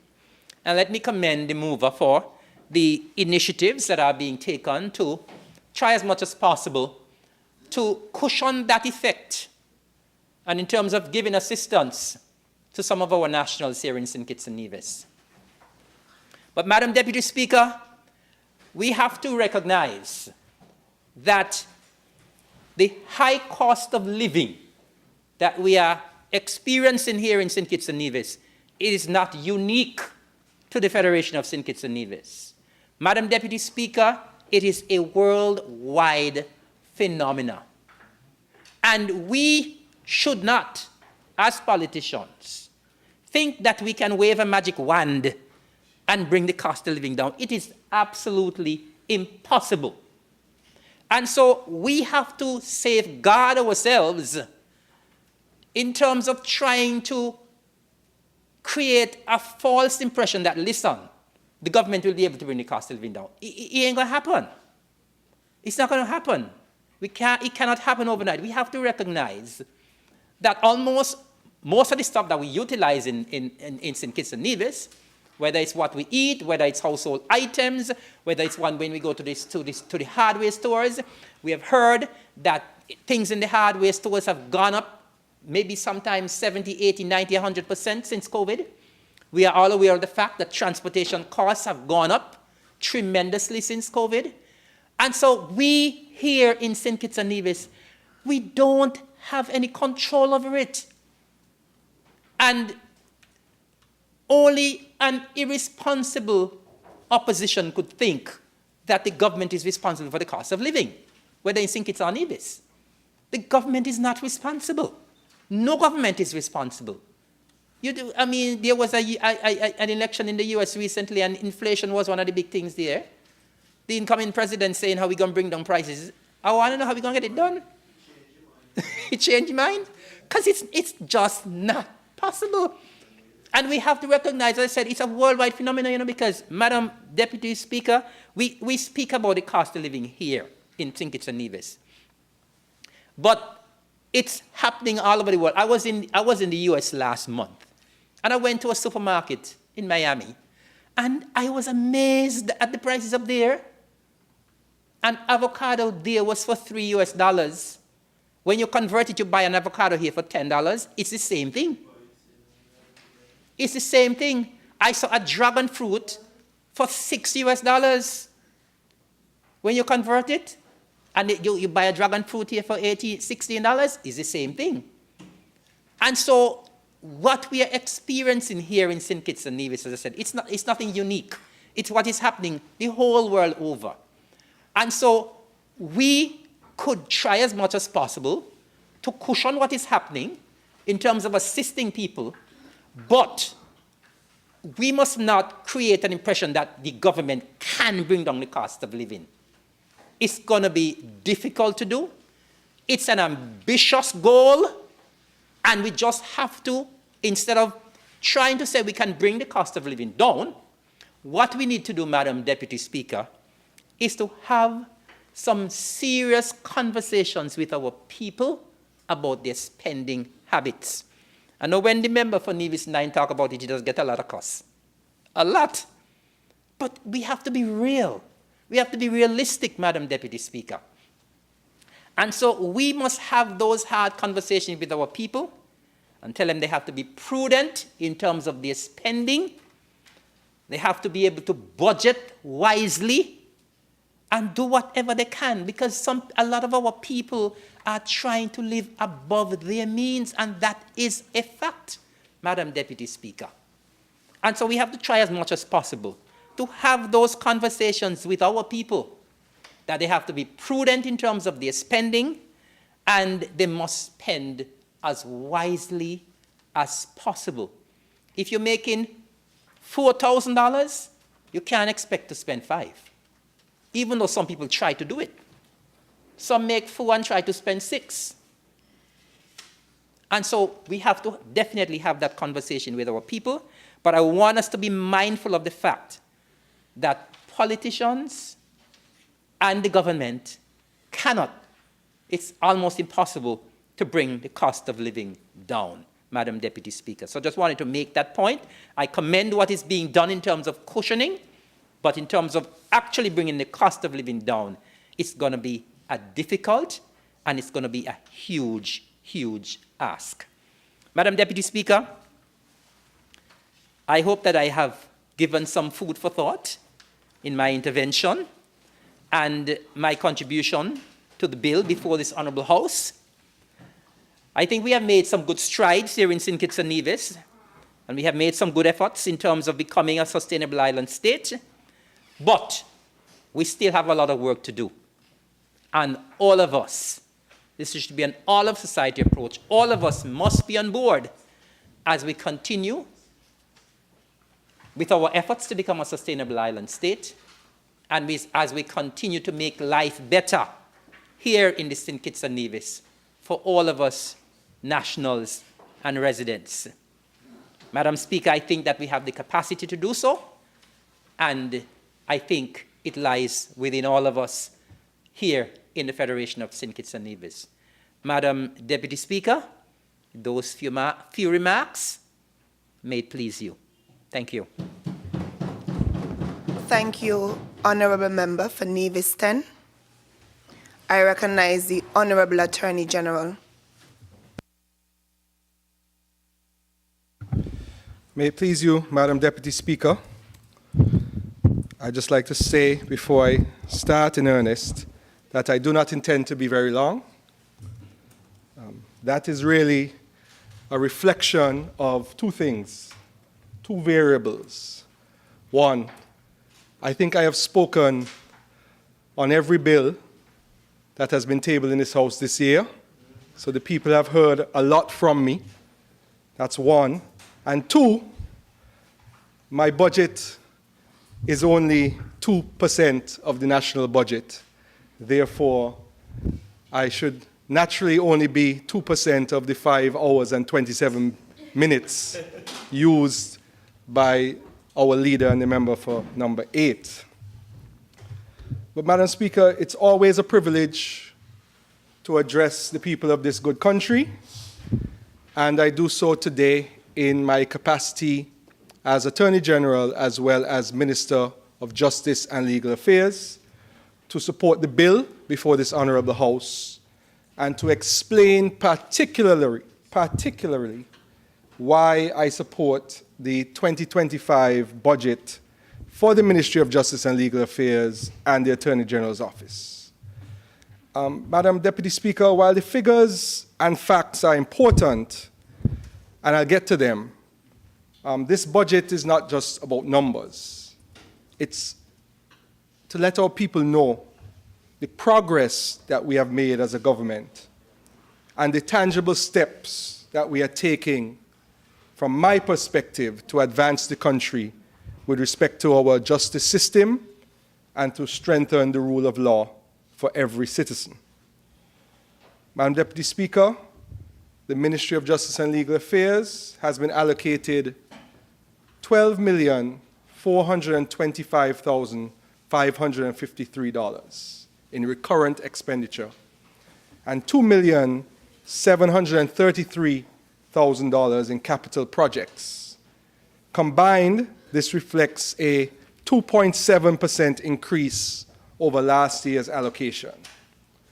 For the Attorney General's Office, however, there is a 17% reduction in allocation, standing at $10,185,718 in recurrent expenditure and $150,000 in capital expenditure. I wish to assure this Honourable House that the reduction is not due to a reduction in work, but rather a testament to the prudent fiscal management and innovation within the Office of the Attorney General. We are doing more with less and doing it effectively. Altogether, our combined allocations represent 2.1% of the national budget, broken into 2.5% of recurrent expenditure and 1.4% of capital expenditure. Madam Deputy Speaker, actions speak louder than budgets. And in 2024, the Attorney General's Office saved this government 3.6 million EC dollars, or 77% of the amount allocated for claims against the state. I want to repeat that because I want our people to hear that. The Attorney General's Office saved this government $3.6 million, a savings for the people of St. Kitts and Nevis, and it is a direct result of an attitude change and hard work at the AGO. Before, the AGO was used to funnel government money to certain favored friends and family. Now, the AGO is like Brimstone Hill at its prime.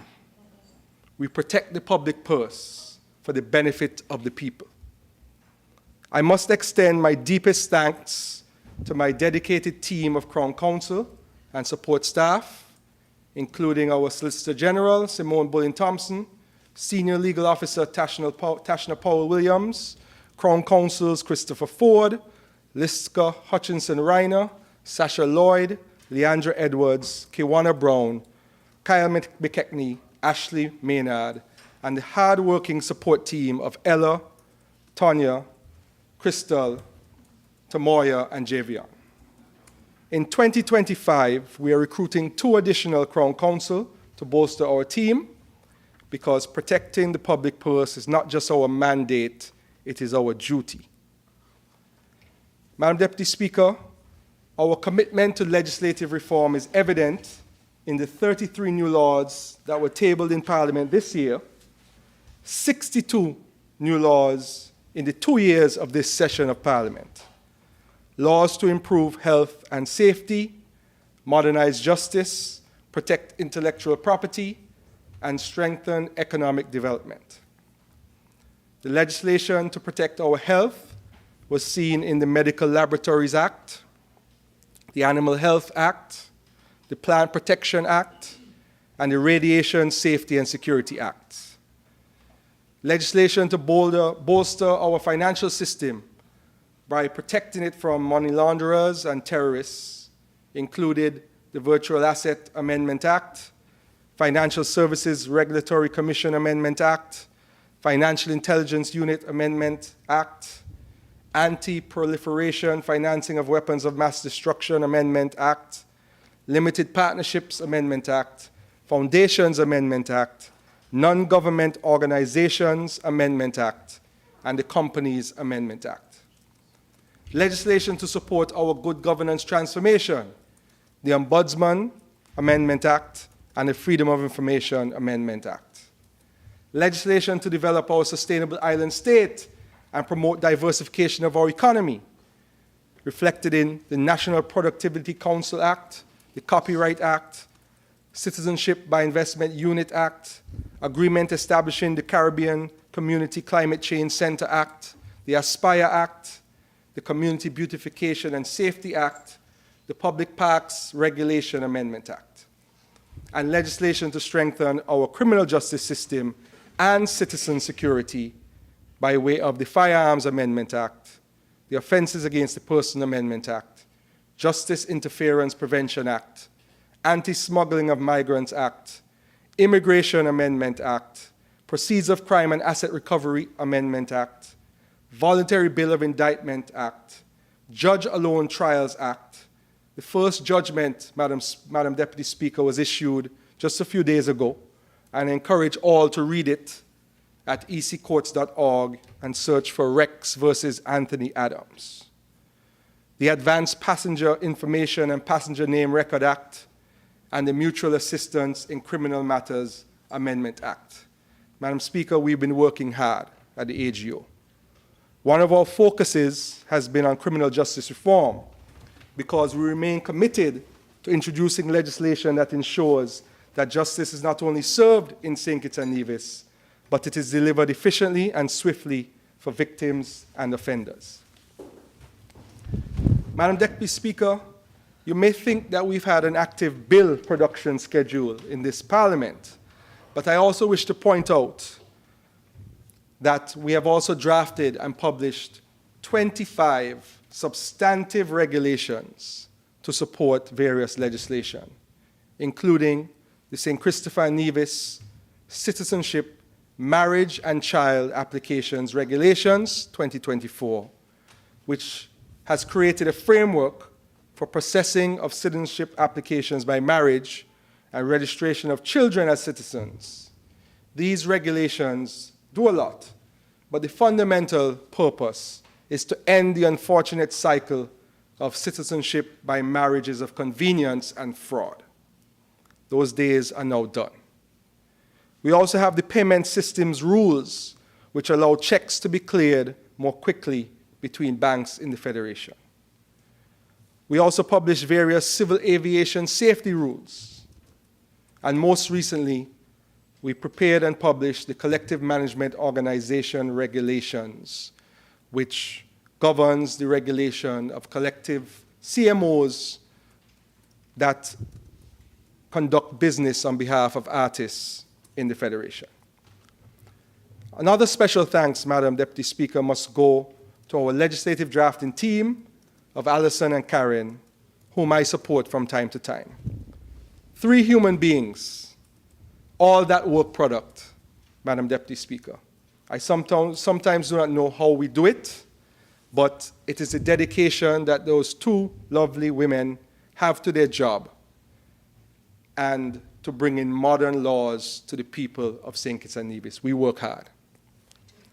Throughout 2024, we also met with every ministry, their directors and permanent secretaries, to review all required and new amended legislation. And we formulated a 2-year legislative agenda with 109 requested acts and regulations to address the various needs and concerns of the ministries. Madam Deputy Speaker, therefore, please expect a continuing busy Parliament for 2025 and 2026. We remain committed to advancing legislation that serves the people, promotes transparency, and supports national development.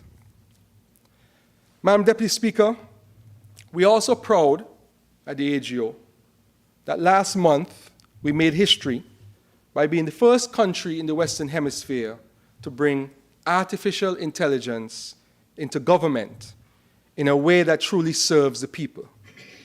In the last sitting of this Honorable House, I introduced to the people of St. Kitts and Nevis VoiceIt, our own AI genius. VoiceIt is trained on the laws of St. Kitts and Nevis and the policies of the Ministry of Justice and Legal Affairs and Attorney General's Office.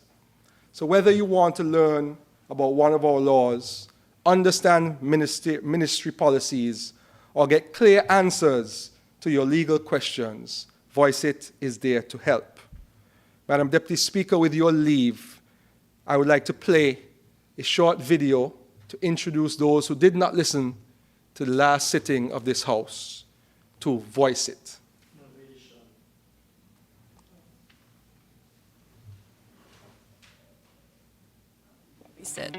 Your go-to for quick questions on laws and your rights. Type or speak your question. VoiceIt responds instantly. Ask about tenant rights, police procedures, or even how child support is calculated, all through our website or WhatsApp. With answers sourced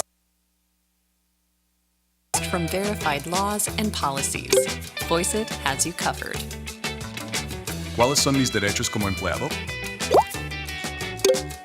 Como empleado en San Cristóbal y Nieves tienes... VoiceIt speaks your language, no matter where you're from. If me go school, my mother can go jail? In St. Christopher and Nevis, parents have a legal obligation to ensure that their children receive an education. Need help validating a document? Just upload a photo. Visit our website or WhatsApp to try VoiceIt today.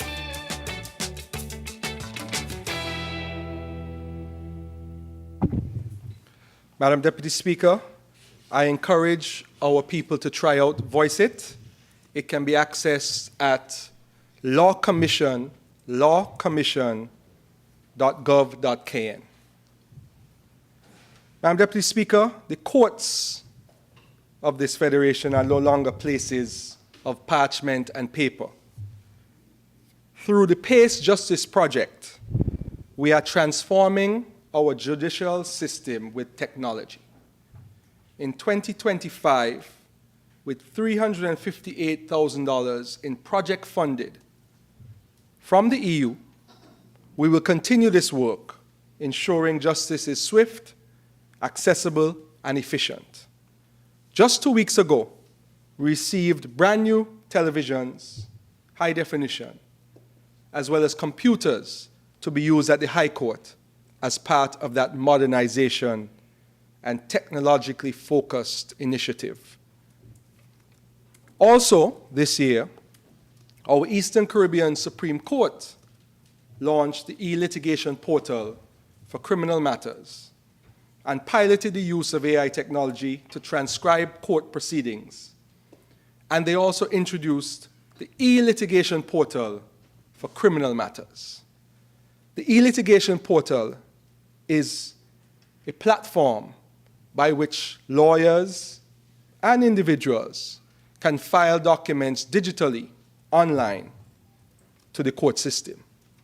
So lawyers do not need to walk to East Independence Square or any court office to file documents, you can do so from your office. This started in 2019 with our civil court, but now it has been introduced to St. Kitts for all matters, including matters in the criminal court. So, Madam Deputy Speaker, needless to say, we are committed to a technological transformation of our justice system in words and in deeds. Madam Deputy Speaker, the DPP's office has also been strengthened in 2024 with the addition of new Crown Counsel and more resources, including the provision of another space for offices closer to the new court's houses at Fort Lands. This was a request from the DPP, who is attempting and doing a very good job at trying to build a strong and efficient support team. He has convinced us to currently add even more Crown Counsel so that the justice system can be made more efficient from the prosecutorial perspective. In the Magistrates Court, Madam Deputy Speaker, we welcome 2 new magistrates, and we introduce policies to enhance efficiency there. A new Chief Magistrate, Yasmin Clark, has taken office and has started to implement policies to further advance the operations of the Magistrates Court, which sees the most actions and disputes in the Federation, St. Kitts and in Nevis. Also, our land registry is now under new leadership, poised to continue on reducing processing times and to finalize the Land Administration Information System, LAIS. At this point, Madam Deputy Speaker, I wish to commend our outgoing land registrar, Ms. Dawn Myers, who has worked assiduously to professionalize the land registry. Fortunately for us, she has agreed to stay on to finish the LAIS project, which she started under her tenure. So we are grateful for her, and all of her knowledge and experience will remain in the ministry until that project is complete. Over the past year as well, with the introduction of effectively 3 land registrars, we've been able to speed up the processes at the land registry. This is a complaint that I constantly got on taking office, and even before in my former capacity as president of the bar, ways in which land transfers and other land processes could be sped up. This also helps in the ease of doing business in the Federation. So what we did, instead of 1 land registrar, we brought in 3. And now there'll be 2, now that we have the momentum. And we're able to keep the momentum with a land registrar, an assistant registrar, and capable and competent staff to be able to process matters not within months, which was the norm, but within days and weeks. Madam Deputy Speaker, I'm also extremely proud of the Intellectual Property Office. It has been a shining light in the ministry.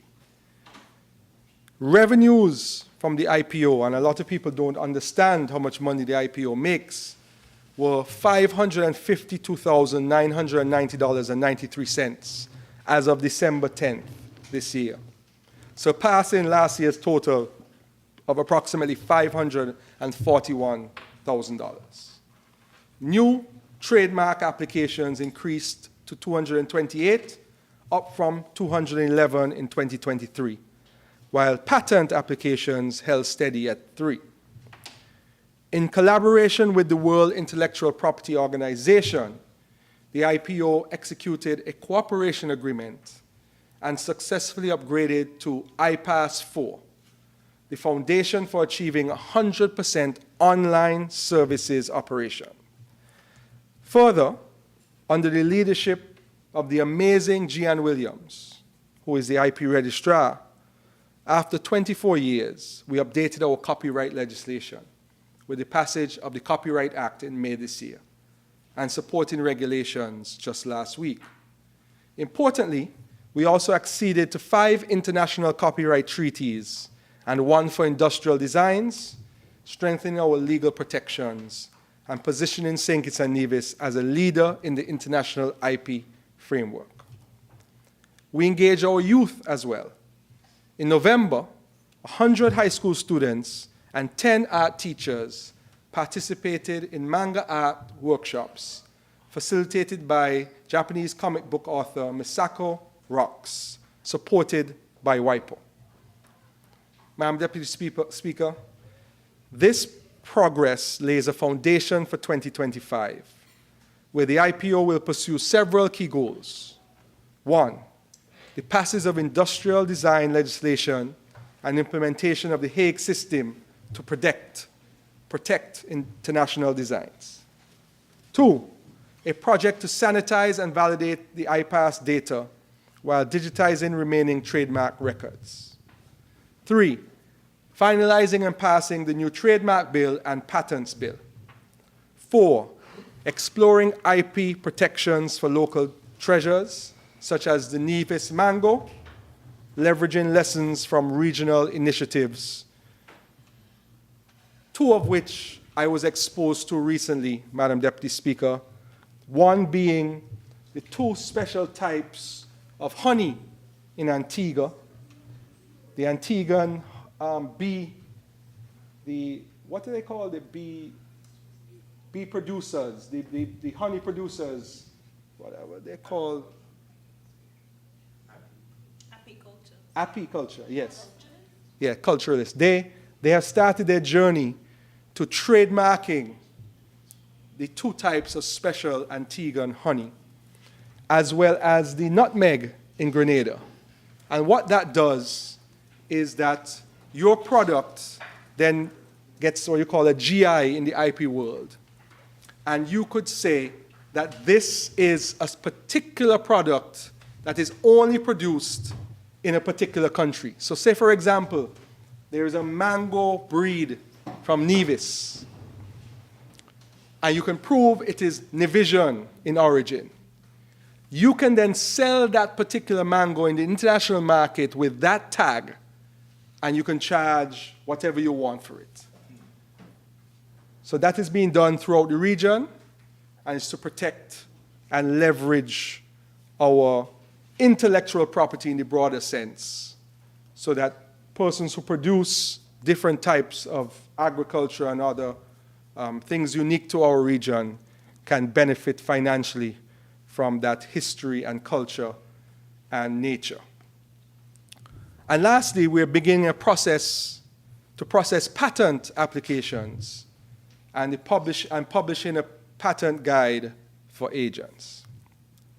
With pending relocation to the Independence House on North Independence Square Street to address roof repairs at the former home, at the former CNC supermarket, the IPO is positioned to continue its exceptional work in 2025.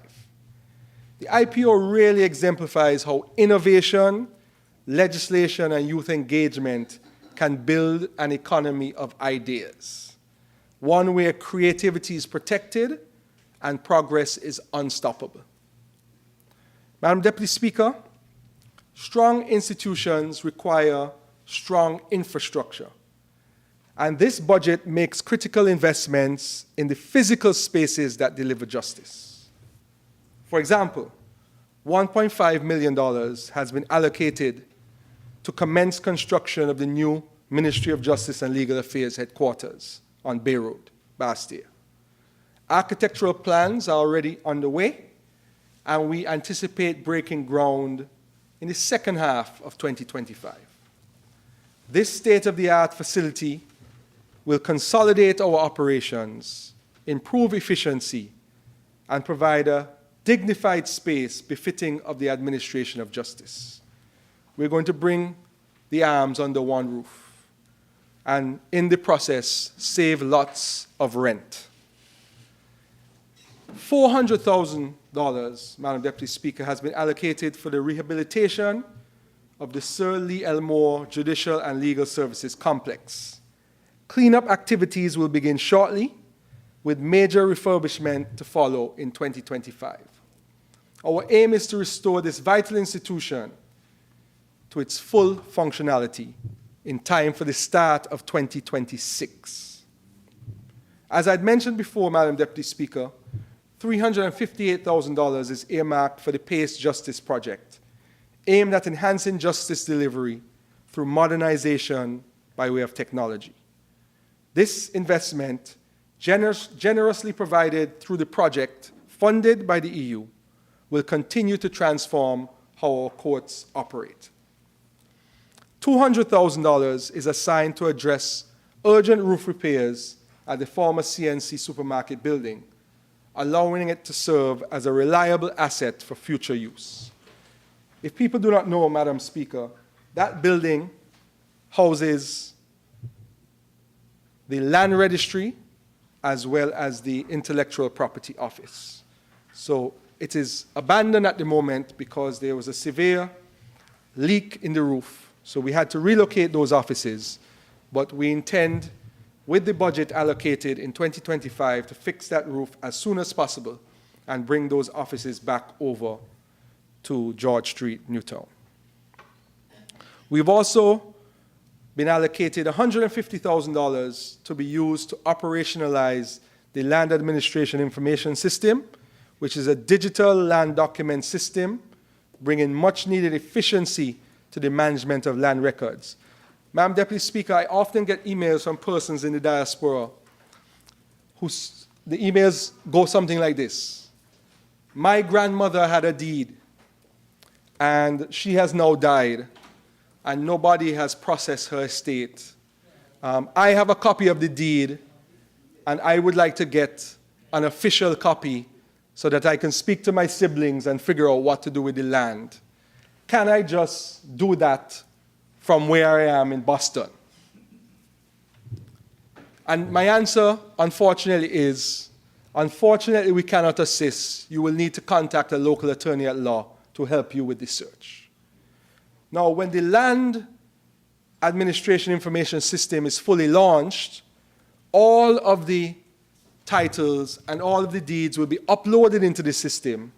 So that will give an opportunity for persons, wherever they are, to at least conduct a search of a name and potentially find the land documents for their ancestors. So we're trying to get that project up and running. So we have dedicated another $150,000 to hopefully get it finalized so that it can be available to the people of this country, home and abroad. And lastly, $125,000 has been allocated to the Judicial Services Expansion Project, which focuses on upskilling and training professionals within the ministry to ensure continued excellence in service delivery. So that will be training programs and persons attending courses and so forth in the region and outside. So we have that money allocated for that purpose. These investments, Madam Deputy Speaker, are strategic, targeted actions that align with our commitment to building a resilient, sustainable, and modern justice system that meets the needs of our people now and into the future, and also in modernizing the provision of services like intellectual property and land registry services. We are building not just for today, and I think that is probably the theme of this budget debate. Innovation, inclusivity, and sustainability, our path forward. We are not just building for today, Madam Deputy Speaker, but for the next generation. Power in progress. Planting the tree that you may not be there to be under the shade. Madam Deputy Speaker. We've also had challenges, Madam Deputy Speaker, which I'll be honest about. We have not been able to realize the Access to Justice Authority.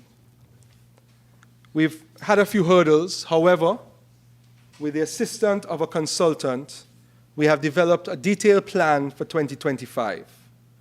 And we plan to bring the Access to Justice Authority, which will incorporate the Legal Aid Division, the Mediation and Restorative Justice Division, and the Public Defenders Division into reality.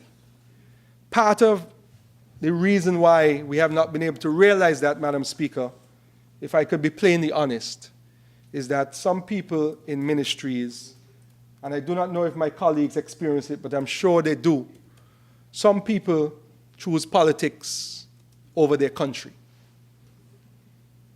And even though they're civil servants and they're supposed to work for the people of this country, they don't like that there's a Labour government in office. They support another party. So instead of coming to an office, sitting down, doing your work diligently, participating in the public service, they rather play politics, do nothing, don't answer emails, push up their face, and just try to collect a salary without assisting the development of this country. And I'm not going to tolerate that, because I could care less what your politics is if you're working for the people. Governments come, governments go, administrations come, administrations go, but you have chosen to work in the public service.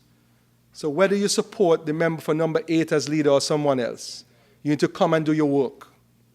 And that is part of the reason we have not been able to establish our Access to Justice Authority. But nevertheless, people like that, karma tends to find them. And we move on, and we will do what we have to do to bring these programs to power progress and benefit the people of our country. Madam Speaker, I'm almost finished. But before I do end, I want to echo a sentiment that came earlier in the debate. I also want to express my condolences to all of the families that lost persons in road fatalities over the last couple of weeks, and even before. Every life lost to recklessness on the road is one too many. I actually have a passion for road safety. Not sure why. I know why. When I was a young boy, I was living in Antigua at that time. One Mother's Day, 5 teenagers died in a traffic accident in Antigua. I remember seeing my mother cry because that was a horrendous Mother's Day, numerous children dying. And I remember the impact that had on me. And ever since then, I've always paid attention to road safety and signs and so forth, wherever I drove. And I have always said that we need to do more in St. Kitts and Nevis for road safety. Antigua responded. Didn't stop road fatalities. It didn't stop accidents. But they responded. And unfortunately, it has taken us to have our own tragedies to respond. But respond we will. So I just wanted to let the general public know that we have established in October this year, so in the embryonic stages, our Sustainable Road Safety Project for St. Kitts and Nevis. We have seen an exceptional increase in accidents, reckless driving, some fatal, as we have seen. But the project's mission is to enhance road safety through data analysis, public consultation, and sustainable measures, targeting 0 traffic fatalities by 2030. Our vision is a nation where road safety is paramount, traffic laws are respected, and infrastructure supports safe travel for all. 4 sustainable development goals are targeted by this project, in which AI and technology will feature prominently. The Interministerial Project Steering Committee, we have met twice to strategize and set the next steps for creating a comprehensive policy to guide the project. The immediate plans are to analyze road data, traffic data, resolve immediate road safety concerns, and schedule widespread consultations with the public.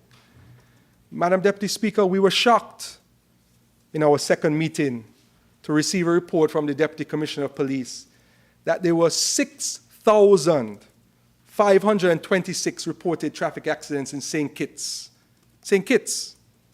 between 2019 and 2023. 1,300 a year, Madam Deputy Speaker. In that time, 128 of those resulted in serious injuries, and this is up to 2023, not 2024. And at the end of 2023, there were 19 fatalities. There have been numerous since then, 5 in one incident, 2 in another. So we have around 30 road fatalities in 6 years. That is wholly unacceptable, Madam Deputy Speaker. And I promise to the people of this country that I will lead this committee to bring change in respect of road safety in this country. I will give up my time, I will give up my effort, and the members of the committee have also promised that they will do the same. We cannot keep this status quo. We're going to create this project. We're going to have a comprehensive plan. We're going to take real actions to make sure that the roads are safe in St. Kitts and Nevis. AST alone has between 700 and 900 traffic accidents per year. And when we ask what were the causes, they are mostly due to speeding, naturally, and also driver distractions, like cell phone use. So when the police investigate these accidents, say, oh, I just pick up my phone, I got a text, look down, bam. So I encourage all of our people to be responsible on the road. I remember I was driving to the peninsula a few weeks ago, and a vehicle for a company was in front of me. And I could see through the back window. The person literally had their phone in front of them like this, driving, Madam Speaker. Right in front of their face, driving. I asked the passenger in my car to take a picture. I sent the picture to the company owner, who I knew, and told them, this is the kind of, the Peninsula Road, not a straight road. That's the kind of recklessness we have on the road, Madam Speaker. So simple things like that, being responsible, not doing foolish things like being on your phone while you're driving, can make a big difference. And not speeding. Everybody has a car now. Everybody's car, you press and it goes. But we all want to reach home safe. One of my good friends, his son, was in the accident on the bypass road. I imagined that happening to my own children, And we have to get serious about that. Accidents happen. Young people, they get their license, their foot is heavy. That has been happening since the beginning of vehicles. It's not something that will ever change. But what we can do is that we can improve on the safety of our roads. There are ways to do that, not just the ticketing. There are ways you can ticket for speed and discourage. I was in a country a couple months ago where they have an expansive ticketing system for speed cameras. So it became a culture that you don't speed, because if you speed, you are going to get caught. Not hoping a police is there and you could get away with it. There are cameras all over. So from the moment you hit the gas and you go quickly, you're going to get a ticket in the mail. So the committee is going to examine all of those different options and figure out a way where we can change the culture of reckless driving and misuse of our roads. So I can tell the people that I'm dedicated to that cause, and the Sustainable Road Safety Project will become a reality. And I also want to say, just last week, even before the accidents, I had written to all of the insurance companies as the chair of the committee and said, this is the committee I'm introducing to you to it. Can we get the support of the private sector, the car insurance companies, because it's beneficial financially to car insurance companies if there are less accidents. So I wrote to them and said, this is what our plan is. Are you prepared to support us financially by providing paint or other types of traffic signage, paying for it and so forth? I got responses that said, yes, we are prepared to help.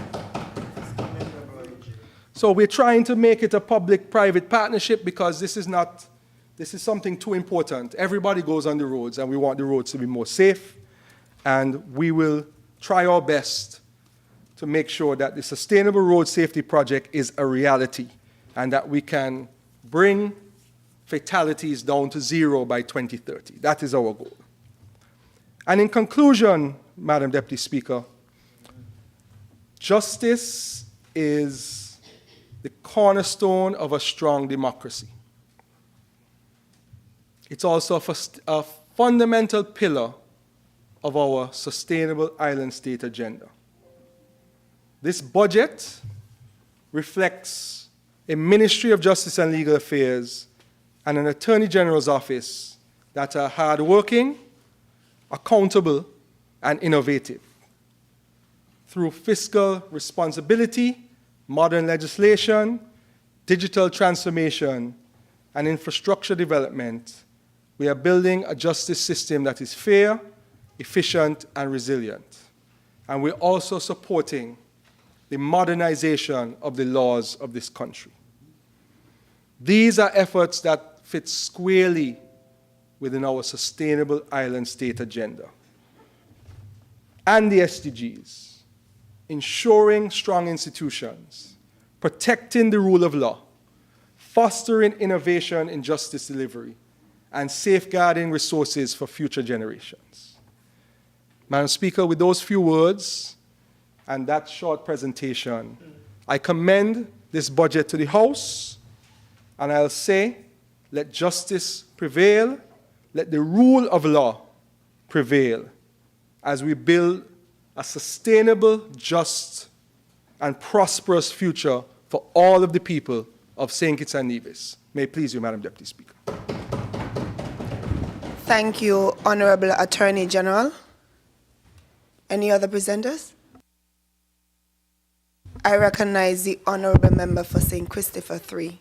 Madam Speaker, I think we've had a good day today. The Honorable Leader of the Opposition did not take up the offer given by the Honorable Prime Minister to speak for 5 hours and change, and so he was significantly shorter, and we were able to get through all of the anticipated speakers for the day. So then I would propose that this House stands adjourned until tomorrow in the forenoon at 10 a.m. to continue the budget presentations. Seconder, I recognize the Honorable Member for St. Christopher 1. Madam Speaker, Deputy Speaker, I rise to second that motion before the... Thank you, Honorable Member.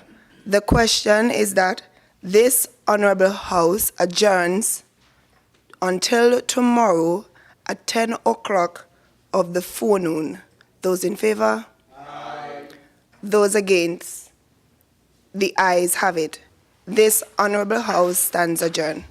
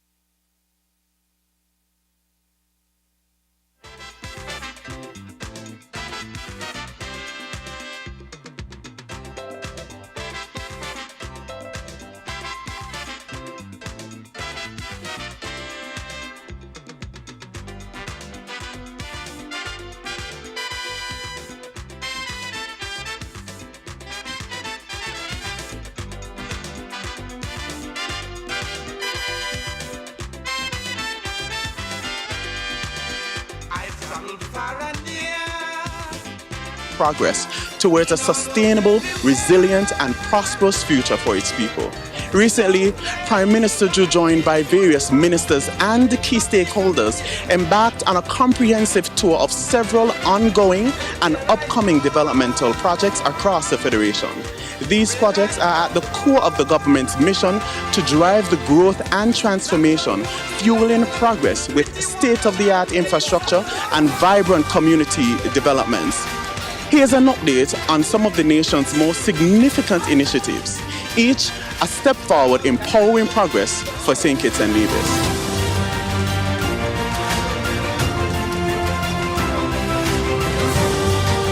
Let's begin with housing. Close to 100 new homes are currently under construction in Atlas, St. Peters and Sandy Point, all a part of this government's ambitious housing strategy.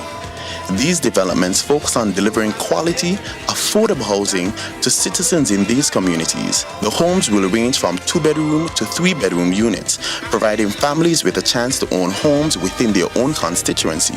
Construction is progressing smoothly, with foundations being laid and homes expected to be completed by mid-2025. This initiative is part of the government's broader plan to address housing shortages and ensure that every citizen has a safe and sustainable place to live. Let's now turn to the much-anticipated St. Peters Road project. This major infrastructure development is progressing on schedule, bringing significant improvements to the roads in this key area. The project is set to enhance accessibility, improve road safety, and bolster the local economy. Contractor is pushing, trying to actually get ahead of schedule, which is good. Getting this done before Christmas. And that's good, and I understand that heading up to the Clearfield area, looking at doing over the next couple of days into next week before the Christmas season. So we're very pleased with the work that is being done here. And this is from the airport roundabout all the way up to OG's. This project is really enhancing St. Peters and transforming us into the community that we really are. A community that I call the great state of St. Peters. Very fact that this area is the largest area in terms of population outside of Bastia, and the recent census confirmed that. Knowing that, you need a road network that will be able to accommodate the number of persons who live in this community. This had been a dream of the people of St. Peters for many, many decades, and to see it actually come to fruition is really a satisfying moment for me at this particular time. We're excited to see this essential infrastructure project nearing its completion in the first quarter of 2025. Moving now to the heart of the community in Connery, where the long-awaited Connery Football Stadium is nearing completion. For me, it's a pleasure to see where it is today. I remember coming to the community center to do consultations. This stadium in Connery is really a stadium that the Connery people were asking for many, many years. And as the minister would have mentioned, after we would have had consultations, we really start to put in motion what was necessary to get the stadium to where it is. I want to ask the people of Connery to take care of the stadium. This is your stadium. Make sure it's kept in good condition. You deserve this. This facility has been a dream for the people of Connery, a project that will provide a world-class venue for local football and community events. The stadium will provide essential facilities for both male and female football teams and is expected to be completed in the first quarter of 2025. The Drew-led government is committed to investing in sports infrastructure, providing more opportunities for youth development and community pride.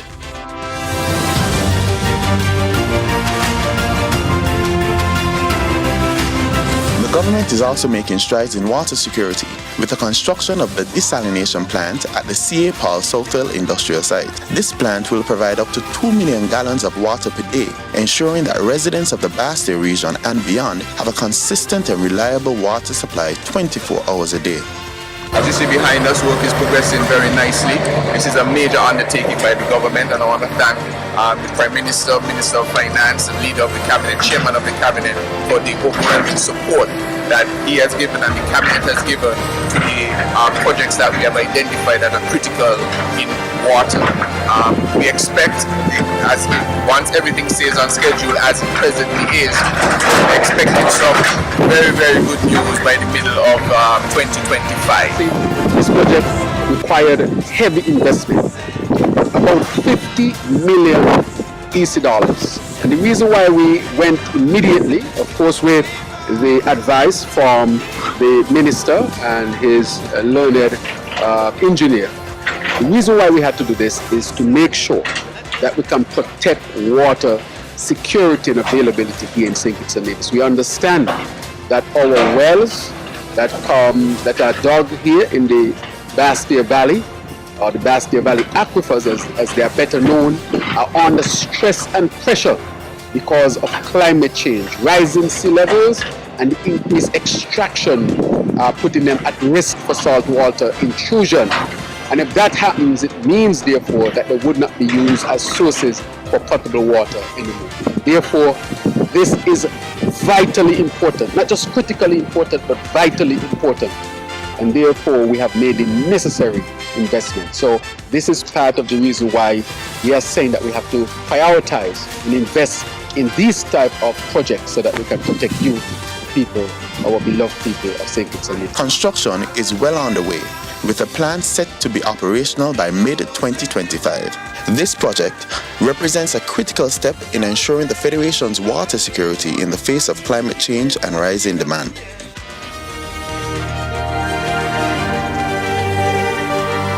Turning now to healthcare. JNF General Hospital is undergoing a significant transformation with the introduction of new services. The government is expanding the hospital's capabilities with the installation of a MRI facility and a CT scan set to be operational in early 2025. These state-of-the-art diagnostic tools will provide residents with cutting-edge medical services, reducing the need for overseas treatment. We want to deliver this within the first few months of 2025 and get the services for people. This is all part and parcel of transforming healthcare delivery and quality healthcare to our people. This is in tandem with our CT scan machine, which is already on island. And that CT scan machine is going to be installed very, very shortly within the next few weeks. And that CT scan will be just one of 4 in the whole Caribbean region. These tools form part of the government's effort to transform healthcare delivery and quality healthcare to the people of St. Kitts and Nevis. This is a critical investment in the health of our people, providing world-class imaging technology right here at home.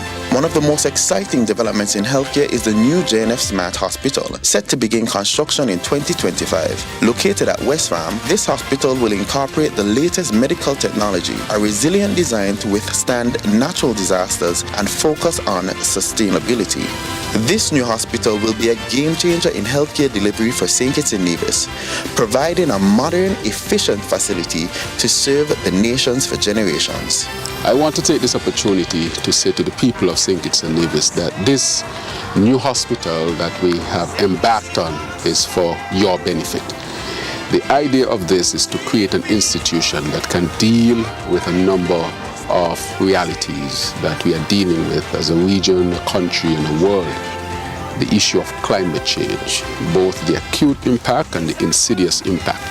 When the JNF was built, of course it was not built with the idea that climate change would be such an issue.